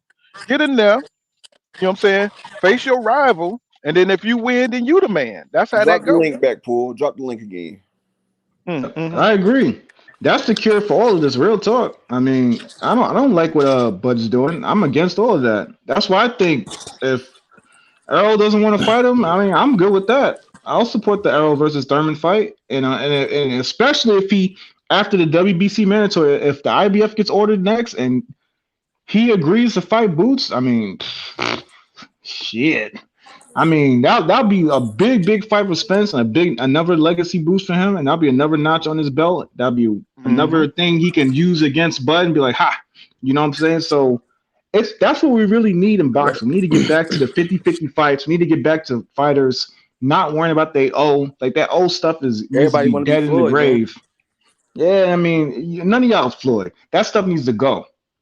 Because I mean, Canelo lost, and didn't anybody stop watching his fights now? No. People are gonna lose. Support the fighters who's making the big fights. That's what we need to get back to. I agree with that 100%, bro. You know, but for some reason, it just when it comes to the PBC, people they take a negative stance against that company, even though they're making the best fights right now. You know what I'm saying? It's like they're holding a grudge that they got 154 locked down and 147 knocked down. You know what I'm saying? It's like they don't want that shit. You know what I'm saying? They want to support Top Rank. They want to support the zone. But we already know what time it is with that. You know what I'm saying? But they can't leave out the PBC because they are one of the most exciting, if not the most exciting promotional company right now. The most exciting for sure. Yeah. I mean, I've been supporting PBC. Go ahead. Sorry, Paul. I was just about to say, just think about that fight we saw with Castano and Jamel Charlo. And think about the fight we had with Errol Spence Jr. You know what I'm saying? And Ugas. Those was exciting ass fights, bro. You know why? Because they were competitive. You know what I'm saying? We don't want to see people get beat up like a David Avenesian fight, bro. That is the worst fight in boxing. With somebody with a skill level that wide, nobody wants to see that, bro. You got to be a 100% fanboy. Right. You got to be 100% fanboy. Look at that Bob Marley on the damn screen. Oh, damn. My damn camera back on. That nigga look like Jesus, bro. I'm trying to tell you, but I'm gonna look like Bob Marley for real. But yeah, nobody want to see that, bro. It's like that's killing boxing, and that's what's going on, bro. I mean, Nobody wants to see boring fights, bro. But they keep trying to really promote these shitty fights, thinking we spending our money to see some shit like that. And dude, we've been waiting to see this dude in the ring. You could call it a tune-up. That's why I don't like watching Keith Thurman, because every time he goes out, you know he's gonna need a tune-up to come back in to fight somebody. And then he goes out there.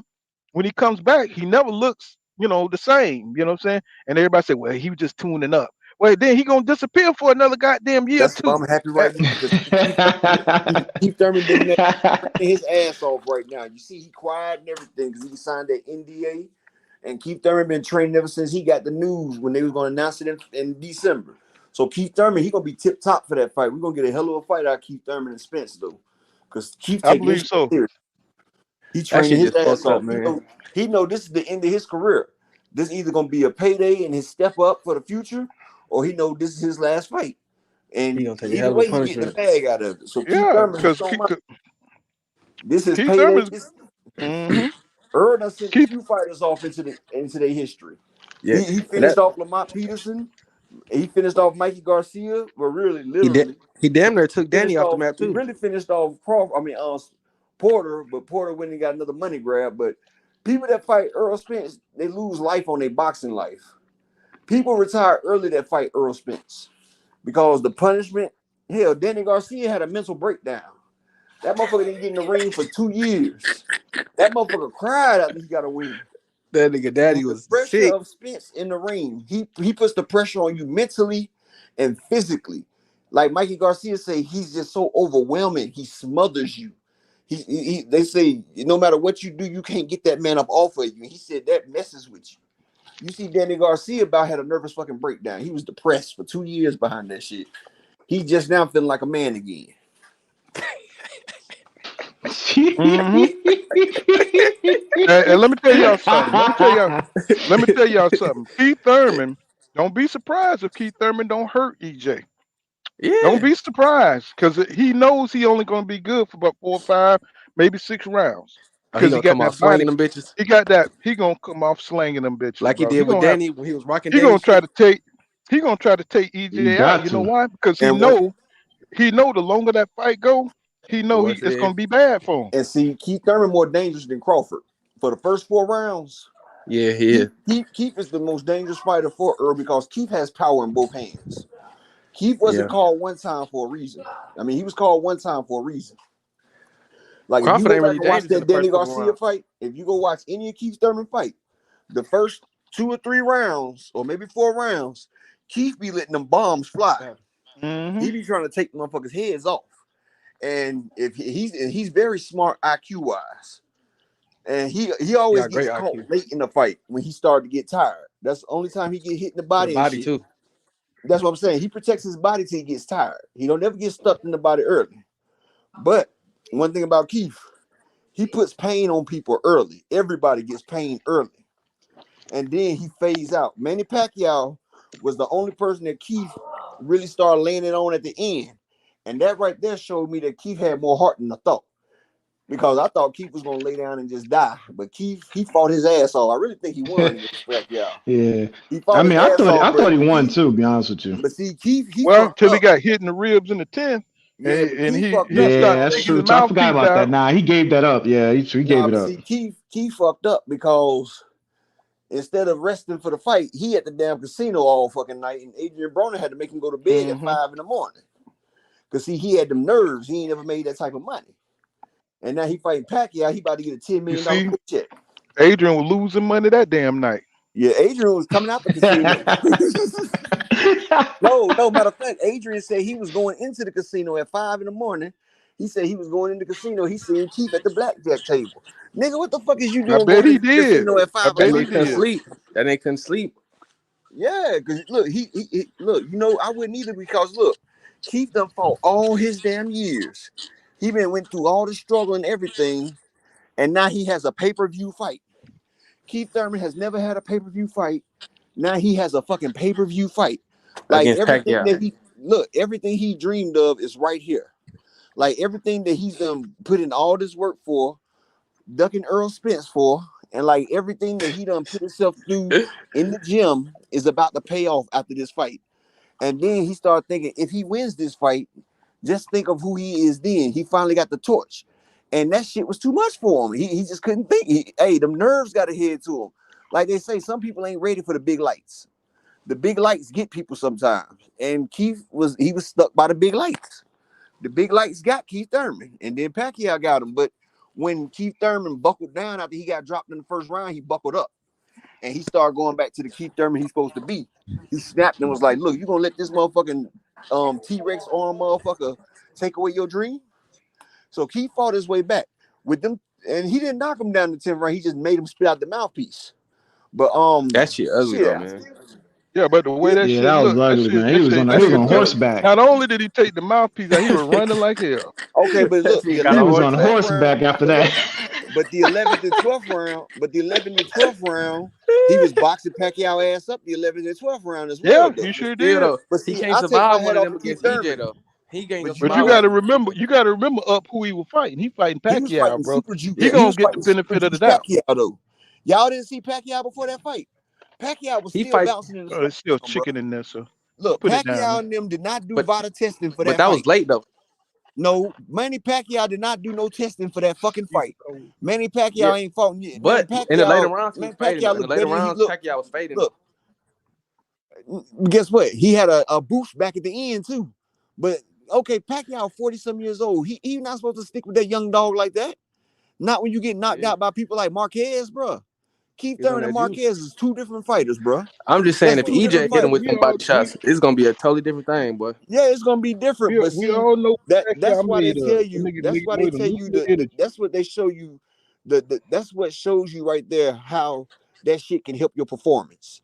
You go from getting knocked out from the Marquez to getting up there and fighting to Keith Thurman. That's why that shit's so illegal because it makes you when he get that superhuman, dog on his ass. Look, that shit nuclear energy, Tyson nigga. Fury got knocked out by Deontay Wilder and rolls up like the Undertaker. Pac-Man pellets. Look, Tyson Fury's in the 12th round, bouncing around like it's the first round. Come on, man. Yeah, that nigga was eating bar nuts. Oh, you remember when he was young? He never got tired, bro. Yeah. I mean, that dude used to be like, he was like Speedy Gonzalez, a road runner. He was like Big Baby Miller. Man. Big Baby Miller. Yeah, exactly. I mean, I'm talking about Tyson Fury, bro. Tyson Fury, you ain't never seen Tyson Fury get scared. Look, Tyson Fury fighting Deontay Wilder, he get knocked down and rise back up. Like that damn shit got him back on his feet. Look, he bounced around in the 12th round like they didn't just go 12 grueling rounds of fighting. It's like they get him smelling sauce or some shit. That nigga rolled up. Man, that nigga Tyson Fury, bro, that nigga had all that energy, bro. Come on, man. You can't tell me they doing that shit naturally, period. Because he damn near 300 pounds. Exactly. Like I was just about to say 300 pounds. Look, Jared Big Baby Anderson beat the shit out of Tyson Fury in training camp. So bad that Tyson Fury tried to lie and have AJ Ajabo and Joseph Parker say that they got COVID. But they didn't know that they were supposed to lie and say they got COVID. He had to go back to England and get his shots. Y'all remember that when they was talking about, I heard y'all got COVID. And who said, and who was the one on here saying that he's going to get fixed up because daddy was crying that they're going to do my son bad. I don't want him fighting in America. They're going to cheat him. Knocked him out. They said Jared Anderson knocked him out on his feet twice. Yeah, he said his daddy said he thought he was going to lose. His daddy said he thought he was going to lose. Did y'all hear Jared Anderson? Sure was crying on stream. Crying. All the Jews, because all Jared the Anderson, they asked Jared Anderson in England. Who he think? Look, Jared Anderson told everybody, he says, I'm the best boxer in the world. Because he said, if y'all think Tyson Fury the best, then I'm the best fighter in the world. You know why? Because he alone Tyson Fury. He did him all types of dirty. Man, Tyson Fury, 300 pounds, 6'9", bro. He moving like that for 12 rounds. But look, Jared Anderson ain't ain't that tall. But Jared Anderson beat the shit out of him. No, I'm talking about Tyson Fury on that juice. He 300 pounds. He's 6'9". Not to mention you're a fat man doing that. A fat man. And you look here. Do you think Tyson Fury will fight Deontay Wilder in a fair fight? Hell no. Now Homer Simpson looking ass. He can't every time he's gonna have to disappear. He's gonna have to disappear. Only had a punch, but now Deontay working on his footwork and everything. Right now, he'll beat Tyson Fury because now he finally know how to move. Yeah, because look, I've seen him in the training camp with Malik Scott. He got that. Y'all see what he did to Helenius? So you know, he's doing his damn thing, bro. Like Deontay Wilder done changed. And see, he fucked up trying to gain that weight to fight Tyson Fury. That's where he fucked up because his body not used to that weight. You see, y'all went 12. You see, you almost beat him the first fight. I don't know why. Who told you to put on that extra weight? that extra weight wasn't for you. When he put on that extra weight, the fights became non-winnable for him because your body can't keep up with that shit. Be the Look person here. that you are. You Over. got life-changing power. You got life-changing power. And now Malik Scott got him where he can move and he can set shit up. Tyson Fury ain't gonna be able to get away from Deontay now because Deontay is the faster fighter. Deontay is faster, stronger, and he hits a lot harder. And Tyson Fury's in. I don't think Tyson Fury gonna fight him again because now Deontay finally got some footwork and now he got some fundamentals. Because he had everything else, he just didn't have the fundamentals. Now he got the fundamentals, and he wants that nigga. And Jared Big Baby Anderson, he wants Tyson Fury, but Tyson Fury said he's not gonna do it because he said he used to spar with me, so I'm not gonna fight him. Look here, Yeah. Tyson Fury need all the additives. He need all the preservatives. Tyson Fury another scammer. He needs all the juicing. He needs to get fixed up to fight Deontay Wilder. That's why he always. Yeah, is that what you gonna say? I think Deontay Wilder. Honestly, people, Deontay Wilder got the hardest punch in boxing, but I don't think Deontay can fuck with that little young boy Jared. But Jared be keeping his chin out there, so I think Deontay can hit him with something he don't see right now. But once Jared Anderson start getting where he don't get hit, it's gonna be problems because like I got the videos on my page where he just dropped 134 punches on a nigga in less than a minute in a round and a half. The end of one round and finished him off at the beginning of the next round because that nigga rocked him. And after he rocked him, that nigga unloaded 134 punches on that man. That man couldn't even get shit off because that nigga was throwing and moving, and just letting it go. He was like, y'all remember that game Punch Out? Mm-hmm. You remember when you boxing, it's like the third fighter. You know, one of them name is Piston Hurricane, or it's the damn Japanese nigga that backs up 3 steps, and then he comes down with that motherfucking when he just starts throwing, and if you don't punch that nigga in the stomach, and you know if you don't punch him in the stomach when he first comes down, that's your ass. You know what I'm talking about? Yeah. You gotta punch him in the stomach and send him up the damn street. Because if he steps back and you don't hit him in that damn stomach and combo that shit, you lost. And that's the way that motherfucker is, boy. Jared Anderson, he stepped back and then he just come through with it's the hurricane rush. That's what they called it. Okay, so yeah, man, you know what I'm saying. He got a lot of activity. I think when it comes to the top fighters, I think they allow their fighters, the system who they want to see on top, juice and do everything else. You know what I'm saying? They let them get away with illegal substances. You know what I'm saying? But our fighters, they can't get away with that shit. Taking steroids and shit like that. Even when they get busted, none of that shit seems to matter when it comes to Tyson Fury and Canelo and people who have been busted. They just make excuses and they let them move on. You know what I'm saying? So that's big. You know what I'm saying? That's a big way to try to keep fighters on top. Monster Inoue, I don't know. I don't think he got all that power. You know what I'm saying? He don't. Watch when he fight Fulton next. Fulton gonna destroy that man, bro. I think Fulton gonna stop him. Monster gets stopped because I see Nonito Donaire almost stopped him in the first fight. Donaire almost stopped him in that first fight. Monster has too many holes, bro. Like he gets hit too many times, man. Right. He's another one of those fighters where his offense is his defense. You know what I'm saying? And people love fighters who throw a lot of offense and don't have that much defense. You know what I'm saying? They're not defensive and not moving around the ring. They fighting. That's a fan pleasing style. You know what I'm saying? So that's why people love him, but you can't put him over all the damn talented fighters in boxing just because this dude moves forward with no damn defense. And he's fighting people he can get away with that with. When he move up to a talented dude who can a complete fighter with athletic ability and talent of your boy Fulton, he's gonna find out that there's a difference, bro. There's a difference than just people who coming forward and people who don't have all those other skills, the slick ability, footwork, and hand speed, and have all that shit together. He's gonna look crazy.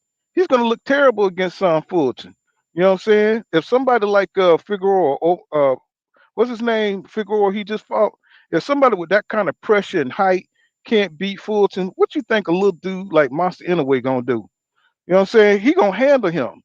You know what I'm saying? Like he ain't nothing because he got way too many skills and he's strong. He done handled the pressure fighters. He done handled all kind of styles. And in a way, he ain't good enough to cut off the ring on Fulton. You know what I'm saying? They give Monster Inoue way too much credit, bro.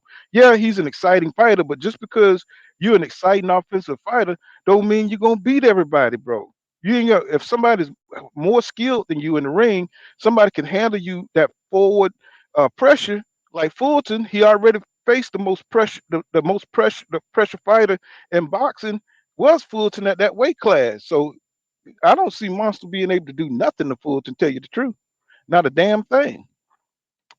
I And see it's just the gonna be a same. yeah, and it's just going to be sad day for them, for all the people who want to see, saying these fighters that, these black fighters lose. It's going to be a sad day for them. All of Japan, all the whole Asian world going to cry. You know what I'm saying? It's going to be half mast flag for them, for the big, for all of them. You know what I'm saying? Because they ain't going to have nobody left. Because what's his name? Masayo got fucked up. You know what I'm saying? It's like, what I'm saying? It is what it is. You know what I'm saying?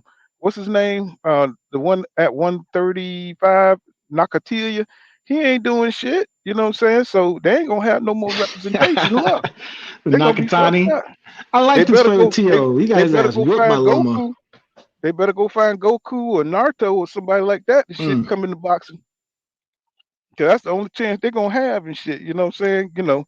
They could sell that dude all they want. You know what I'm saying? They could put him on the pound for pound list, but none of that shit is real, bro. That dude ain't have not fought. He ain't even fought Bam. You know what I'm saying? If he fought Bam, he'd be in trouble. You know what I'm saying? So he gonna Oh just skip yeah. Bam. He skip Bam and go straight to Fulton. Shit, dude, we can't respect that. You know what I'm saying? You got to work your way up and fight the I don't best. think You Bam. ain't you ain't even I don't think Bam doing what ready for Manny heavyweight, Pacquiao bro. did. You hear me? Manny Pacquiao, I Manny don't think Pacquiao Bam ready had. for him. I don't think Well, look Bam at ready this. for him, bro. Serious? Wait a minute. You said that? You said you don't think Bam ready for Monster anyway? Can you hear me? Did I I go don't know. out or something? I see Bam. I don't know. I can hear you, I, Paul. Because I see you know Bam getting in Bam. between all of those shots I don't that think anyway be Bam can throwing. because Bam just jumped up to 115 from 112. I mean from 109. Anyway, he's got hit that nigga about 6 pounds, bro. I don't think Bam can do it. He just now getting to 115. Anyway, well, bigger shit. than them, bro. Wait a minute. Didn't Bam fight at get the belts at He wasn't a belt 118, at 115. 115? Okay. So Yeah, that's what he beat. He stopped Soy Rum Versailles at 115. Yeah, Bam ain't that big yet, Oh, bro. I thought he was up there a little more. Okay. me too. Nah, I That's thought he was cool. at 118. he But won at 115 and he jumped up to fight at 115. Yeah, anyway, too big for Bam. I give you that. Yeah, I thought he was up there a little more. Nah, he jumped up to 115 to win the belts.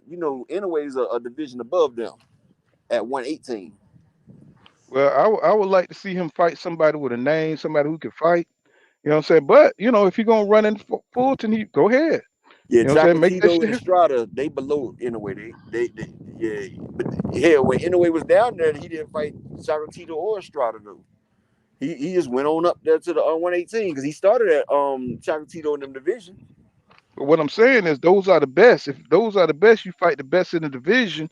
Don't just fight, what I'm saying, the subpar C level dudes. Yeah, You know what I'm saying? he Fight. fought, got a belt, moved up. He didn't even fight the champions down there. So yeah, you right. That's what I'm saying. Don't he's trying to build his name and see when you run across a real one like Fulton, you know what I'm saying, bro. He really gonna blow out. He really gonna blow up if he beat Fulton, bro. You know what I'm saying? Yeah, you'll never hear nothing else but Monster. It'll be Monster Inaway drinks. It'll be Monster Inaway shoes. It'll be Monster Inaway cards. You know what I'm saying? They're gonna pump this dude, bro. You know what I'm saying? Because that's who they want up there. You know what I'm saying? But they better carefully move him. But they talking about fighting Fulton. They better be doing a clout chase. Cause that dude is gonna be the one that exposes him. That's gonna be the dude that That's for exposed sure. Monster anyway. You know what I'm saying? What's going on? Let me see. What's going on, Swallow Jones? He says, I think Wilder has hit a point where certain fighters are very dangerous for him. He says mobile heavyweights can present problems, but Wilder has that X factor for sure. Yeah, Wilder could knock out anybody, bro.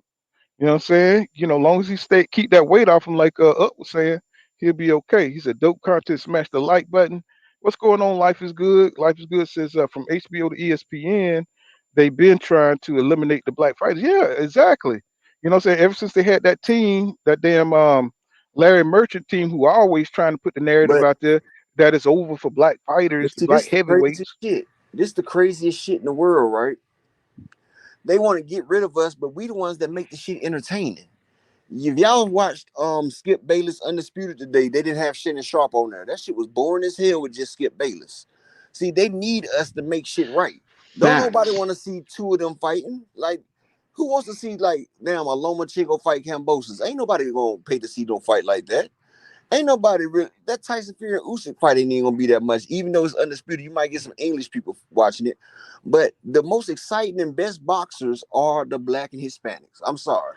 We are the most electrifying. They don't want to. They don't want to admit that our race sells. They don't want to admit that we the shit. highest paid boxers ever. We the ones that generate the most revenue. Floyd has 6 of the top 10, and Holyfield and Tyson got the other ones.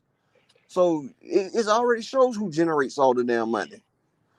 They know it's all good. It's all good when they own the rights to the black boxer, but when the black boxer is working with the black owners, and they start their own ventures, then it's like, oh no. But see, we cannot have that. That's the issue. PBC. That's why we got to stop hating on PBC, because PBC is black owned, and see, exactly. it's owned by us. But BLK Prime is not. BLK Prime is not black owned. It's owned by white people. But right, and that's why you see the popular media narratives about BLK Prime, because it's not black owned, right? Anytime black people build some shit, they try to destroy it. I mean, we've seen it throughout history, right? And I ain't gonna go through all that shit, but y'all know what I'm saying. Anytime we build up some shit, it's targeted to be destroyed. It's targeted to be, negative press about it. You know what I'm saying? And that's the problem. BLK don't even stand for black. It don't even stand for black. They just use the acronym BLK, but it's Black Rock, and it's not even standing for black. It don't even stand for Black Prime. It has 3 acronyms: the BL and the K. They don't say nothing about being black.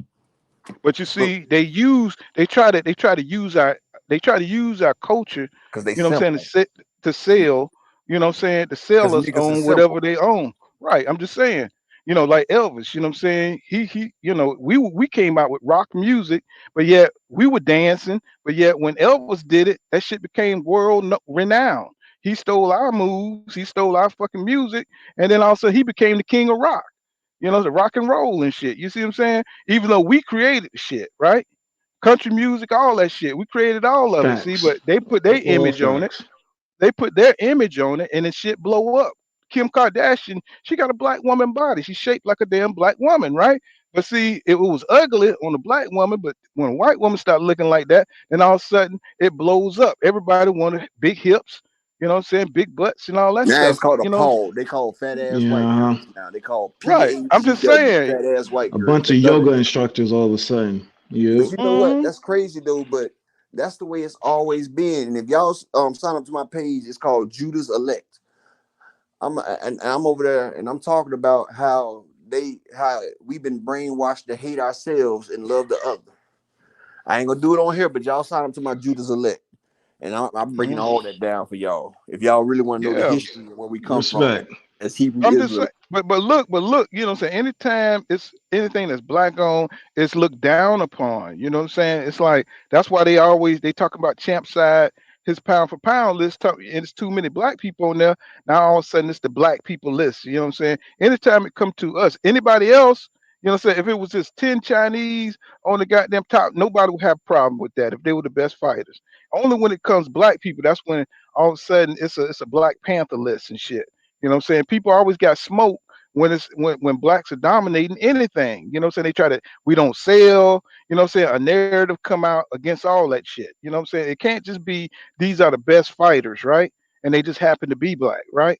But that narrative always come out, that push to put black fighters down always come out when we come out on top. You know what I'm saying? And that's just America, bro. That's just, we got to deal with that shit. Even black people are brainwashed, you know what I'm saying, to when anytime they hear about this stuff, here they go with the race stuff. But bro, it's what it is. That's a curse that's put on us to have the evil eye toward our brother. That was a curse. But like I said, y'all sign up to Judah's Elect. But I ain't got no evil eye. You know what I'm saying? We already know what it is, god damn it. That's why so many niggas in the NFL. That's why so many niggas in basketball. I mean, what do we have to say this? The obvious? I mean, what are we doing? Guess pretending? So. I mean, we got to people just don't want to see it. I'm not saying that there's not great fighters in other, you know what I'm saying, other coaches. It's just that, certain shit, we good at, and certain shit, I mean, if it was skiing and shit, Do I would they pick the white guy. do they You know what I'm think Tyson saying? Fury would beat Lennox Lewis? Hell fucking no. Like All I'm you saying, can all hit I'm me any saying, division. if it was a skiing competition, I'll be going with the white guy. Goddamn it, because niggas do not like skiing down no damn mountain. You know what I'm saying? That's It's all just I'm it's saying. If it facts. was It's facts.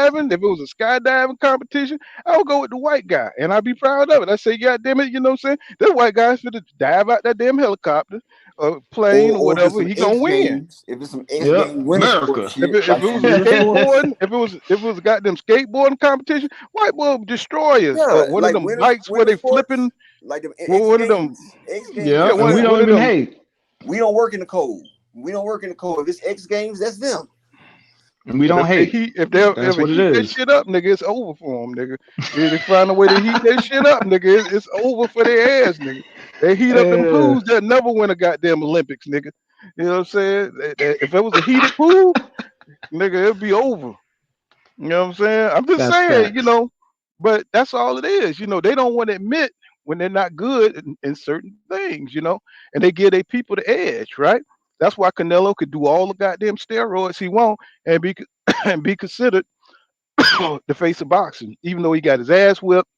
You know what I'm saying? Lomachenko got his ass whipped, and they still think of these dudes as legends. You know what I'm saying? Drop belts. They lowered the steroid. They lowered the. I mean, they raised the steroid, the clenbuterol limit for Canelo. They raised the limit of the amount of clenbuterol you can have in your system for Canelo, Facts. and that's a Now damn steroid. let me ask you this: what would happen if Floyd Mayweather got caught with clenbuterol or whatever that shit called in his system? What would we would be They talking would about this strip shit him of today? all his accolades, and his ass would not be in the Hall of Fame. That's They what would have I'm gave him telling the They you. didn't N. They even would have catch gave him the Barry Bonds. NCAA treatment. Look, they didn't even catch Barry Bonds, and Barry Bonds, all the shit that he did, he's not gonna make the Hall of Fame now.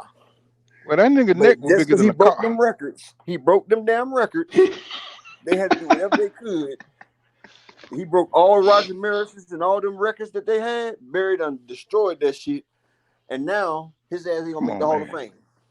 I mean, Barry Bonds still got balls out there trying to land and shit. You know what I'm saying? Exactly. But That it was nigga was okay. winning. But it was That okay when nigga Mark was knocking. McGuire. It was okay when Mark McGuire, Jose Canseco, and Nolan Ryan and all them boys was doing it. But then when the black guy was like, well, hell, they doing it, I'm gonna do it. And then he started doing it, he started sending shit to space. And they like, hold Mm-hmm. up. Because them motherfuckers used to do that shit in baseball for back in King Griffey day. But it wasn't a problem because it was only the Caucasians was doing it to make it an even playing field with them and us. But then one of us got hip to it Mm-hmm. and we started using it, and it done turned us into a superhuman athlete. Because before Barry Mm-hmm. Bonds started using that shit, Barry Bonds was always a great player for the San Francisco Giants. Oh yeah, But yeah. when he He started always using good. that shit right there, he became a god out there. That man became a Mm-hmm. god. He destroyed the home run record that set up there for 70 years. He Yeah, destroyed it got so bad they stopped pitching to him and just let him walk. You know what I'm exactly. saying? Facts. That was They pathetic. start doing that. They start doing that shit. You know, like, I ain't gonna let this nigga knock this ball. I'd rather let him walk. They just start throwing. You know what I'm saying? Just throwing them foul balls And he until was it just let fast, him so he go. steal bases too. So he was a triple threat. You don't want him on the base because he used to have base running ability until he started getting older. You don't want to pitch to him because he's gonna send your shit up out of there. They start hitting him with the ball and walking his ass. Shit.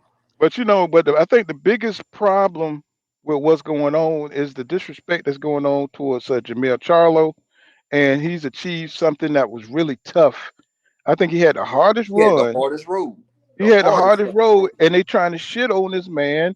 He should be so celebrated because of the road he had to take, and the dudes he had to fight to get But to he where he is. outspoken.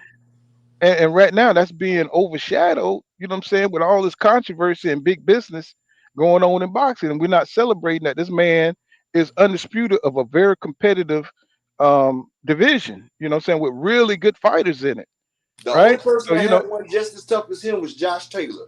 Because Josh Taylor, he had to go through a fucking gauntlet too with Regis Prograis. Josh Taylor had to fight some people too. Josh Taylor had to fight. yeah, He fought Ramirez. He fought Ramirez. He fought my boy Regis.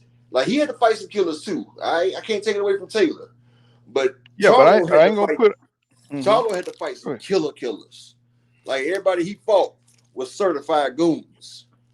Right, and see, and he went in there. He even took a loss to get where he at. You see what I'm saying? And He a put it draw. on the line. Yeah, he put it on the Yep. line, bro. Yep. You know what All I'm saying? facts. This is what boxing is all about, and the way they treating him Because like it he's not a wasn't happy nothing. nigga. He's not a happy Right, nigga that does what they want. See, he's outspoken. He speaks his mind. That's why he got that first loss, because they had to humble him. They gave him that loss to humble him. That's why they humbled his brother Jamal. Jamal seen what happened to his brother. That's why Jamal stopped all that damn shit that they was out there doing. Jamel, he fell back a little bit, but you know, he knew he was gonna get his time again, and he got his time now. And they don't want to recognize this man for everything that he's done. But if that would have been any other race besides Jamil Charlo, he'd be one of the greatest ever. Top pound for pound, right. anyway. I agree. I agree. What's going on William O. School? He says, I've been saying that they capping all over Jamel, crapping all over Jamel. He said he's my number one pound for pound list. I believe so too, William O. School. You know what I'm saying? I mean, he's just not getting the respect, bro, to become undisputed of a weight class, especially in at 154 is amazing, bro. It's just amazing that he made it, and they just like it's not happening. You know what I'm Everybody else, as soon saying? as they became undisputed, they made the pound for pound list. When Usyk got it in that bullshit ass cruiserweight, he became number 6 when he did in that bullshit cruiserweight division. When Canelo did it on that bum bashing European tour he did, they put him number 1. And he fought Right. all bums and ducked Benavidez to do it. That And made see, him number 1. I be trying to tell folks this is not like about, you know, like people be saying like this is some racist. We just telling you what's happening, bro. This But is see, something Canelo that got you can red. see. He got that damn red hair, and he got that fair skin. See, that's why it's okay to put Canelo to face of boxing, because he could be for the Mexicans and he could be for the other people, because you know he looks like both. But they get mad when I tell them I be arguing with motherfuckers on Facebook or whatever. And I say, y'all just love this man because he look white. You know what I'm saying? And you know, I said it, you know what I'm saying? I know people don't like it, but you know what I'm saying? Y'all like Canelo because like you say, he got red hair, he got freckles, you know what I'm saying? He looked like a Spanish white guy.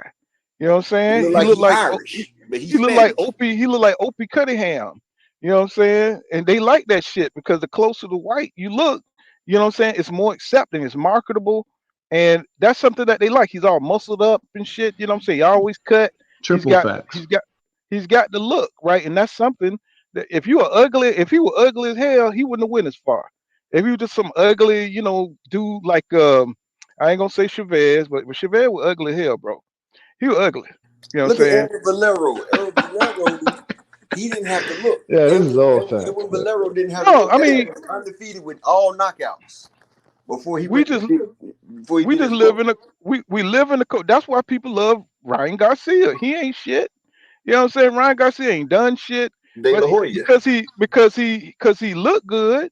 You know what I'm saying? People follow the dude because you got nigga with men crushes on this dude. He swooped his hair and they want to give him a title shot. You know Look what at I'm saying? Even though Lomachenko. I'm gonna tell you one thing. Look at Lomachenko. The man lost his second fucking fight. He had a title shot. He had 3 title shots in 5 fights and lost his second fight. Who do you know that's 1-1 getting a fucking title shot? right. You know what I'm One and saying? one, but they said amateurs don't matter. This man was 26 years old, beating on 18-year-olds, and they hold some kind of credits to that.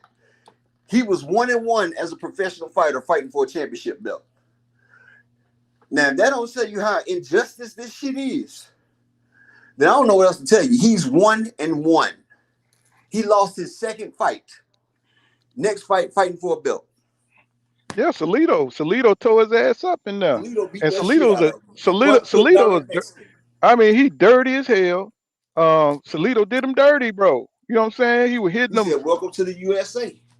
right. You know what I'm saying? And the crazy thing is, it didn't matter because he had the system behind him. And people be talking about he did it quicker than any world champion. But bro, if you had somebody like a Roy Jones Jr., you give him nothing but championship title fights, he'll have all the damn. He would have had all the titles. You know what I'm saying? You can't He never had to work himself up, is what I'm saying. You know, he never had to work himself up. They gave him nothing but championship runs. And it's like a lot of fighters, most fighters don't get those kind of opportunities. And he Right? didn't even fight the toughest champions. He fought the easiest champions of the division. But he fought Rigondeaux that came up 2 weight classes. He fought Gary Russell. Gary Russell, his best win. Gary Russell. And I felt like he didn't even want to run it back with Gary Russell, though. Well, so Johnny Allison, he says, I understand that Canelo can fight. You know what I'm saying? But the way the WBC caters to him, they made a whole belt for him, bro. You know what I'm saying? You got to look at the facts, bro. You know what I'm saying? The dude got made. He was made a franchise champion. They lowered the combuterol levels for this guy. He fought a sparring partner to get 2 of the major sanctioning belts. I mean, what more do I have to show you?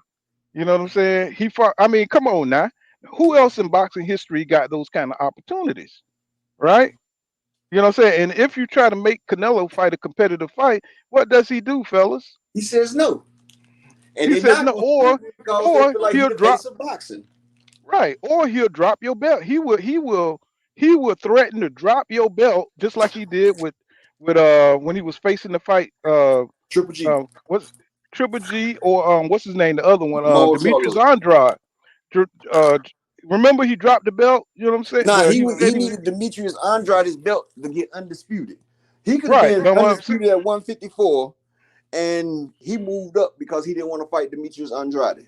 Right, but he was mandated to fight. No, they couldn't mandate him to fight that because it was another. No, listen to what I'm saying. They mandated him to fight Jamal Charlo, right, for the WBC, and that's when he threatened to drop that damn belt. You know what I'm saying? Because he said he wasn't franchise. Right, and he said he wasn't fighting no goddamn Jamal Charlo. He do what the hell he want to do, right? And so that's when the bullshit started right there. So you know what I'm saying? Just offered $100 million, $50 million to fight Errol Spence, who was 3 weight classes lower, and $50 million to fight either Charlo or Benavidez, and he turned that down. Like they was trying to make an Errol Spence and Canelo fight for $50 million. He ducked that. You can't say shit about nothing now. That's his biggest payday. So what I'm trying to tell people is that these politics, if it wasn't for these politics, these dudes would have lost a long time ago, bro. You can't act like these dudes are invincible or that they did something amazing, you know what I'm saying, because they didn't fight the best fights, bro. They avoided the dudes that would have gave them trouble in the ring. You know what I'm saying? That is not a champion, you know what I'm saying, in my opinion. I mean, you started out losing. You're supposed to be passed the torch to Floyd, from Floyd to Canelo. He lost that fight, y'all. He lost that fight. That's not the legacy of a champion. You know what I'm saying? You start out becoming a superstar by losing to a superstar. You know what I'm saying? So you're supposed to win that fight. That's how you're supposed to become a superstar. You know, you don't become a superstar by losing to an old dude. You know what I'm saying? So everything in his career is almost backwards. You know what I'm saying? I mean, you know what I'm saying? Then you fought old legends to build your name up off of Shane Mosley, off of Cotto, people who had 1 foot out of the division, people who was too old to keep up with you at the time. Right? So I mean, we all know Jacobs. He fight Danny Jacobs with a down hydration clause. Kovalev with a hydration clause. Like he be putting hydration clauses on everybody that can now rehydrate, so they can't even rehydrate while they fighting them. So they fighting them with half the strength that they supposed to fight with. But all I'm saying, Johnny Allison, is that we want to see the real. We want to see, even if he lost, bro, he wouldn't have lost no. He wouldn't have been lesser of a fighter in my eyes. But when he had all his help from, like you say, Mario Sulio, what his name, Mauricio Sulio, Mauricio Sulaiman. Yeah, Mauricio Sulaiman, because he had so much political help, it kind of took away from his legacy, in my opinion. You don't make no belts a duck belt.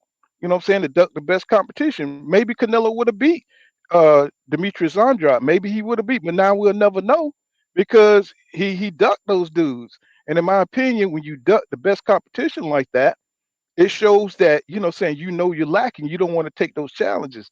And you went up to 168 because it was an easier division. You only had one more belt down at 160 to become undisputed. Why didn't you take that last belt, bro? That's gonna haunt you as far as on this side of the aisle, you know what I'm saying? Why didn't you fight that last fight, bro? It shows that you was afraid to fight that guy because you didn't think you could beat him, right? So, that's all I'm saying. You know what I'm saying? Don't come to me talking about you undisputed and you fought a sparring partner to get 2 of the belts towards undisputed. That's bullshit, bro. And then it showed in your fight versus Bivol that you ain't all that, bro. You know what I'm saying? You ain't all that. You even made that fight. Let me tell you something. That fight with Billy Joe Saunders. Billy Joe Saunders held on to that belt to give it to Canelo. You know what I'm saying? Because he did not want that fight to go through with Billy Joe versus Demetrius Andrade. They made sure that fight didn't happen because if Andrade had won that title, then he would have been in Canelo way at 168. Come on now, y'all got to look at this stuff. You know what I'm saying? They did not want that happening because that would have messed up his run at 168. Why you think he had a sparring partner to get 2 of the belts? That he didn't go to no hard champions to beat them out of the damn belt, except for maybe Caleb Plant, and Caleb Plant was only so. He wasn't no beast. You know what I'm saying? He skipped around David. Andrade already blocked him at 154.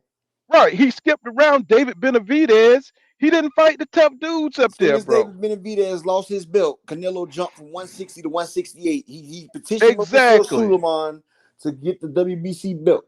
And Mauricio Suleiman, since he was the franchise belt holder, he made him a fight for that one and the WBA, I think. And Zordo, and because Zordo was out of that league too, because he was at 168. You know what I'm saying? Yeah, and he wasn't looking at the. Yeah, Zordo had dipped up out of that division too, so it was a weak division. Once Zordo left up out of there, he didn't have to face none of them dudes. So he's eyeing the division to see how he can maneuver to get in there to become undisputed. See, and that's not a champion. Canelo would have beat Zordo though. Zordo wasn't shit. He probably would have beat him. But my thing is, he's waiting for the tough competition to leave the division. He knew Benavidez was going to lose the belt again because Benavidez lost the belt one time, and Canelo was trying to petition for it, but Benavidez got it back. And then that's like right now. That's like right now. He's waiting for. Well, now he know Bivol's a motherfucker, so he's not gonna fight no Arthur Beterbiev. Bivol said he'd come down to 168 and fight him for that belt, and Canelo said he was, but now he's trying to fight another tune-up. He fight John Ryder. Yeah, I'm just saying, if 175 was weak, he'll be up there trying to become undisputed at 175. He fought Bivol, because Beterbiev would have sent his ass out the rest of the career. Man, he would have hit his ass like Bam Bam and knocked his ass into the front row, man. That Arthur Beterbiev ain't no joke, bro. And I hate to see Yard get in there. I really hate to see Yard get in there and get his ass destroyed, bro. Yard about to get destroyed. The only person that really had a chance against Beterbiev was Sir Marcus Brown, but he fatigued out in the fight. And he stopped listening to Derrick James. That's because he was getting hit with them bricks. That nigga was getting hit with them bricks. You know what I'm saying? He slowed down. Plus he fatigued. He was fatigued. And plus he had the nigga leaking air down where. And if that had been anybody else, they would stop that fight. All that blood and shit. But they let him just keep on going. Blood everywhere. Let me tell you, Arthur Beterbiev showed me he can box, he can fight, he can move, he can box, he can move, he can think. He got a boxing mind, bro. The guy he does. Can fight. He's done developed some skills since the last time Usyk beat him. Usyk beat him in the championship, in the heavyweight championship. So Beterbiev used to be a heavyweight fighter. He dropped down to light heavyweight. He used to be a heavyweight contender because he lost to Usyk in the heavyweights.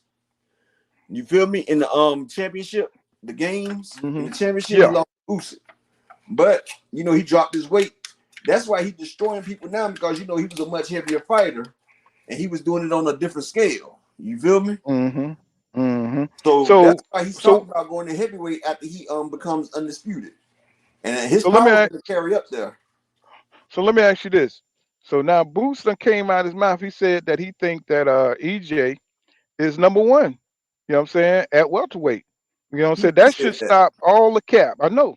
I'm just saying, what do you think? What do you think now that he said it?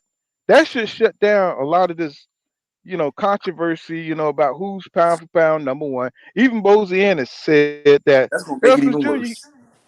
Yeah, he said that he's pound for pound number one. They both with Showtime and PBC. They capping for Spence. They better not say that, man. Let people speak for themselves. Like, come on, son.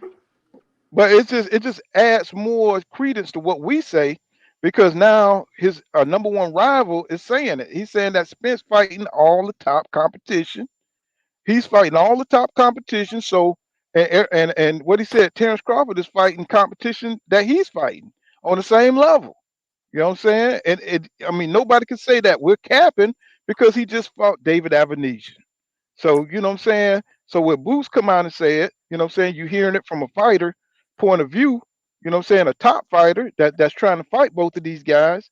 Now you see that shit is reality. It's not coming from no place of hate. It's just what it is, right? And that's He my said he'd whole fight point. Terrence in his house. It is what it is. That's my whole point. It ain't no hate. It's just you can see a fighter just said. I'm surprised fighters ain't saying this more often. That Yeah. Terrence Crawford ain't fighting nobody, bro. You know what I'm saying? You can't sit on a title for that many years. You know what I'm saying? And be considered pound for pound number one. I don't get it, bro. He's been cruising for too long on this reputation that he got all these knockouts and he's not fighting nobody. He got by from not fighting Danny Garcia. None of those dudes. Keith Thurman, Yugas, but yeah, he got something bad and negative to say about all their You know records why? that they lost. Let me finish this. He said, but they lost because he keep talking about how many losses they took. But dude, you know, just like Ugas told Terrence Crawford on social media, Twitter, he said, man, he said, I put my title up, I put my name, I threw my name out there so I could fight the best, right? You haven't done it. He didn't say you haven't done it, but that's what he was getting at. He was saying, look, dude, I'm fighting the dudes. I'm out here fighting all the best that's at the top of the competition, and you talking shit, and you haven't even done that shit, bro. You haven't even put yourself out there to take a loss or be defeated by the best. And I thought that was awesome. I said an awesome tweet by Ugas. You know what I'm saying? I put It my really title on was. the line. Right. I put my title on the line, but you talking shit about me, bro. You People ain't fighting nobody to take a loss. people You don't know what really I'm say saying? that negative about Crawford, just like they don't say nothing negative about Canelo, and how they don't say negative about certain people because of their fan bases. See, a lot of these fighters don't like being attacked by people's fan bases. And they see Earl's a brilliant fighter and everything. And they see how Crawford and these petty ass people attacking him. And they see if you say anything about Canelo, how these racist fans and all this will come at them. Fighters don't be wanting that shit. That's why they don't say shit about other fighters like that. Unless it's a fighter that wants all the smoke. Eden the remix, he says, why don't anybody question where these Russians are coming from? Rocky Four ass niggas. He said in the 80s, 90s, Russia wasn't shit. Now all of a sudden, now all of them are built like Drago, knocking niggas out. He said that's not suspect. Of course it is, but you know what I'm saying? You seen Rocky I don't, Four? you know. Hey, of course it is. You know what I'm saying? But you know they got to get busted, or you know what I'm saying. So you know we got to watch them for a second and see what's going on. But you know They the told nigga you got in Von Drago. They told you everything they put in the movie is something that they trying to tell you. They what they do. They get off telling people without telling you. They just showed you in right. Von Drago. You know And what I'm after saying? It's Von got Drago and Rocky, you start seeing them built motherfucking Russians come out. That's when the Klitschko's came out right after Rocky. see they ain't gonna be happy until somebody get their head bust to the fat meat. You know what I'm saying? They ain't gonna be happy. You know what I'm saying? They're gonna keep on letting these dudes do what they do. And then when somebody gets seriously, you know what I'm saying, messed up in the ring, then it's gonna be a whole scandal about drugs and boxing and stuff like Well, they that. didn't do that when Kovalev killed that dude in the ring.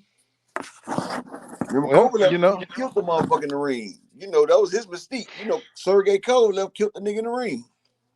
well, you The know. Crusher. He killed the man in the ring. Well, And hell, David Morrell. he also damn near killed the lady dog, right? He No, ain't he say nothing broke the about lady's that, neck. did he? He broke the lady's neck. He punched her in the face and busted her nose open, broke her vertebrae in her neck, and kicked the dog in the chest, breaking the dog's ribs. And he was facing all They them don't call charges. that nigga. They don't call him the Crusher for nothing. And look, he was facing You know what all I'm that. saying? And then he came back after they got out of the hospital. They had a protection order against him. He was back in the bushes. She took a picture of him in the bushes. They came back and arrested him. He had all them charges, but he gets a Canelo fight and all them charges disappear. And he gets his biggest payday. And he took a dive And he even told on the Russian station that he took the dive to get rid of his charges. All his charges disappeared after he fought Canelo and lost. Mm. And if you watch that fight, you can see Kovalev was holding back in that fight. Yeah, I mean, you can see it because his jab, because you can see his jab, bro. His jab is crispy and it's very hard. He wasn't even trying. He wasn't even trying to knock out Canelo, and Canelo still had problems with him. You know what I'm saying? And you know what I'm saying? 'Cause I guess they had to make it look good. You know what I'm saying? Because that little overhand shit he did on the Crusher, bro. The Crusher would have seen that shit coming and brushed that shit off. Man, I'm like, come on, bro. You know what I'm saying? But you know, it is what it is. But You know, here when he it come got to out of Canelo, trouble though. His record clean now. right? You know what I'm And that's the saying? I mean, machine that Canelo has behind him. That shows you what it is. but I mean, we could see it though. You know what I'm saying? The dude ain't in no competitive fights. You know what I'm saying? He don't want to work hard. He don't see when you've been giving shit like that. That's why he got his ass beat by Bivol. You know what I'm saying? 'Cause when you start going into these brought fights where people are taking dives, then you're not used to challenging yourself. And then when you come up against a real fight, a real contender, guess what? You get falumaloon. You know what I'm saying? Because you're used to everybody laying down. You know what I'm saying? That's going to be the same thing with Terrence Crawford. He don't want no hard fights because he hasn't sharpened himself to the point where he can fight on that level no more. These dudes that we talking about, like Errol Spence Jr., and we talking about Boots, you're gonna have to be at your best to beat them, bro. You're gonna have to have some punch resistance. You're gonna have to your reflexes gonna have to be on point. Your feet, footwork. You can't just be sitting there in the pocket against two body snatchers. You know what I'm saying? Two dudes who coming to beat you up, bro. You know what I'm saying? Who's coming to break you down and got power. You know what I'm saying? Terrence Crawford never had to face nobody who's gonna come at him like that. He's able to hit somebody and counterpunch them to dissuade them from coming forward, right? So what you talking about fighting Boots and you talking about fighting EJ, they coming up to you. They're gonna press up against you to beat your ass up, hit your ass in the neck, hit your ass in the stomach, you know what I'm saying, in the chest and all that shit. Terrence Crawford ain't got time for that, bro. All he want to do is be able to scrape you out from the outside, catch you coming in, and all that kind of bullshit. That's nice and pretty, but when somebody make it a fight, bro, you know what I'm saying? Now you got to dig deep. You know what I'm saying? I'm not saying that Terrence Crawford Yeah. can't fight, but he can't fight 3 minutes of every round like that. You know what I'm saying? That's what I'm Ain't talking nothing about. wrong with that. That's why I want to see it. That's why I can't stand these PBC haters, these Errol Spence haters. They get in the way of a legacy fight, man. I want to see Bud get challenged. I want to see if it's real. These guys are getting in the way of that, man. It's really pathetic, to be honest with you. I mean, Well, as long why get in the way of the biggest fight in boxing? That don't make any sense, man. It's like you and then you guys say, oh, we doing this for boxing, doing this for boxing. Oh, they're treating Bud unfair, or whatever. Like they offered him the fight. Just sign the contract. Tell him to sign the contract. Well, why do you have to come up with all this fugazi, fraudulent BS talking about Spencer's trying to duck the fight? Just tell him to sign the contract. Simple. So they people are trying to content creators keep trying to make up all kind of craziness, you know what I'm saying, about EJ almost getting knocked out by Mayweather. You got Adrian Brown out there complaining about everything about the PBC. You know what I'm saying? This is the only way these people can drum up any kind of interest in their fights. You know what I'm saying? If you're not fighting the best and you don't have a good dance partner, the next best thing to do is the clout chase. You know what I'm saying? And start downgrading, you know what I'm saying, somebody. You know Yeah. what I'm saying? EJ ain't gonna come back until April. You know what I'm saying? So you got everybody calling out for this man to drop his belts. They in the way of boxing. And everybody know what his plan was. His plan was to get the fight for all the belts and save Terrence Crawford for last. So we all knew this. So they acting like EJ is doing something different, but he's doing exactly what he said, and they trying to make him pay for it. You know what I'm saying? Boots was nowhere in the picture when all this stuff was coming about. Boots was nowhere to be. He was still, trying to build himself up, right? So EJ always said what he was going to do. So I don't know why people are out here trying to call for this man to drop his belts. He worked hard to go out there and do the heavy lifting. You know what I'm saying? What did Terrence Crawford do? He sat back and he let EJ go get all the belts, right? And he was hoping that this man would get beat during the process, and he didn't. You know what I'm saying? So now his eyes are popped open because this man has weathered the storm and now he's looking for his ass. So all these narratives need to go out the window, man, because this man is trying to make this fight. And Terrence, and what did EJ say? He said, we're going to find out who is holding up the fight. And they don't want to admit this shit, but Terrence Crawford is holding up the fight. You know what I'm saying? We waiting on his ass. Just like EJ said, everything that man has said has come to fruition. You know what I'm saying? Y'all said That's facts. y'all said that Terrence Crawford, he was ducking there Terrence Crawford. Now they talking about he should have been fought Terrence Crawford. It's too late now. You know what I'm saying? That shows you that's a whole crock of shit coming from their camp, right? Even after the David Avenesian fight, what did Bo Mack say? Bo Mack say nobody wants to fight Bud Crawford. I mean, nobody calling him out or some shit like that. And I was like, man, see, this is the same shit they were doing before, right?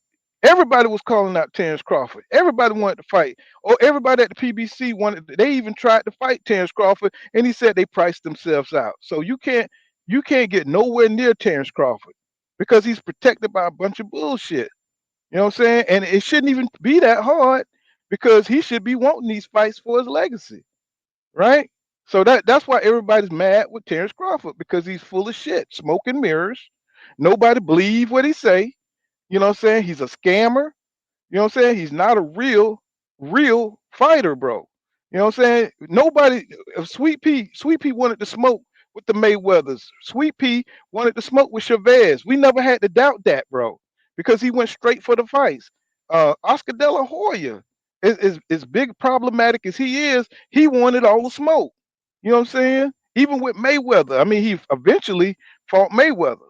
He eventually fought Sugar Shane Mosley. See, we never had those problems out of champions in the past, but now we got this old sucker. You know what I'm saying? We got to figure out what kind of mood he gonna be in. You know what I'm saying? He got to go. You know what I'm saying? He got to go soak in a tub. You know what I'm saying? He got to get. You know what I'm saying? He got everything's got to be perfect for him to take a fight, bro. We ain't got time for that, bro. Cause we done seen too many great champions in the past who really wanted to fight. You know what I'm saying? It ain't got shit to do with money. It's got to do everything with this little nigga pride. You know what I'm saying? So, you know what I'm saying? EJ is the biggest star. Accept that, bro. You a side B. You know what I'm saying? You are the B side, bro, because you haven't fought nobody. That's why you are 35, 36 years old, and you still need a step up fight. You know what I'm saying? That shit don't make no sense. You know what I'm saying? That shows you that you've been protected your entire career. You have been protected, bro, and everybody can see it. No matter what you say about the fucking Hall of Fame, you know what I'm saying? Nobody wanted hardcore boxing fans don't want to see all that easy shit you went through. You know what I'm saying?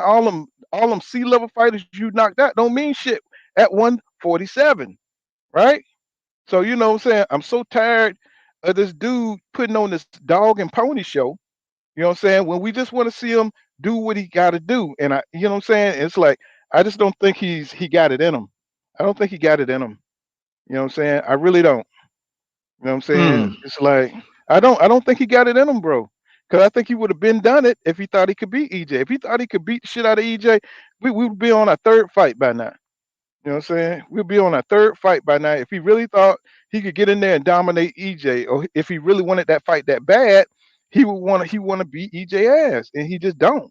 I don't even think he want to beat. I don't think he want to fight EJ. I just don't. Because I mean they are rivals, bro. Don't you want to beat your rival? I think Boots. Don't you think Boots want to fight EJ? Don't you think Boots want to fight Terrence Crawford? You know what I'm saying? How do we know that? Because he's pressing for the fight. You know what I'm saying? Terrence Crawford ain't pressing for shit. You know what I'm saying? What he's doing is pressing for a payday that he's never going to get. You know what I'm saying? He's never going to get the kind of money he's looking for.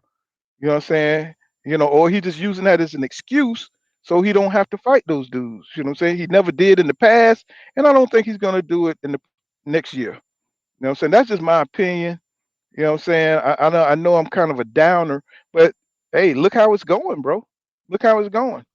You know what I'm saying? Eden the remix says, remember You a fights like realist, man. You keeping it real, shit. shit. Eden the remix says, remember the fights, Murata versus Palak and Palak versus Taylor. We'll never see that again. Exactly. You know what I'm saying? Palak went in there, you know what I'm saying? When he was dominant, he did his thing. You know what I'm saying? When he got weak, he just went out how he went out. You know what I'm saying? So, these dudes don't have that kind of heart.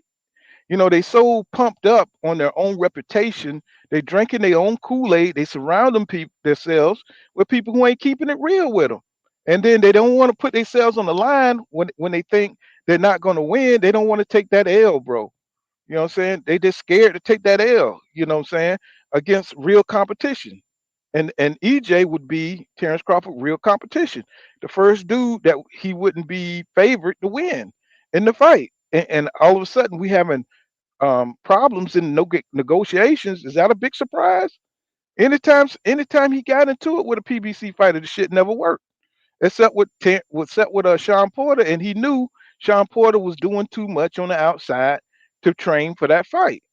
You know what I'm saying? We remember what Sean Porter looked like back then. He was doing all the fucking TV interviews, and what really makes you Yo, know that that's sleep. true. That Terrence Crawford said YouTuber would never beat me. He said YouTuber would never beat me. He was speaking on Sean Porter, And at first he right? said he'd never fight Sean Porter because that was his friend. That was That's when Sean facts. Porter just got finished fighting Errol. But then after a year passed, Sean Porter falling asleep and shit. Yeah, I'll fight Sean Porter. After Sean Porter barely make it out of fight with somebody mediocre, Crawford like, oh, his wheel gone. I'm gonna fight his ass now. Right. And you best believe they made that phone call. Hey man, I ain't trying to win no titles, man. You know what I'm saying? I bet they got together on that. I really do believe they got together on that shit because you know what I'm saying, that shit didn't look I right to seen me, the bro. look that Sean Porter gave his dad the look, man. When he smashed the thing, he looked over at his dad. His dad looked at him. Next thing you know, the towel got thrown, bro. I ain't stupid. I watched that shit too many times. I seen the signal, bro. I'm just saying, that's what like John was saying. I think he be scamming, bro. You know what I'm saying? Because he don't move like no champion that want no smoke. I mean, we all see what champions do when they want fights. They make them fights happen, right? They get in the ring, they call for the fights, they talk shit, all that. Do you see Terrence doing any of that? No, he ain't doing none of that. All he doing is trolling. That's all he doing, just trolling the fans, gaslighting the public. You know what I'm saying? He's moving like a dude that's retired, that's trying to retire and just trying to be a hater in the sport. And I've never seen that before, tell you the truth. You know what I'm saying? That's what got boxing fans shocked. You know what I'm saying? Because you made this whole reputation that you like a monster or something. You know what I'm saying? But really, you know what I'm saying? When time comes, you're not a monster, bro. You're trying to, you know what I'm saying? You're coming up short. You know what I'm saying? You ducking and dodging, like EJ said. EJ looked through that shit and saw that you were full of shit, and he pulled your card. While you were bluffing, and now he's calling you. Now you got to put your cards on the table, nigga. You know what I'm saying? And you don't even want to put your cards on the table, nigga. You trying to run. You trying to turn the table over and shit and run. You trying to mess up all the cards so nobody see what was in your hand. That's what you're doing. You know what I'm saying? You don't even want to play poker no more. You know what I'm saying? That was a good analogy, wasn't it? I thought so. That was fire. I give you that. That was fire. Sounds Uh-huh. I like one like of my that. analogies right there, buddy. Yeah, that was a good analogy. I was just saying that shit. I ain't even. I'm like, yeah, that's a good analogy. Yeah, he don't want to show his hand now. He want to turn the table over. You know what I'm saying? And so nobody see what was going on, what the cards was dealt. You know what I'm saying? That's what old fuck nigga do. You know what I'm saying? That's what a fuck nigga would Yep. do. Turn the table over. He trying to go out the back door, man. I'm Right. trying to stop it because you could tell his old ass trying to go out the back door, man. He been getting protected his whole career, man. But I mean, Jesus, bro, you got to take this fight, bro. Like, come on, man. Man, This he is for better take that all shit, the bro. marbles. You got to take this fight. You cannot let these. You can't let these yes men You heard what and Max Bob Kellerman Arum told him. and Top Rank convince you to not take a legacy fight, bro. You heard what Andre Because Ward they're and not Max gonna be the ones Kellerman dealing told with him, right? this 40 years from now. It's gonna be your ass dealing with this 40 years from now. Hey, look, Take you the heard what fight, Max bro. Kellerman and Andre Ward told him, right? Max Kellerman was like, Terrence, tell me that you're gonna make this fight. He said, I can't promise you that. Oh no, I'm not trying to hear that you're not gonna make this fight. So Max Kellerman was pissed. And Andre Ward was like, nah, bro, y'all gotta get in there and do this. Like everybody's letting them know, like, look, nigga, we not gonna keep blocking for you. You're gonna have to make this damn fight, dog. We've been sitting there sticking our necks out for your ass all this damn time. Now you got us backtracking and doing all this shit, nigga. You gonna at least get in the ring and try. They holding him accountable now. That's what I'm saying. Now, if they're starting to turn, these butt buddies need to be the next in line. Start turning on this because this needs to change ASAP. This is not how we do boxing, bro. The whole building up the fight, we done with building up the fight. The fight's here now. Sign the contract. Tell your boy to sign the contract. You want me to tell you what pisses me off the most, bro? I'm gonna tell you what, and Poole, you know why. But bro, I'm gonna tell you why. I mean, you one of the most respectful Bud fans I know, because at least you keep it real. But after that David Evolution fight, they kept asking Bud, "Is EJ next? Is EJ next?" First thing Bud say, well, I don't know what's next. We're gonna have to probably go back to the drawing board, talk to my team, see what's next and everything. When he told us before that fight that Errol was next. Remember, he told us before that fight that Errol was next. That sent me when I heard that. But then that whole fight and the interviews afterward, he never mentioned Earl's name. Never. But as soon as Errol get in that accident and he said he ain't gonna be able to fight until June, first thing happened, Terrence tweeted said, "Hey, I'm ready if you want to start back." So you wait until this man get in the accident and say that he probably won't be back to June, and now you saying that you ready to fight him now. Now how the fuck does that look? That sent me, man. When I saw that, I'm like, man, fuck this. Fuck this, bro. See, he playing old bullshit game. See, he know EJ had to move on to fight Keith Thurman. He knows he's in a position to move on and fight his fight now that Terrence Crawford wouldn't fight him, right? So he knows this man is going to fight Keith Thurman. Now he's talking shit. See, that's the game he playing, right? You know what I'm saying? He knows for EJ to get hurt too. He waited for EJ to get hurt and already tell people that he probably won't be back to June. And now, like a week or 2 weeks prior, you didn't say nothing. You wasn't saying shit about Spence. When they had that mic all in your face, you could have mentioned Errol once. You ain't mentioned Errol not one fucking time. But the day of him talking about he injured and he more hurt than he thought he was, and it'll probably be a few months before he get back in. Now Terrence talk about, hey, if you trying to fight, I'm ready. Right. You know what I'm saying? Bro, I mean, bro, that like you said, that boy, that really pisses you off. And he think he the puppet master, bro. Bro, you think you the puppet master, bro? They put the mic in your face after the David Avenesia fight. Oh, we got to go back to the drawing board. So we you got want to see Spence after an injury and over a year out of the ring. That's where you want Spence. He don't even want that. He just knows that the fight can't happen. If the man just said he got into a car accident, then that means it's going to be time for him to recover, so he can talk all the shit he wants. Or he know if he do wants that fight, he know that'll be the best way he can beat Spence, because Spence ain't been in the ring for over a year. Plus he coming off an injury. He feel like that'll be his best bet to get him, because Bud's fresh. He just had a fight. He just had a tune-up. So man, I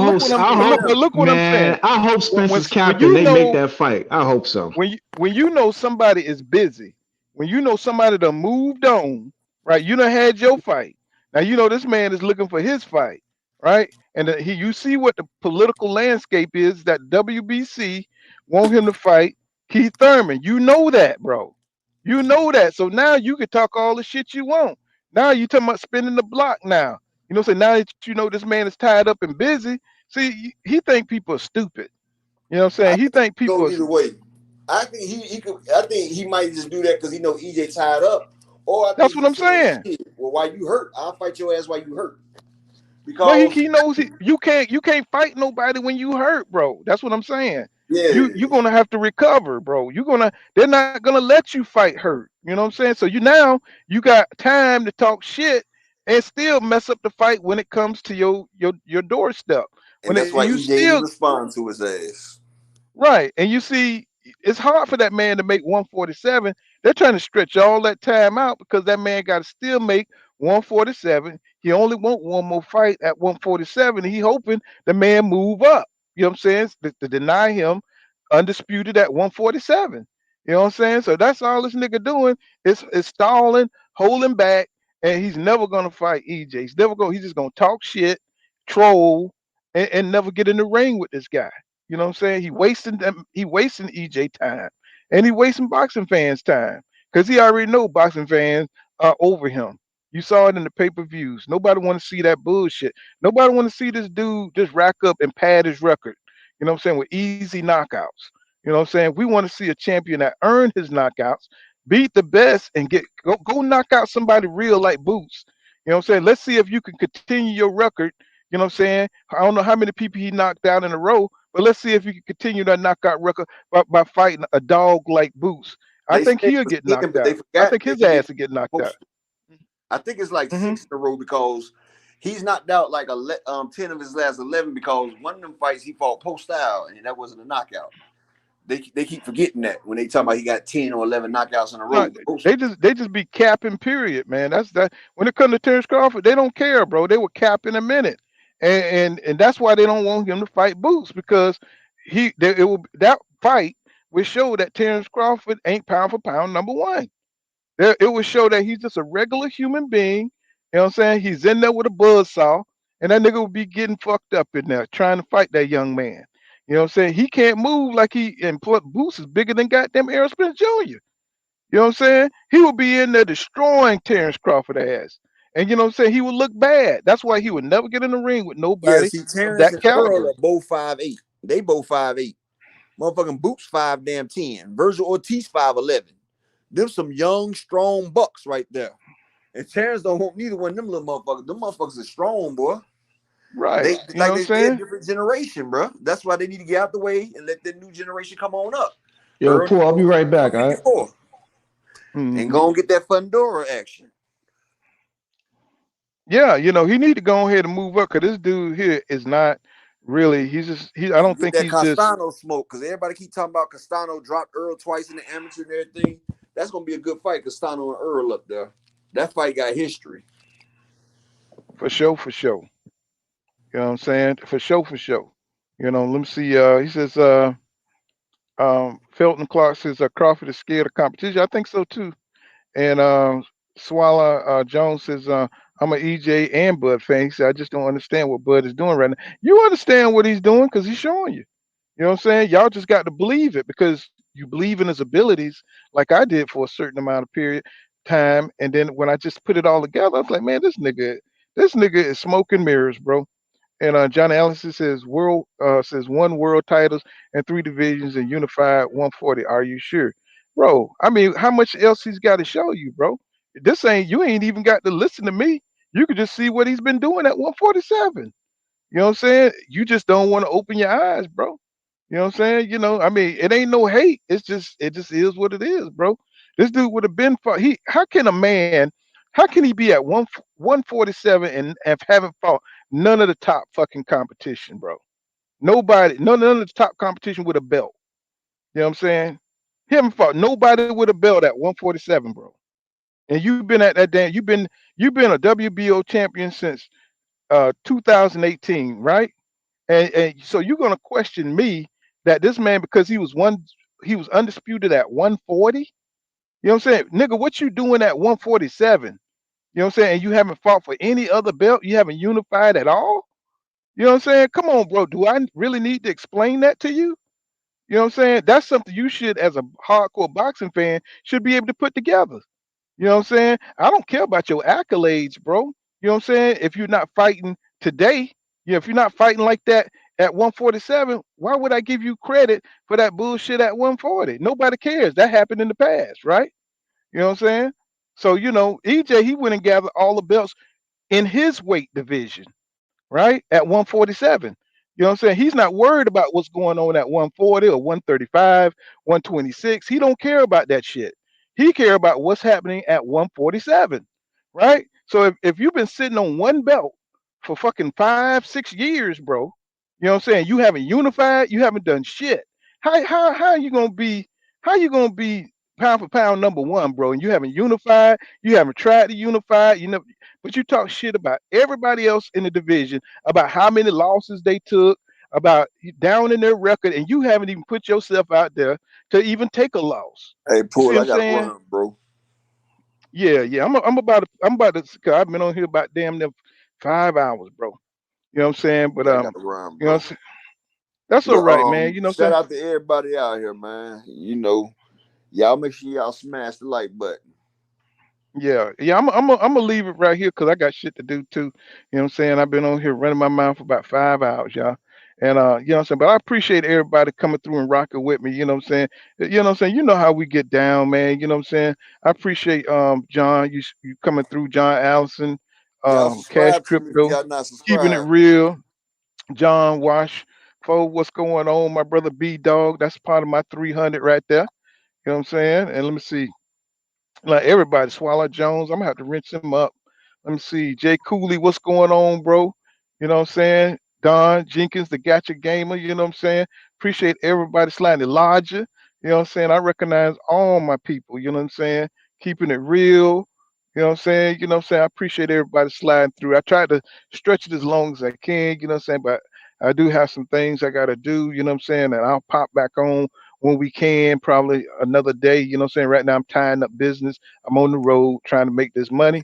And Hey, y'all subscribe. Y'all subscribe to John Nori and y'all subscribe to Upper y'all go. Echelon channels. Y'all know I've been with Pool for a while. Y'all go ahead and subscribe to my channel Upper Echelon, and I'm gonna start going back live probably about next week. Like days that Pool counter don't go live, or he can't, I start going back live again. Cause I said I'll start going live this year. Yeah, for And all the sure. For ones sure. and I'll all the be ones there. that's in here and y'all wrenched up over here, I'll wrench y'all up over there too. Y'all just go ahead and subscribe and let me know that y'all subscribe. Like put a 1 in the chat, let me know y'all subscribe, and I can go ahead and make y'all moderators and shit. But y'all know me and Pool been doing this for a long time together. And you know Oh that's my yeah. partner. But you know, I got a few people over here that's over there with me. But I just put the link in the description. Y'all go ahead, I mean in the chat room, y'all go ahead and subscribe to me. And I got everybody, you know, just like Pool, I'm gonna keep my foot on their necks. And I'm gonna drop that video tonight about that they lying about all that shit, but telling the truth. And I also got the Errol Spence videos, the 47 palms of Spence, the pistol punches of Charlo, and the pull counter Cobra strike of Frank Martin. See, I was on Frank Martin before the Michelle Rivera fight. And I got a lot of them young boxers that's out there now too. I got a lot of videos of them young boxers that people ain't showing right now, of the young hot talent. I try to stay fresh on all the hot talent. And I'm doing a video now on William Foster III. He the hottest nigga in 135 that everybody ducking. Devin Haney ducking the man right now, but Devin about to go. William Foster III, he 5'11", 135, undefeated. He the one that beat Edwin Del Santos, the one that beat El Rayo. Yeah, he's the one that popped his ass, and he just got finished beating Avery Sparrow. He the next big thing, but everybody's scared of that man because he's the assassin, 5'11", 135. But y'all go ahead and subscribe to me. I appreciate everybody, and I always appreciate my brother Pool. You know, my brother from another mother. And I'm out. That's what's up. All right. All right. I'll see you guys in the next one. This has been Pool Kind of Boxing. Make sure y'all smash that like button, subscribe to my channel. And remember what I say, y'all. Law don't go right here, law dog. It's happy. See you guys in the next one. Peace out, y'all.